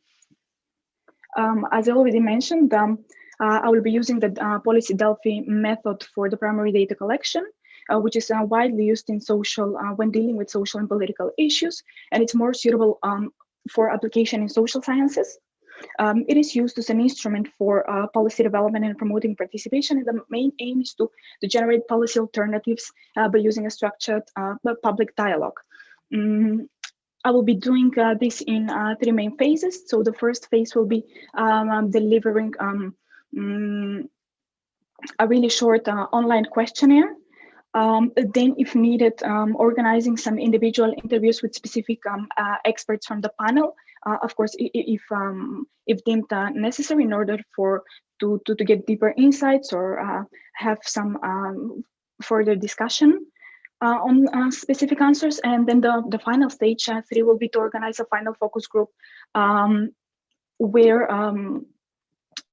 in order to get a deeper insight and comprehensive overview on the different views of the experts that will be part of the panel. Speaking of that, the framework that we are going to use for identifying the expert panel composition will be basically the model that we have developed for one of our deliverables, and that was also recently published in sustainability, the so-called circular economy centric quintuple helix model, which is more or less stating that the expert panel will be composed of experts that will be representing the academia, industry, the government, but also the civil society, in order to get a comprehensive view from all relevant stakeholder opinion. But of course, since we are talking about a regional circular economy implementation and it's mostly policy-focused research, the highest we will have, we are aiming to have most of the experts coming from the regional, being regional policymakers or regional decision makers. We are planning, I have already prepared a list of experts that we are planning to target of around 100 experts, and we're hoping for a response rate of around 30%. These are the main research outputs that we have produced together with my supervisory team. So we had one paper that was published in sustainability, and then another perspective paper that was published also this year in the resources conservation and recycling. I'm also trying to transform my systematic literature review into a paper, a couple of technical reports, a few blogs also. Some of the main outreach activities that I've been involved in the last 2 years. And that's all from my side, and any comments or suggestions are more than welcome. Thank you. Thank you very much, Tanya. We can now go to the feedback session. I will ask first, Dimitri, would you like to comment? Yes, thank you very much for this, Sandra. I appreciate the fact that you have been tackling the regional perspective, which is very close to my personal interests. As you know it well, because we have also done a paper together.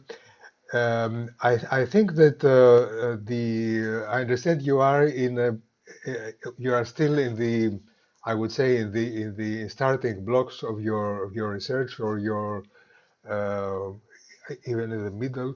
But I think that at this point it will be very interesting to address the identification of value chains at regional level, together with the production determinants that would give you specific paths to explore. So a good opportunity for this is to address the practice of the entrepreneurial discovery process that have been in place as from 2014 in the context of the European Regional Development Fund for Smart Specialization Strategies, and also as it moves now to the next phase of the structural funds, to the so-called S4, so Smart Specialization Strategies for Sustainability.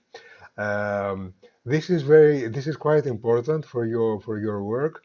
I think the JRC database on the on ReTraCE, which is an open database on smart specialization strategies of most of the regions of the European Union, and actually that was in the beginning the intentions. Now it reflects the actual strategies that have been implemented, could give you a lot of comparative data.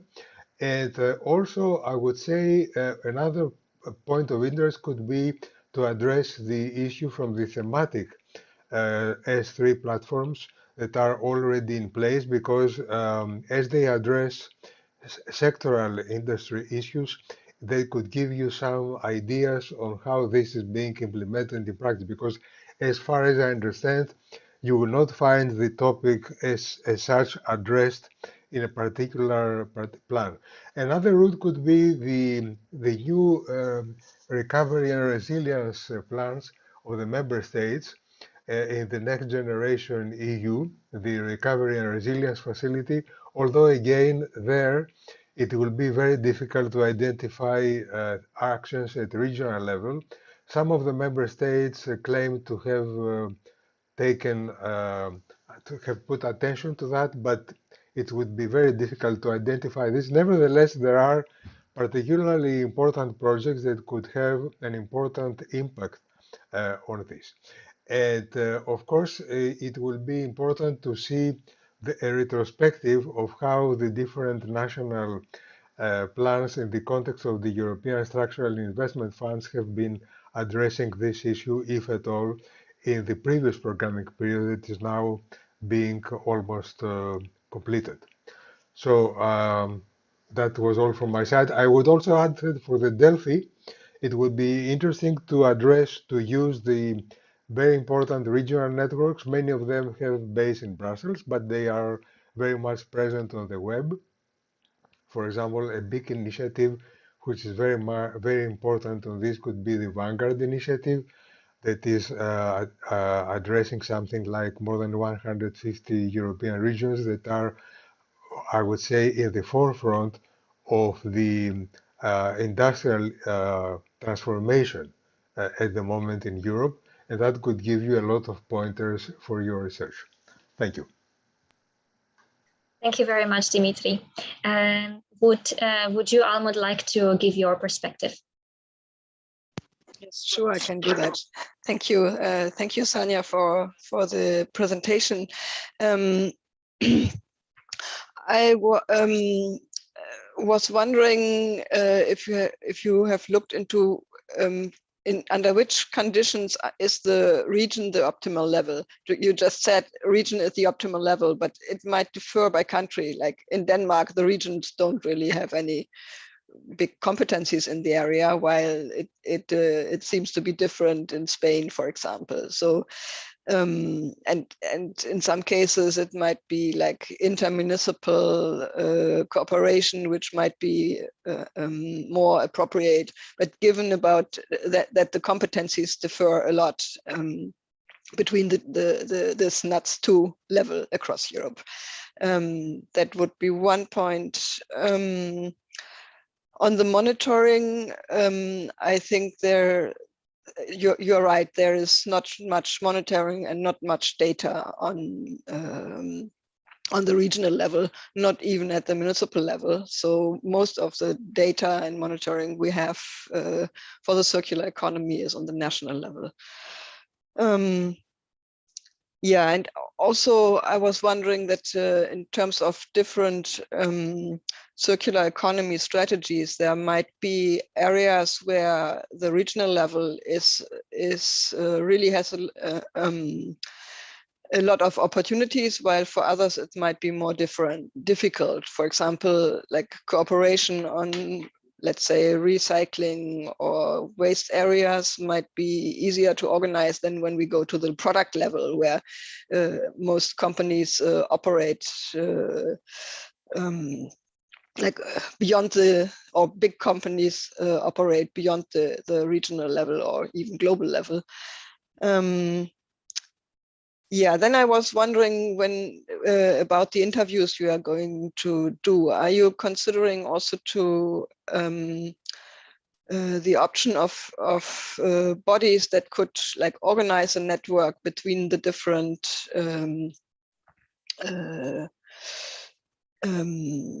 stakeholders like government and industry and so on, so which could play a role in facilitating exchange and implementation of strategies.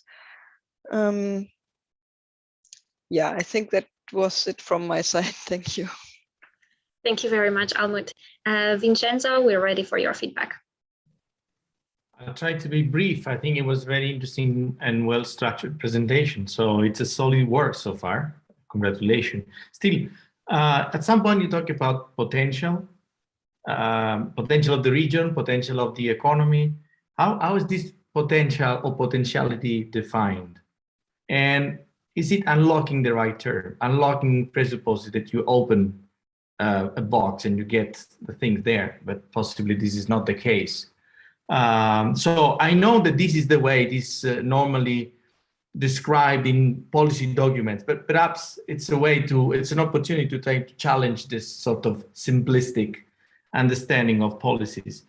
And then I have two more feedback. One, the Delphi study, it's a very powerful methodology and it applies perfectly to your work. I'm not sure though that it will be enough to answer the three questions you have. They are very broad and challenging.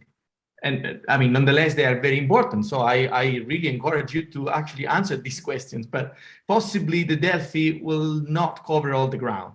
Something to think of. And the last is the quintuple helix. It's the fifth element, nature. Yeah, well then it's a kind of a different actor compared to the other four. So maybe that requires some sort of more sophisticated explanation. I'm sure you do that in your work, but I didn't hear that. So just to remind. Thanks.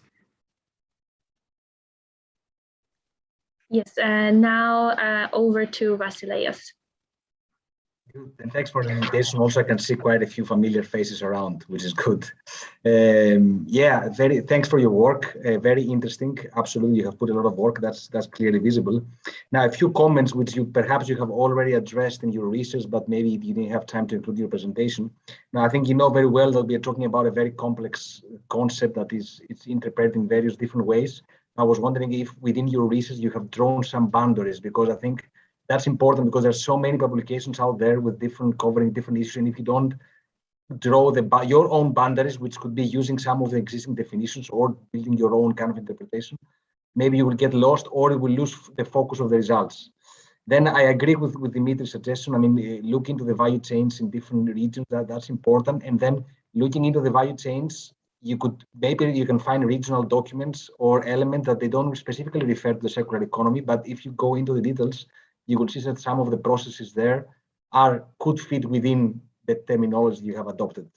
Now, I don't know what kind of keywords you can adopt, but that's something you should be careful, because the literature has been grown, enormously in recent years, and very often I see papers that don't have a focus, and that's something you should try a little bit to avoid.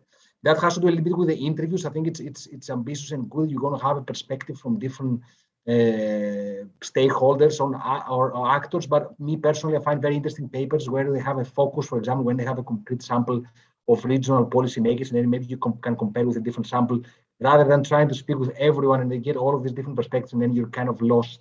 You're losing the focus. And my last comment refers to the indicators. I saw some indicators on well-being and other issues. I didn't fully get how these entirely relate to circular economy. Again, that has to do a little bit with the focus and what was the purpose of this basically step on your research work, and how does this relate again with framing this work under the circular economy? Okay, that's from my side. Thank you very much, Vasileios. Sania, you seemed like you wanted to respond to some of the questions. You can do that shortly if you want to. Okay, so shall we do it later? You can do it now if it's short, or then you can also write it in the chat individually to the expert if there is a lot to be said. Well, I mean, I can target a couple of them. I would like to go to the comment of Almut that for the bodies and the different networks and organizations, indeed, I am thinking to include representatives of all these platforms, like the Circular Economy Stakeholder Platform, or, for example, bodies like the European Committee of Regions, which is, let's say, considered as a platform that will have many different stakeholders, which are giving a more, let's say, a broad and unified opinion. And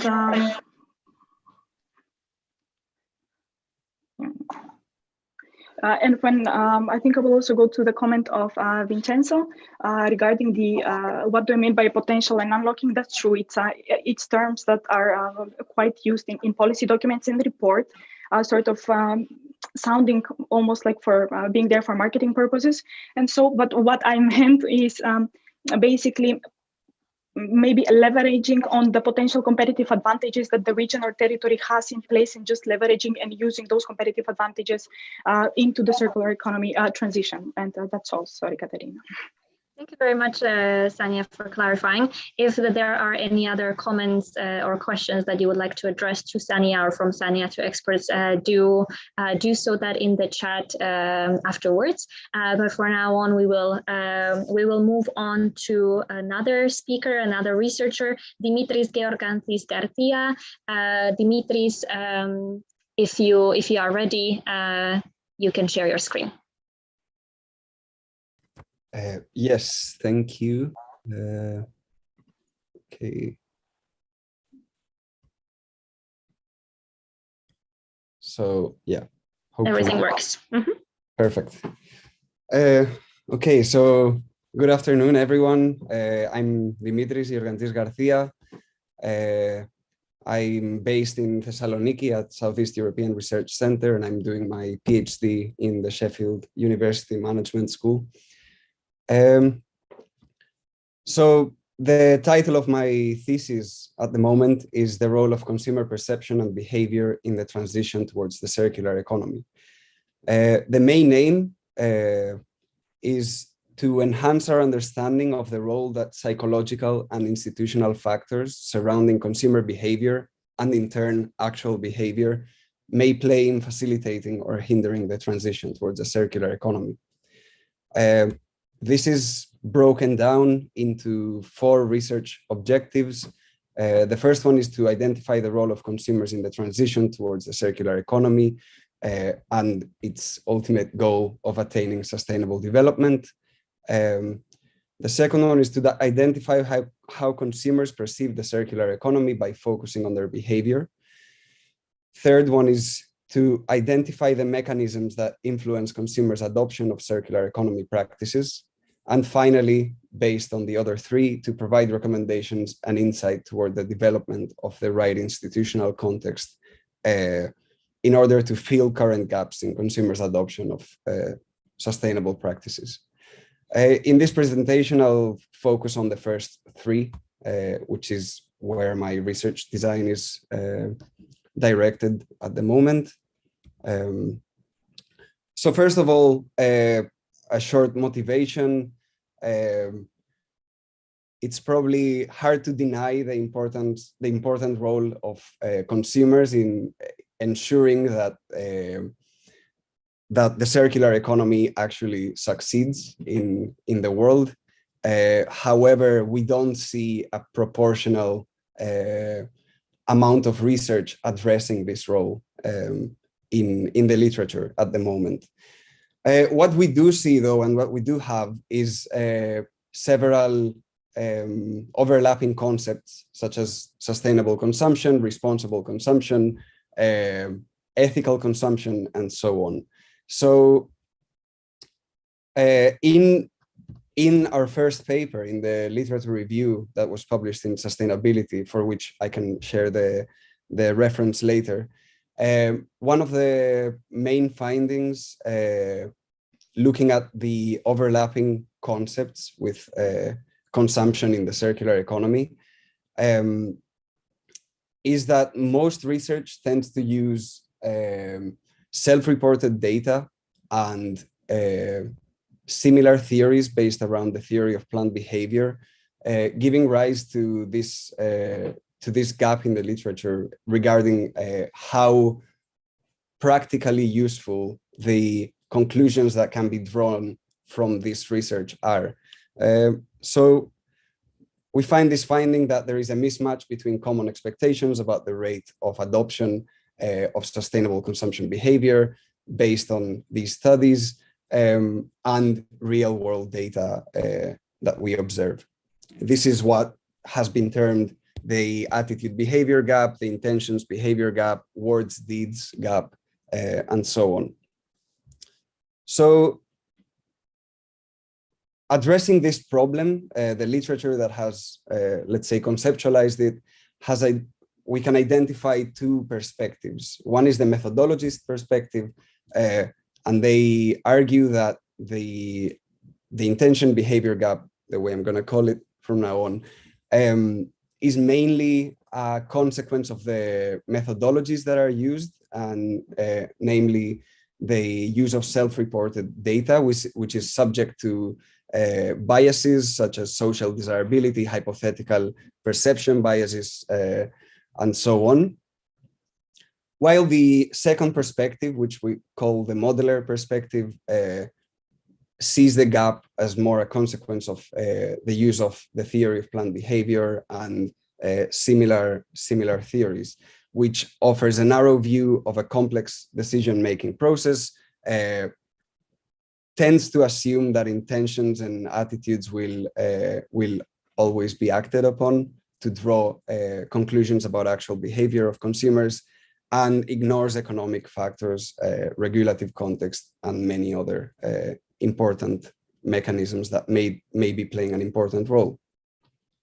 So My research attempts to address these two perspectives and tries to make it possible to measure how impactful each of the two is in actually giving rise to this intention behavior gap. So the first thing I did was develop a conceptual or theoretical model to address the modeler view. And this is based around the main relationship that is in the theory of plant behavior, but it only takes the two main variables. So these are intentions shown in red and behavior shown in green. However, my model tries to understand why intentions may not be translating into actual behavior. So the first hypothesis is that there is some sort of habitual behavior. We call these sustainable consumption dispositions, and these are not so much conscious. And we hypothesize that these will predict intentions.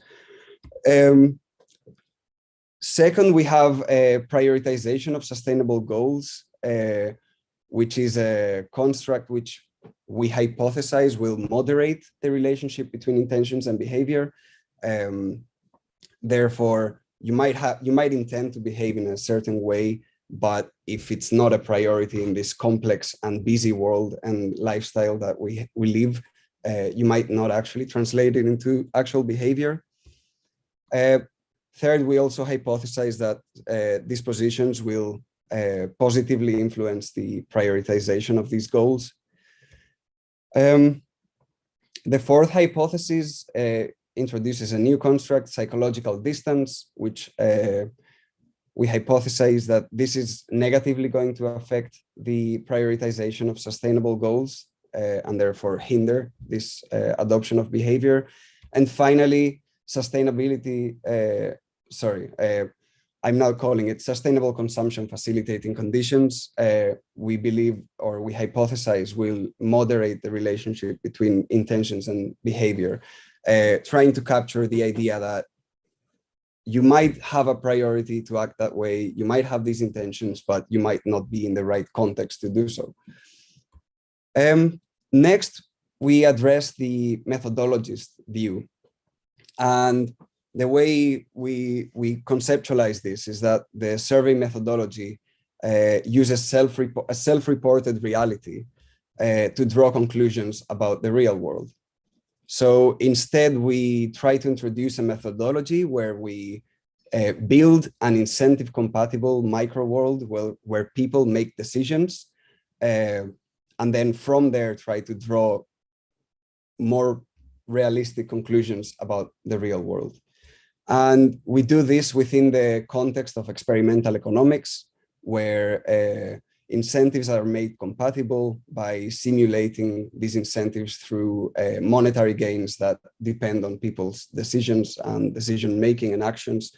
And of course, this allows for observing behavior rather than asking them what they do. So yeah, there are three main studies in the research design. 1.1 is a scale development study where we want to develop an instrument for measuring sustainable consumption facilitating conditions, and this will attempt to measure institutional context within which consumers make decisions. Then this will be used in a large representative sample online survey in 3 countries in order to empirically test the model, which will include also the scale that we will have developed.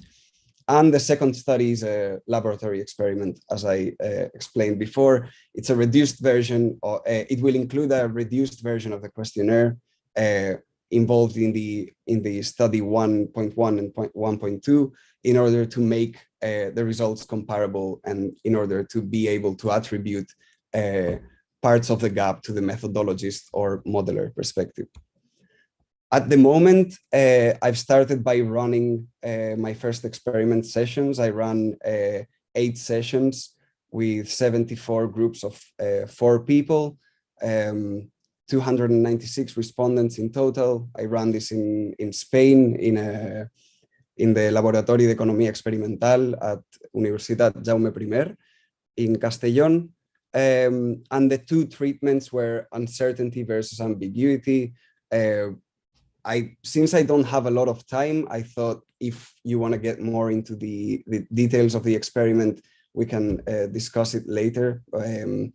But yeah, the treatment variable is trying to capture this psychological distance, or sort of induce psychological distance into the decision making in order to actually make the variable comparable across groups. So the next steps are developing an initial pool of items for my scale development study, which will then be assessed by experts and will lead to discarding of some items. Then I will run exploratory and confirmatory factor analysis in order to ensure psychometric rigor. Then I will use a data panel in order to implement my online large sample representative study survey. And I will use structural equation modeling to actually test my structural model. As of study 2, I'm planning to also run the experiment in the UK in another experimental economics laboratory, which I still have to identify. And then I will use econometric and psychometric techniques to analyze the data and finally triangulate the results between the two studies in order to determine the share of the blame for the gap. Okay, yeah, so that's it for now. Thank you very much. Looking forward to your comments. Thank you very much, Dimitris. You can stop sharing your screen, thank you. And we can go to the feedback. I wonder, Vincenzo, if you would like to go first, if you have 2 minutes to spare and you can give feedback, because Vincenzo has to leave very soon. Yes, yes, I think that it was very interesting. I think you're addressing a serious gap in the literature and a serious methodological problem that has affected many of consumer studies, public perception of science, public perception of technology. It is a long story. And you clearly addressed it, so that's very good. I have just two comments really. One is that perhaps we have to acknowledge at some point that we put too high expectation on the role of consumer, and that's because the general tendency and the narrative around the economy is to make individual consumer guilty of what's going on, instead of placing the responsibility where it should be, and it's not in the people. It's not mainly in the people. So I think that is important. It's certainly true that we as consumer, we have to face this and take action about our own lifestyle. But I mean, there are other way heavier responsibility that lays somewhere else. So that's one thing. The other thing is, I have a problem. I mean, I have a lot of colleagues in my institute working in experimental economy, and I think it's a powerful device to address some of the shortcomings of the other self-reported survey. However, there is one problem with it I've not come to terms, and that is that they are performative. They are performative in a sense that if you put someone, to put it bluntly, if you put someone in the middle of a video game and the video game is about killing people, he will kill people. But that doesn't mean he's an assassin. So there's certain difference in how people kill other people in the video game. And certainly that is relevant. But it's very important that the experiment is designed carefully to be as much as possible limited to specific interaction that can be somehow representative of reality. And it has to be careful in drawing conclusions from these studies. Nonetheless, it's true that if properly designed to address the shortcomings of the other type of methodology, it can be very powerful. So I think just to be aware of this. And I'm sorry I have to leave, but family reasons. So thank you very much, and have a nice continuation. Thank you very much, Vincenzo, for coming and for providing with these insights. They were very useful. Thank you. We can now continue with Dimitri. Thank you, Katerina. I must confess, I'm not very much specialized in this kind of experiments.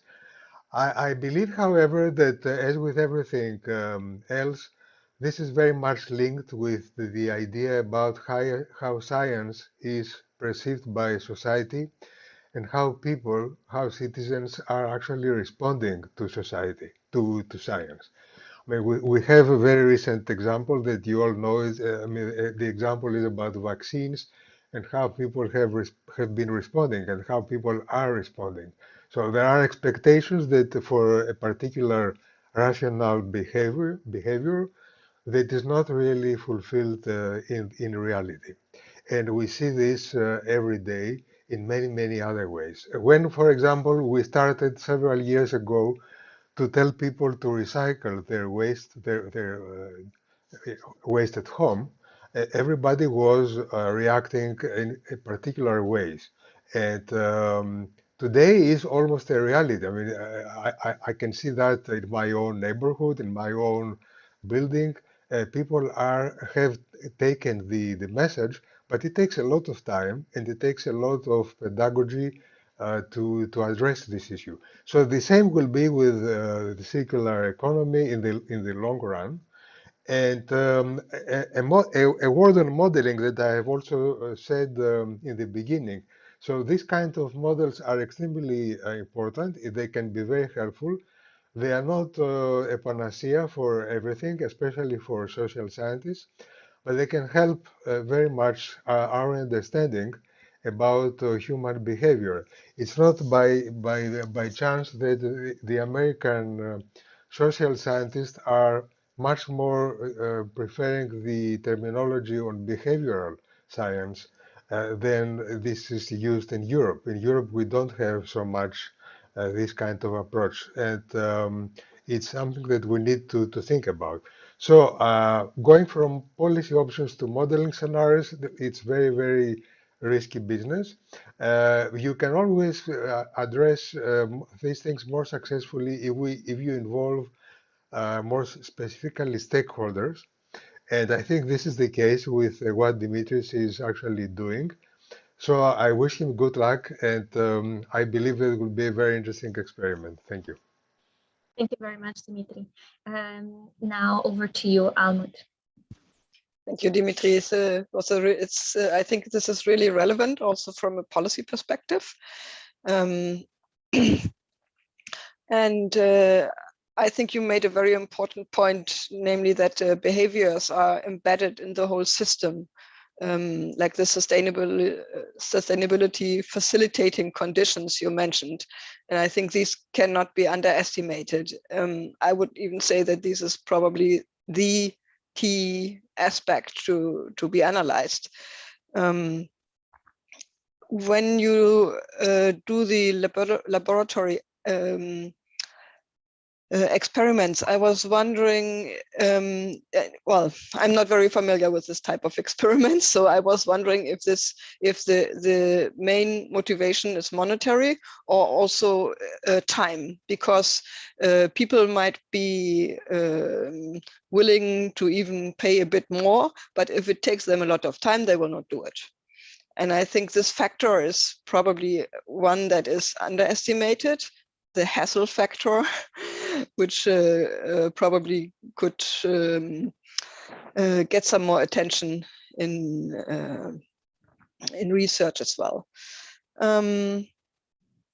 Yeah, I think that's maybe my main points for now. Thank you. Perfect. Thank you very much. And now the floor is yours, Vasileios. Good. Many thanks, Dimitri, for your contribution, which seems is going to be very useful, and you address a gap. You know, I couldn't disagree, even though I'm not very familiar with the literature. Of course, I've seen some studies by the European Commission on consumer engagement and circular economy. I'm sure you've seen them as well. There are quite some messages there, and it would be good, useful for you in the end, try to make a comparison how your outcomes compare with existing studies. And my advice is that if you want to have any impact beyond of course, academia to try maybe to write some more policy-friendly short document, especially if there is, if this is a big research gap, it will be good to try to have an impact with your results.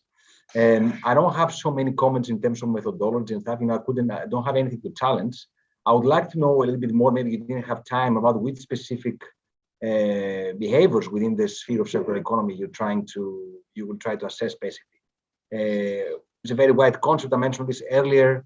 Hopefully you're not going to focus only on recycling, but I guess you have to make some choices. So keep this in mind as well, because it's a very broad concept. So you have to narrow this down, focus your results. And maybe you have done this already, but and you didn't have time to present it. Yeah, I mean, that's from my side. Really, I don't have any, I'm very interesting research. Well done. And yeah, good luck. Thank you very much, Vasilios. Would you like to add anything, Dimitris? Yeah. I'd like to clarify for Almut. So in the experiment, the incentives are simulated monetarily, but the experiment is a common pool extraction game, essentially.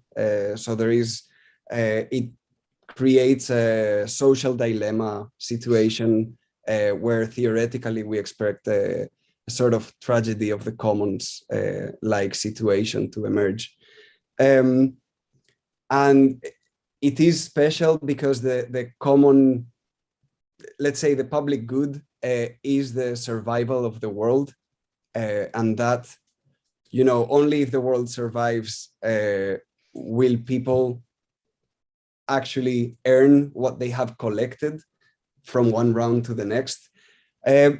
So in that sense, there is also time that is simulated into the experiment. It's a common resource that gets replenished at a constant rate. So the idea of sustainable consumption is essentially drawn into this micro world. But yeah, people were not very sustainable in the end. Probably, I do think the time aspect was also something that played a role, because if people had a longer looking, let's say, if they are less affected by this hassle factor that you were mentioning, they would also have a longer, let's say, a less myopic perspective onto how to act within those incentives. So yeah, I don't know if I make that clear enough at the moment. I have made a note of that, so I will try to make it more explicit, or argue for it. And then just to finish, I wanted to reply to Vasilios. So in the experiment, I'm not looking at a specific behavior in itself. It's rather, the idea that if you are aware of the consequences, of the actual consequences of your behavior on the common good, how are you acting?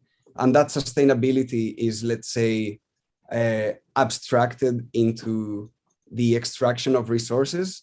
But by extracting these resources, you are earning money, which is real money that you can then spend in the real world.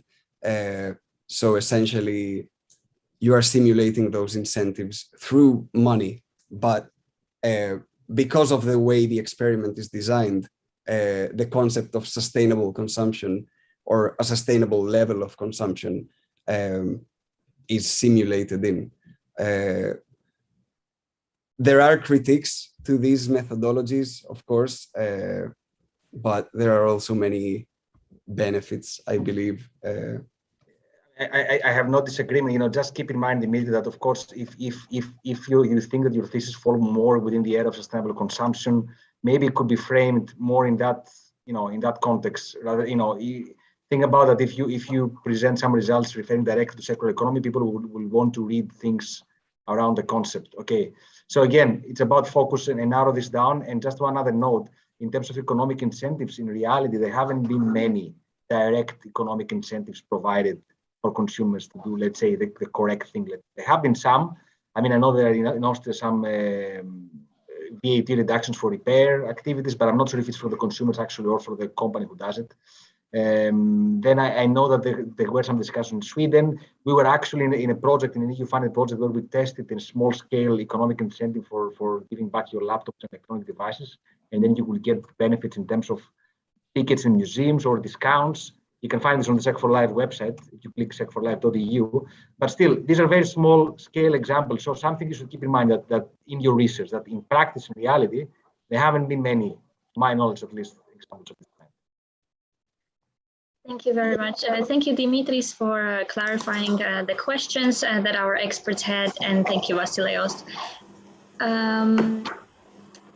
Okay, now I can see that there is an answer in the chat from Almut. So Dimitris, you're welcome to check it out and to respond if you wish to. Now we are going further and have the last but not least presentation of the day from Mira Yun. Mira, the floor is yours. Thank you. Can you see my presentation? Yes, yes, everything is good. Hi everyone, my name is Mira. I'm based in Rotterdam and I'm glad to share one of my ongoing research on circular business models today. Just to give a brief background for the context of my research, the importance of circular business models has been emphasized as a key to successful transition to a circular economy. So circular business model innovation can be defined as the conceptualization and implementation of circular business model, and which can affect the entire business model or one or more of its elements or the value network. So business model innovation is said to be a challenging type of innovation. And for companies implementing circular business models, it is especially challenging because they face locked-in management structures, and also they need to move away from the traditional linear value creation logic. So what does the circular business model look like? That is the question that scholars have focused on until today, and they have identified different types of circular business model patterns that companies can implement. So this ranges from more familiar practices such as recycling to product service systems that shift the ownership-based business models to service-based business model. But these business model patterns pose different challenges across different industries. And it is especially challenging for incumbent firms because they need to modify their existing business models and balance the conflicting or competing tensions during the transformation process. For instance, we see that increasing resource efficiency can be achieved within the linear value creation logic, but practices like pay-per-use model to slow the resource loops may require radical organizational reconfiguration. Considering the associated challenges with the circular business model innovation, especially in relation to the competing value creation logics, I'd like to address two broad research questions in this research. And one will be what different circular business model approaches can be identified across incumbent firms. And another question that I ask is the effect of endorsing the CE discourse. So we know that CE is not new, and as also discussed in the previous work package discussion, that CE is an umbrella concept that embraces different sustainability practices from the past, such as waste management or industrial symbiosis. So how does the explicit or direct endorsement of the CE discourse affect the CBM patterns? To answer these questions, I conducted computational text analysis on sustainability reports of 147 large companies based in Europe. The sampling was based on the large companies representing more than 50% market cap in Europe. The method I used is the text analysis, which is a type of content analysis to deal with unstructured data, and it's been used by scholars to research corporate sustainability reports. So one of the benefits of conducting text analysis is that it allows you to measure not only the intended messages, like the CE ambitions, but also the messages that are not intended by the companies. To take on the dictionary-based approach, I generated keywords to represent CE view and different circular business model patterns, and categorize them based on resource strategy, which is slowing, closing, and narrowing resource loops. Of the dictionaries, CE view represents a broader circular economy concepts, and it's composed of keywords such as circular economy, linear economy, closed loop, cradle to cradle, life cycle thinking, feedback, feedstock, and etc. So this is a very preliminary results at an early stage, but the findings show that the use of languages reflecting circular economy view is still very low. And 64% of companies actually mention circular economy on their corporate reports.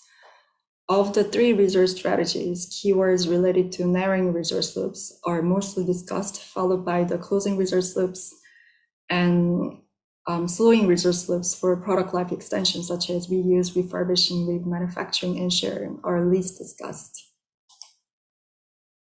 When we divide between companies that directly mention a circular economy and those that do not, the result shows slightly different patterns. And the companies that do not mention circular economy mostly talk of practices related to narrowing resource loops. But the companies that endorse the CE language discuss practices related to closing resource loops as much as they discuss the narrowing practices. Similar patterns are also found in few industry to a varying degree. But although the size of them is small, I see that for technology industry sector, keywords related to slowing resource loops are picked up for companies even without a direct endorsement of the CE discourse.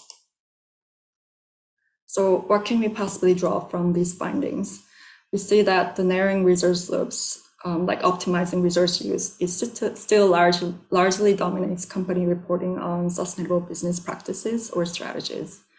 And as we theorized, slowing resource loops is less mentioned because it may require more radical business model transformation. Also, often when the CE concept emphasizes systems perspective and preserving embedded value. So companies who directly mention a circular economy discuss more of business practices related to closing resource loops, especially around waste management and recycling.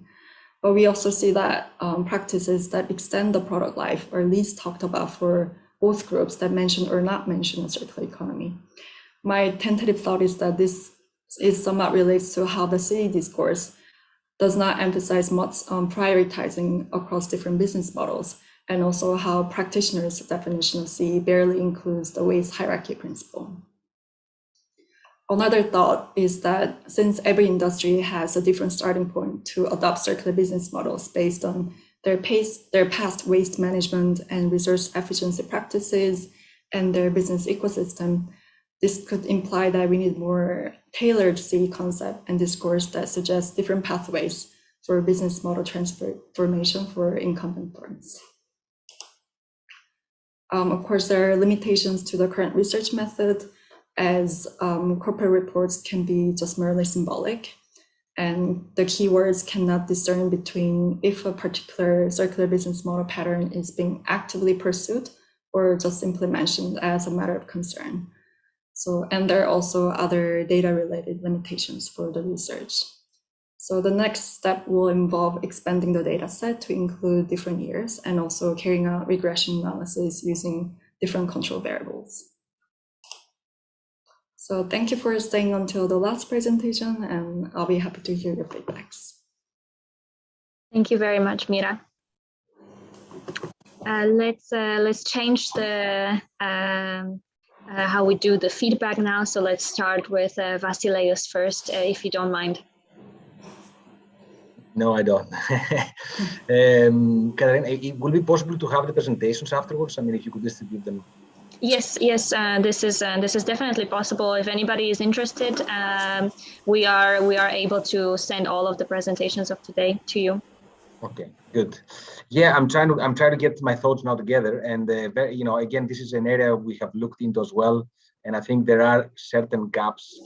One comment is like whether you perhaps identified any corporate report mentioning at least reduction of resource consumption that could be, or acknowledgement that that there could be a reduction of resource, or even of consumption of some of the products by the company, and then perhaps an alternative plan or an alternative business model. Actually, some companies have been doing this, but I'm wondering if they have been acknowledged this in their corporate reporting. Then I'm wondering all of this, the models that fall within the sphere of product as service sharing models which are offered by many of these companies, and they claim sometimes it fits within the circular economy umbrella. I'm wondering whether they are dealt under your research and whether you are looking into these aspects as well, because in relation to what I said earlier, some companies do acknowledge this, actually, there is reduction ownership model by some consumers, and they try to offer these new models. So there seems to be a trend in the market, certainly on electronics, but other sectors as well. So something that you can look into.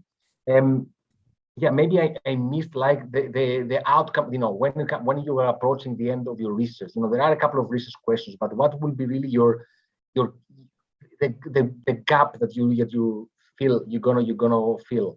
I mean, I didn't see much in policy. I understand that you want to identify some gaps in how business models are kind of structured or they are being treated by in the literature, but maybe I missed something.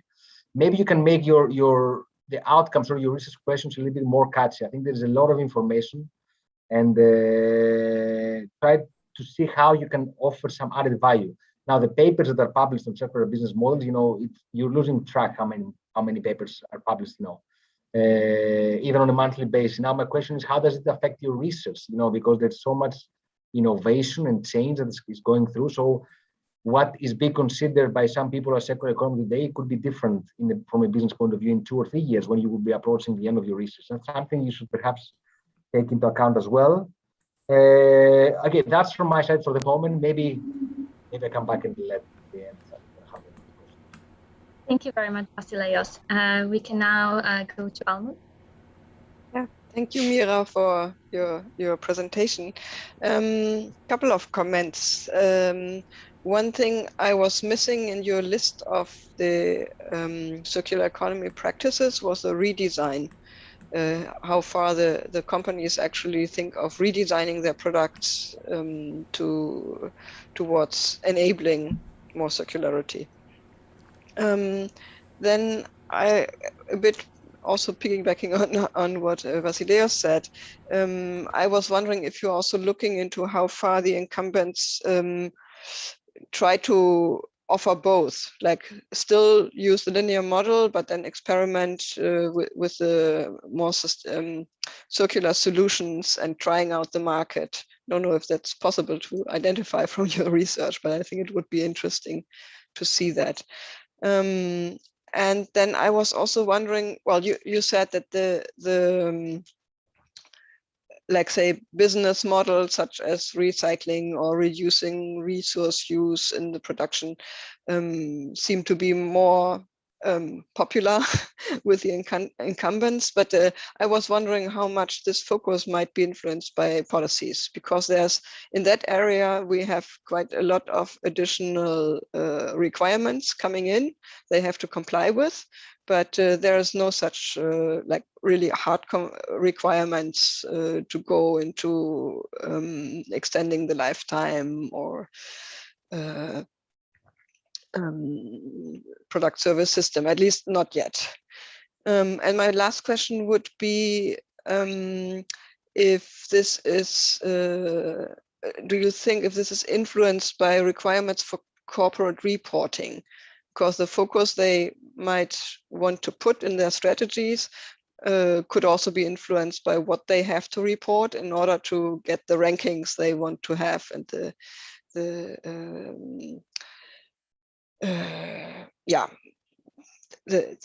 visibility of their activities in terms of sustainability. Thank you. Thank you very much, Almut. In case, Mira, you would like to respond to any of the questions, you can go ahead now. If not, we will go to Dimitri's comments. Maybe I can just briefly get back to Almut's and comments first. So, like, I think you discussed about the patterns where, because now in this research design, I distinguish between three different research strategies based on closing narrowing and slowing resource loops. And it is true that companies not only adopt just one business practice, but they do try multiple different practices that might not fall into one specific category, such as redesigning products, or that they go beyond with, they go far extent with one practice, but not necessarily with another practice. So that was another next step of the research, was to really look into the ones that mention highly of these practices.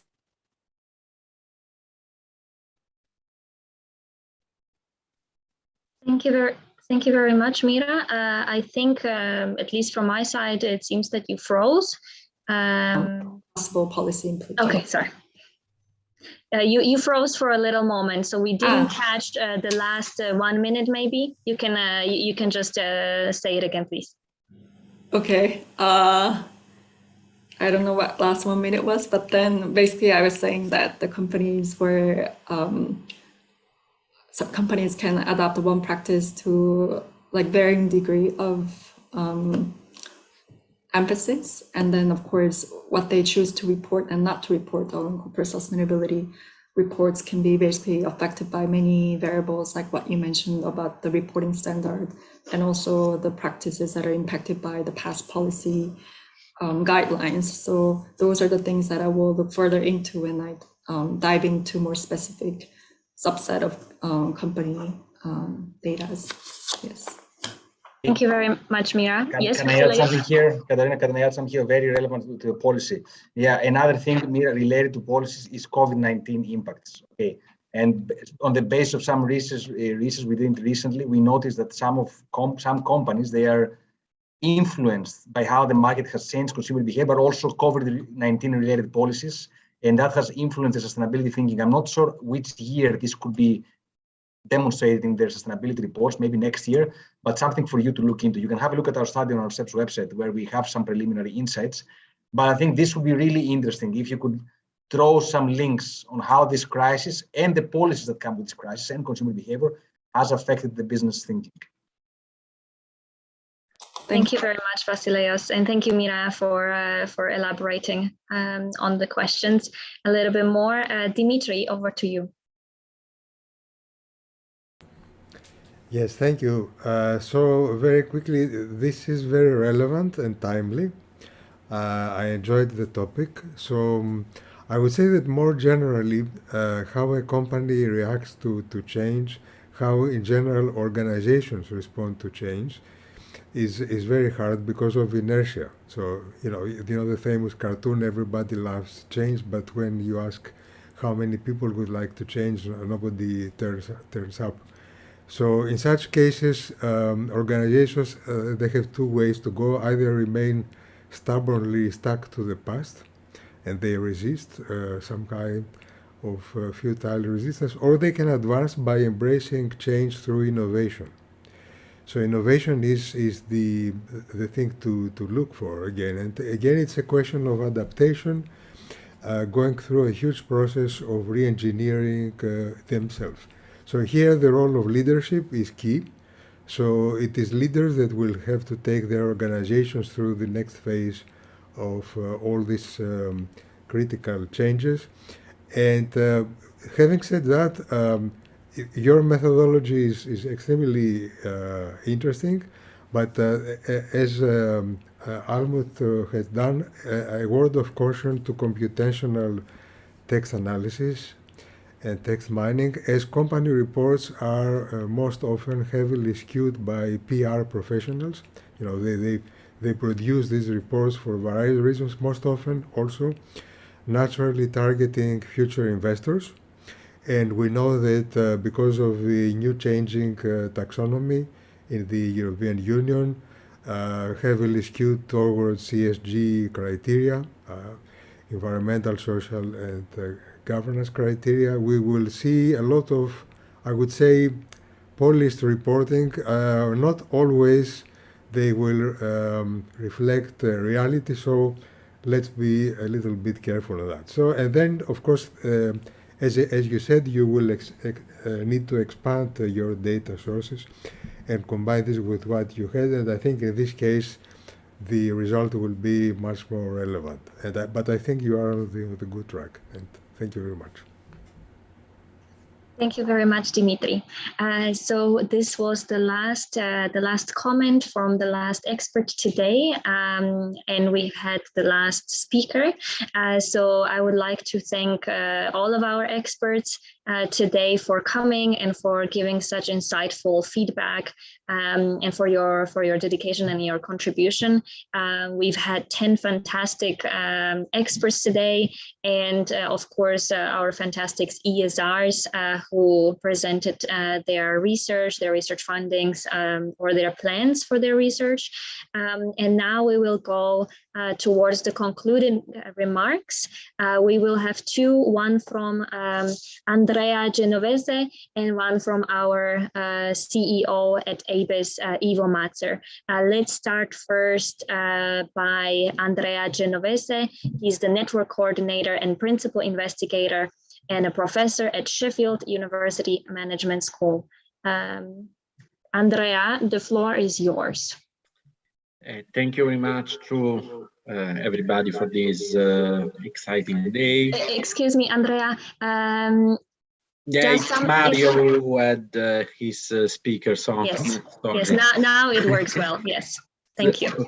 Thank you very much to everybody for this exciting day. I was saying thank you, Katarina and Carolina, and the whole staff at ABIS for the excellent and smooth organization, and for taking care of us here in Brussels, for those of us who are attending in person. And I would like to thank our excellent industry experts. The possibility of leveraging on such great links with industry practitioners, policymakers, has been a great asset to the ReTraCE project. I think throughout the last 3 years, there has been a constant change among academia, industry, the public sector, the third sector, and not only through these roundtable events, but also through the extensive secondment arrangements which we have had during the project, which we have been able to put in place despite the pandemic. I think what we have seen today is an impressive display of progress from our ESRs, from our early stage researchers, who are now moving to the final stages of their employment and towards the submission of their PhD thesis. I am sure that the challenging observations and the critical comments you got today will definitely help you to further boost the quality of your work. And I am immensely proud of having witnessed the development of your research work, from early conceptualization to the results you are getting now. And the amount of papers published, the high quality of the deliverables we are producing speaks about the great things we are achieving. We have all gone through a very challenging period, but I am sure that this has also forged you as a person and as researcher. And let's continue to work together for these final months, and let's make sure this fantastic journey we have gone through together becomes even more remarkable and unforgettable. Thank you very much. Thank you very much, Andrea. Now I would like to give the virtual floor to our CEO at ABIS, Ivo Matzer. Thank you, Katarina. Yeah, what to add now, Andrea? It was for me very clear that I could listen to almost all presentations. I was very impressed. This is for me the first time that I am attending a day like this, where you see the presenters, the ESRs with their research and with the comments and feedback from experts. First of all, it was perfectly planned. Katarina, I think you did a great job to have many things in one day, but perfectly on time. And guided the whole community through the day. It was really nice, really good. And I think it was really nice, good to see that everyone looked really much forward to this this conference, those 2 days, perfectly prepared. I really liked, I'm not an expert in the field, but I really liked the presentations of the ESRs. Inspiring topics. And what was really something what I really appreciate and approves also that sharing is productivity is that the combination of presenting and then also to have the comments from the experts, it brings a lot more. It's opening up again. You are an expert, you go quite deep, and then kind of check balances of excellence and the relevance also. This also, I think, is a nice combination. So I think it was a long day, a very intensive day to digest everything. And I even think that the comments and the feedback on one topic could be even useful for the next presentation or the previous presentation. So I thank you all for this inspiring day and looking forward to see you again tomorrow. Thank you very much, Ivo, for your kind words. So now we are finishing the first day of the ReTraCE project meeting with industry and policy experts and job forum. Thank you very much for everybody attending. We will be continuing tomorrow at 9 a.m. Sharp Brussels time or Central European time. Tomorrow we will have 2 sessions, one on the key project deliverables, and then we will continue with the job forum, where our experts will provide with practical examples on and opportunities for the ESR's future and their career development in circular economy. So please do not forget also to fill our survey if you are not coming tomorrow, so that you can give us some feedback on our organization. And I hope you will have a great evening. Thank you again for participating, whether it was our experts from policy or from industry. It was absolutely fantastic, or to our ESRs and then to our ABIS Business Academic Network. Thank you so much. We'll see you tomorrow at 9. And now you can see in the chat, there is the link to the survey. So if you click on it and give us a feedback, it won't take more than 3 minutes.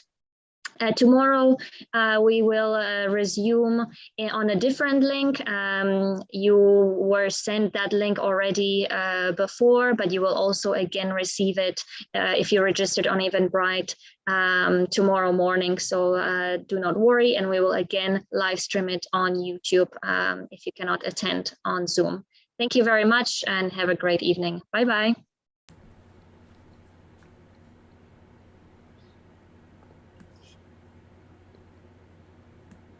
Thank you, Vasileios, for the report. If anybody will want to check and is still here, you can click on the link. We'll of course save the chat and provide with the chat to our partners in the consortium, of course.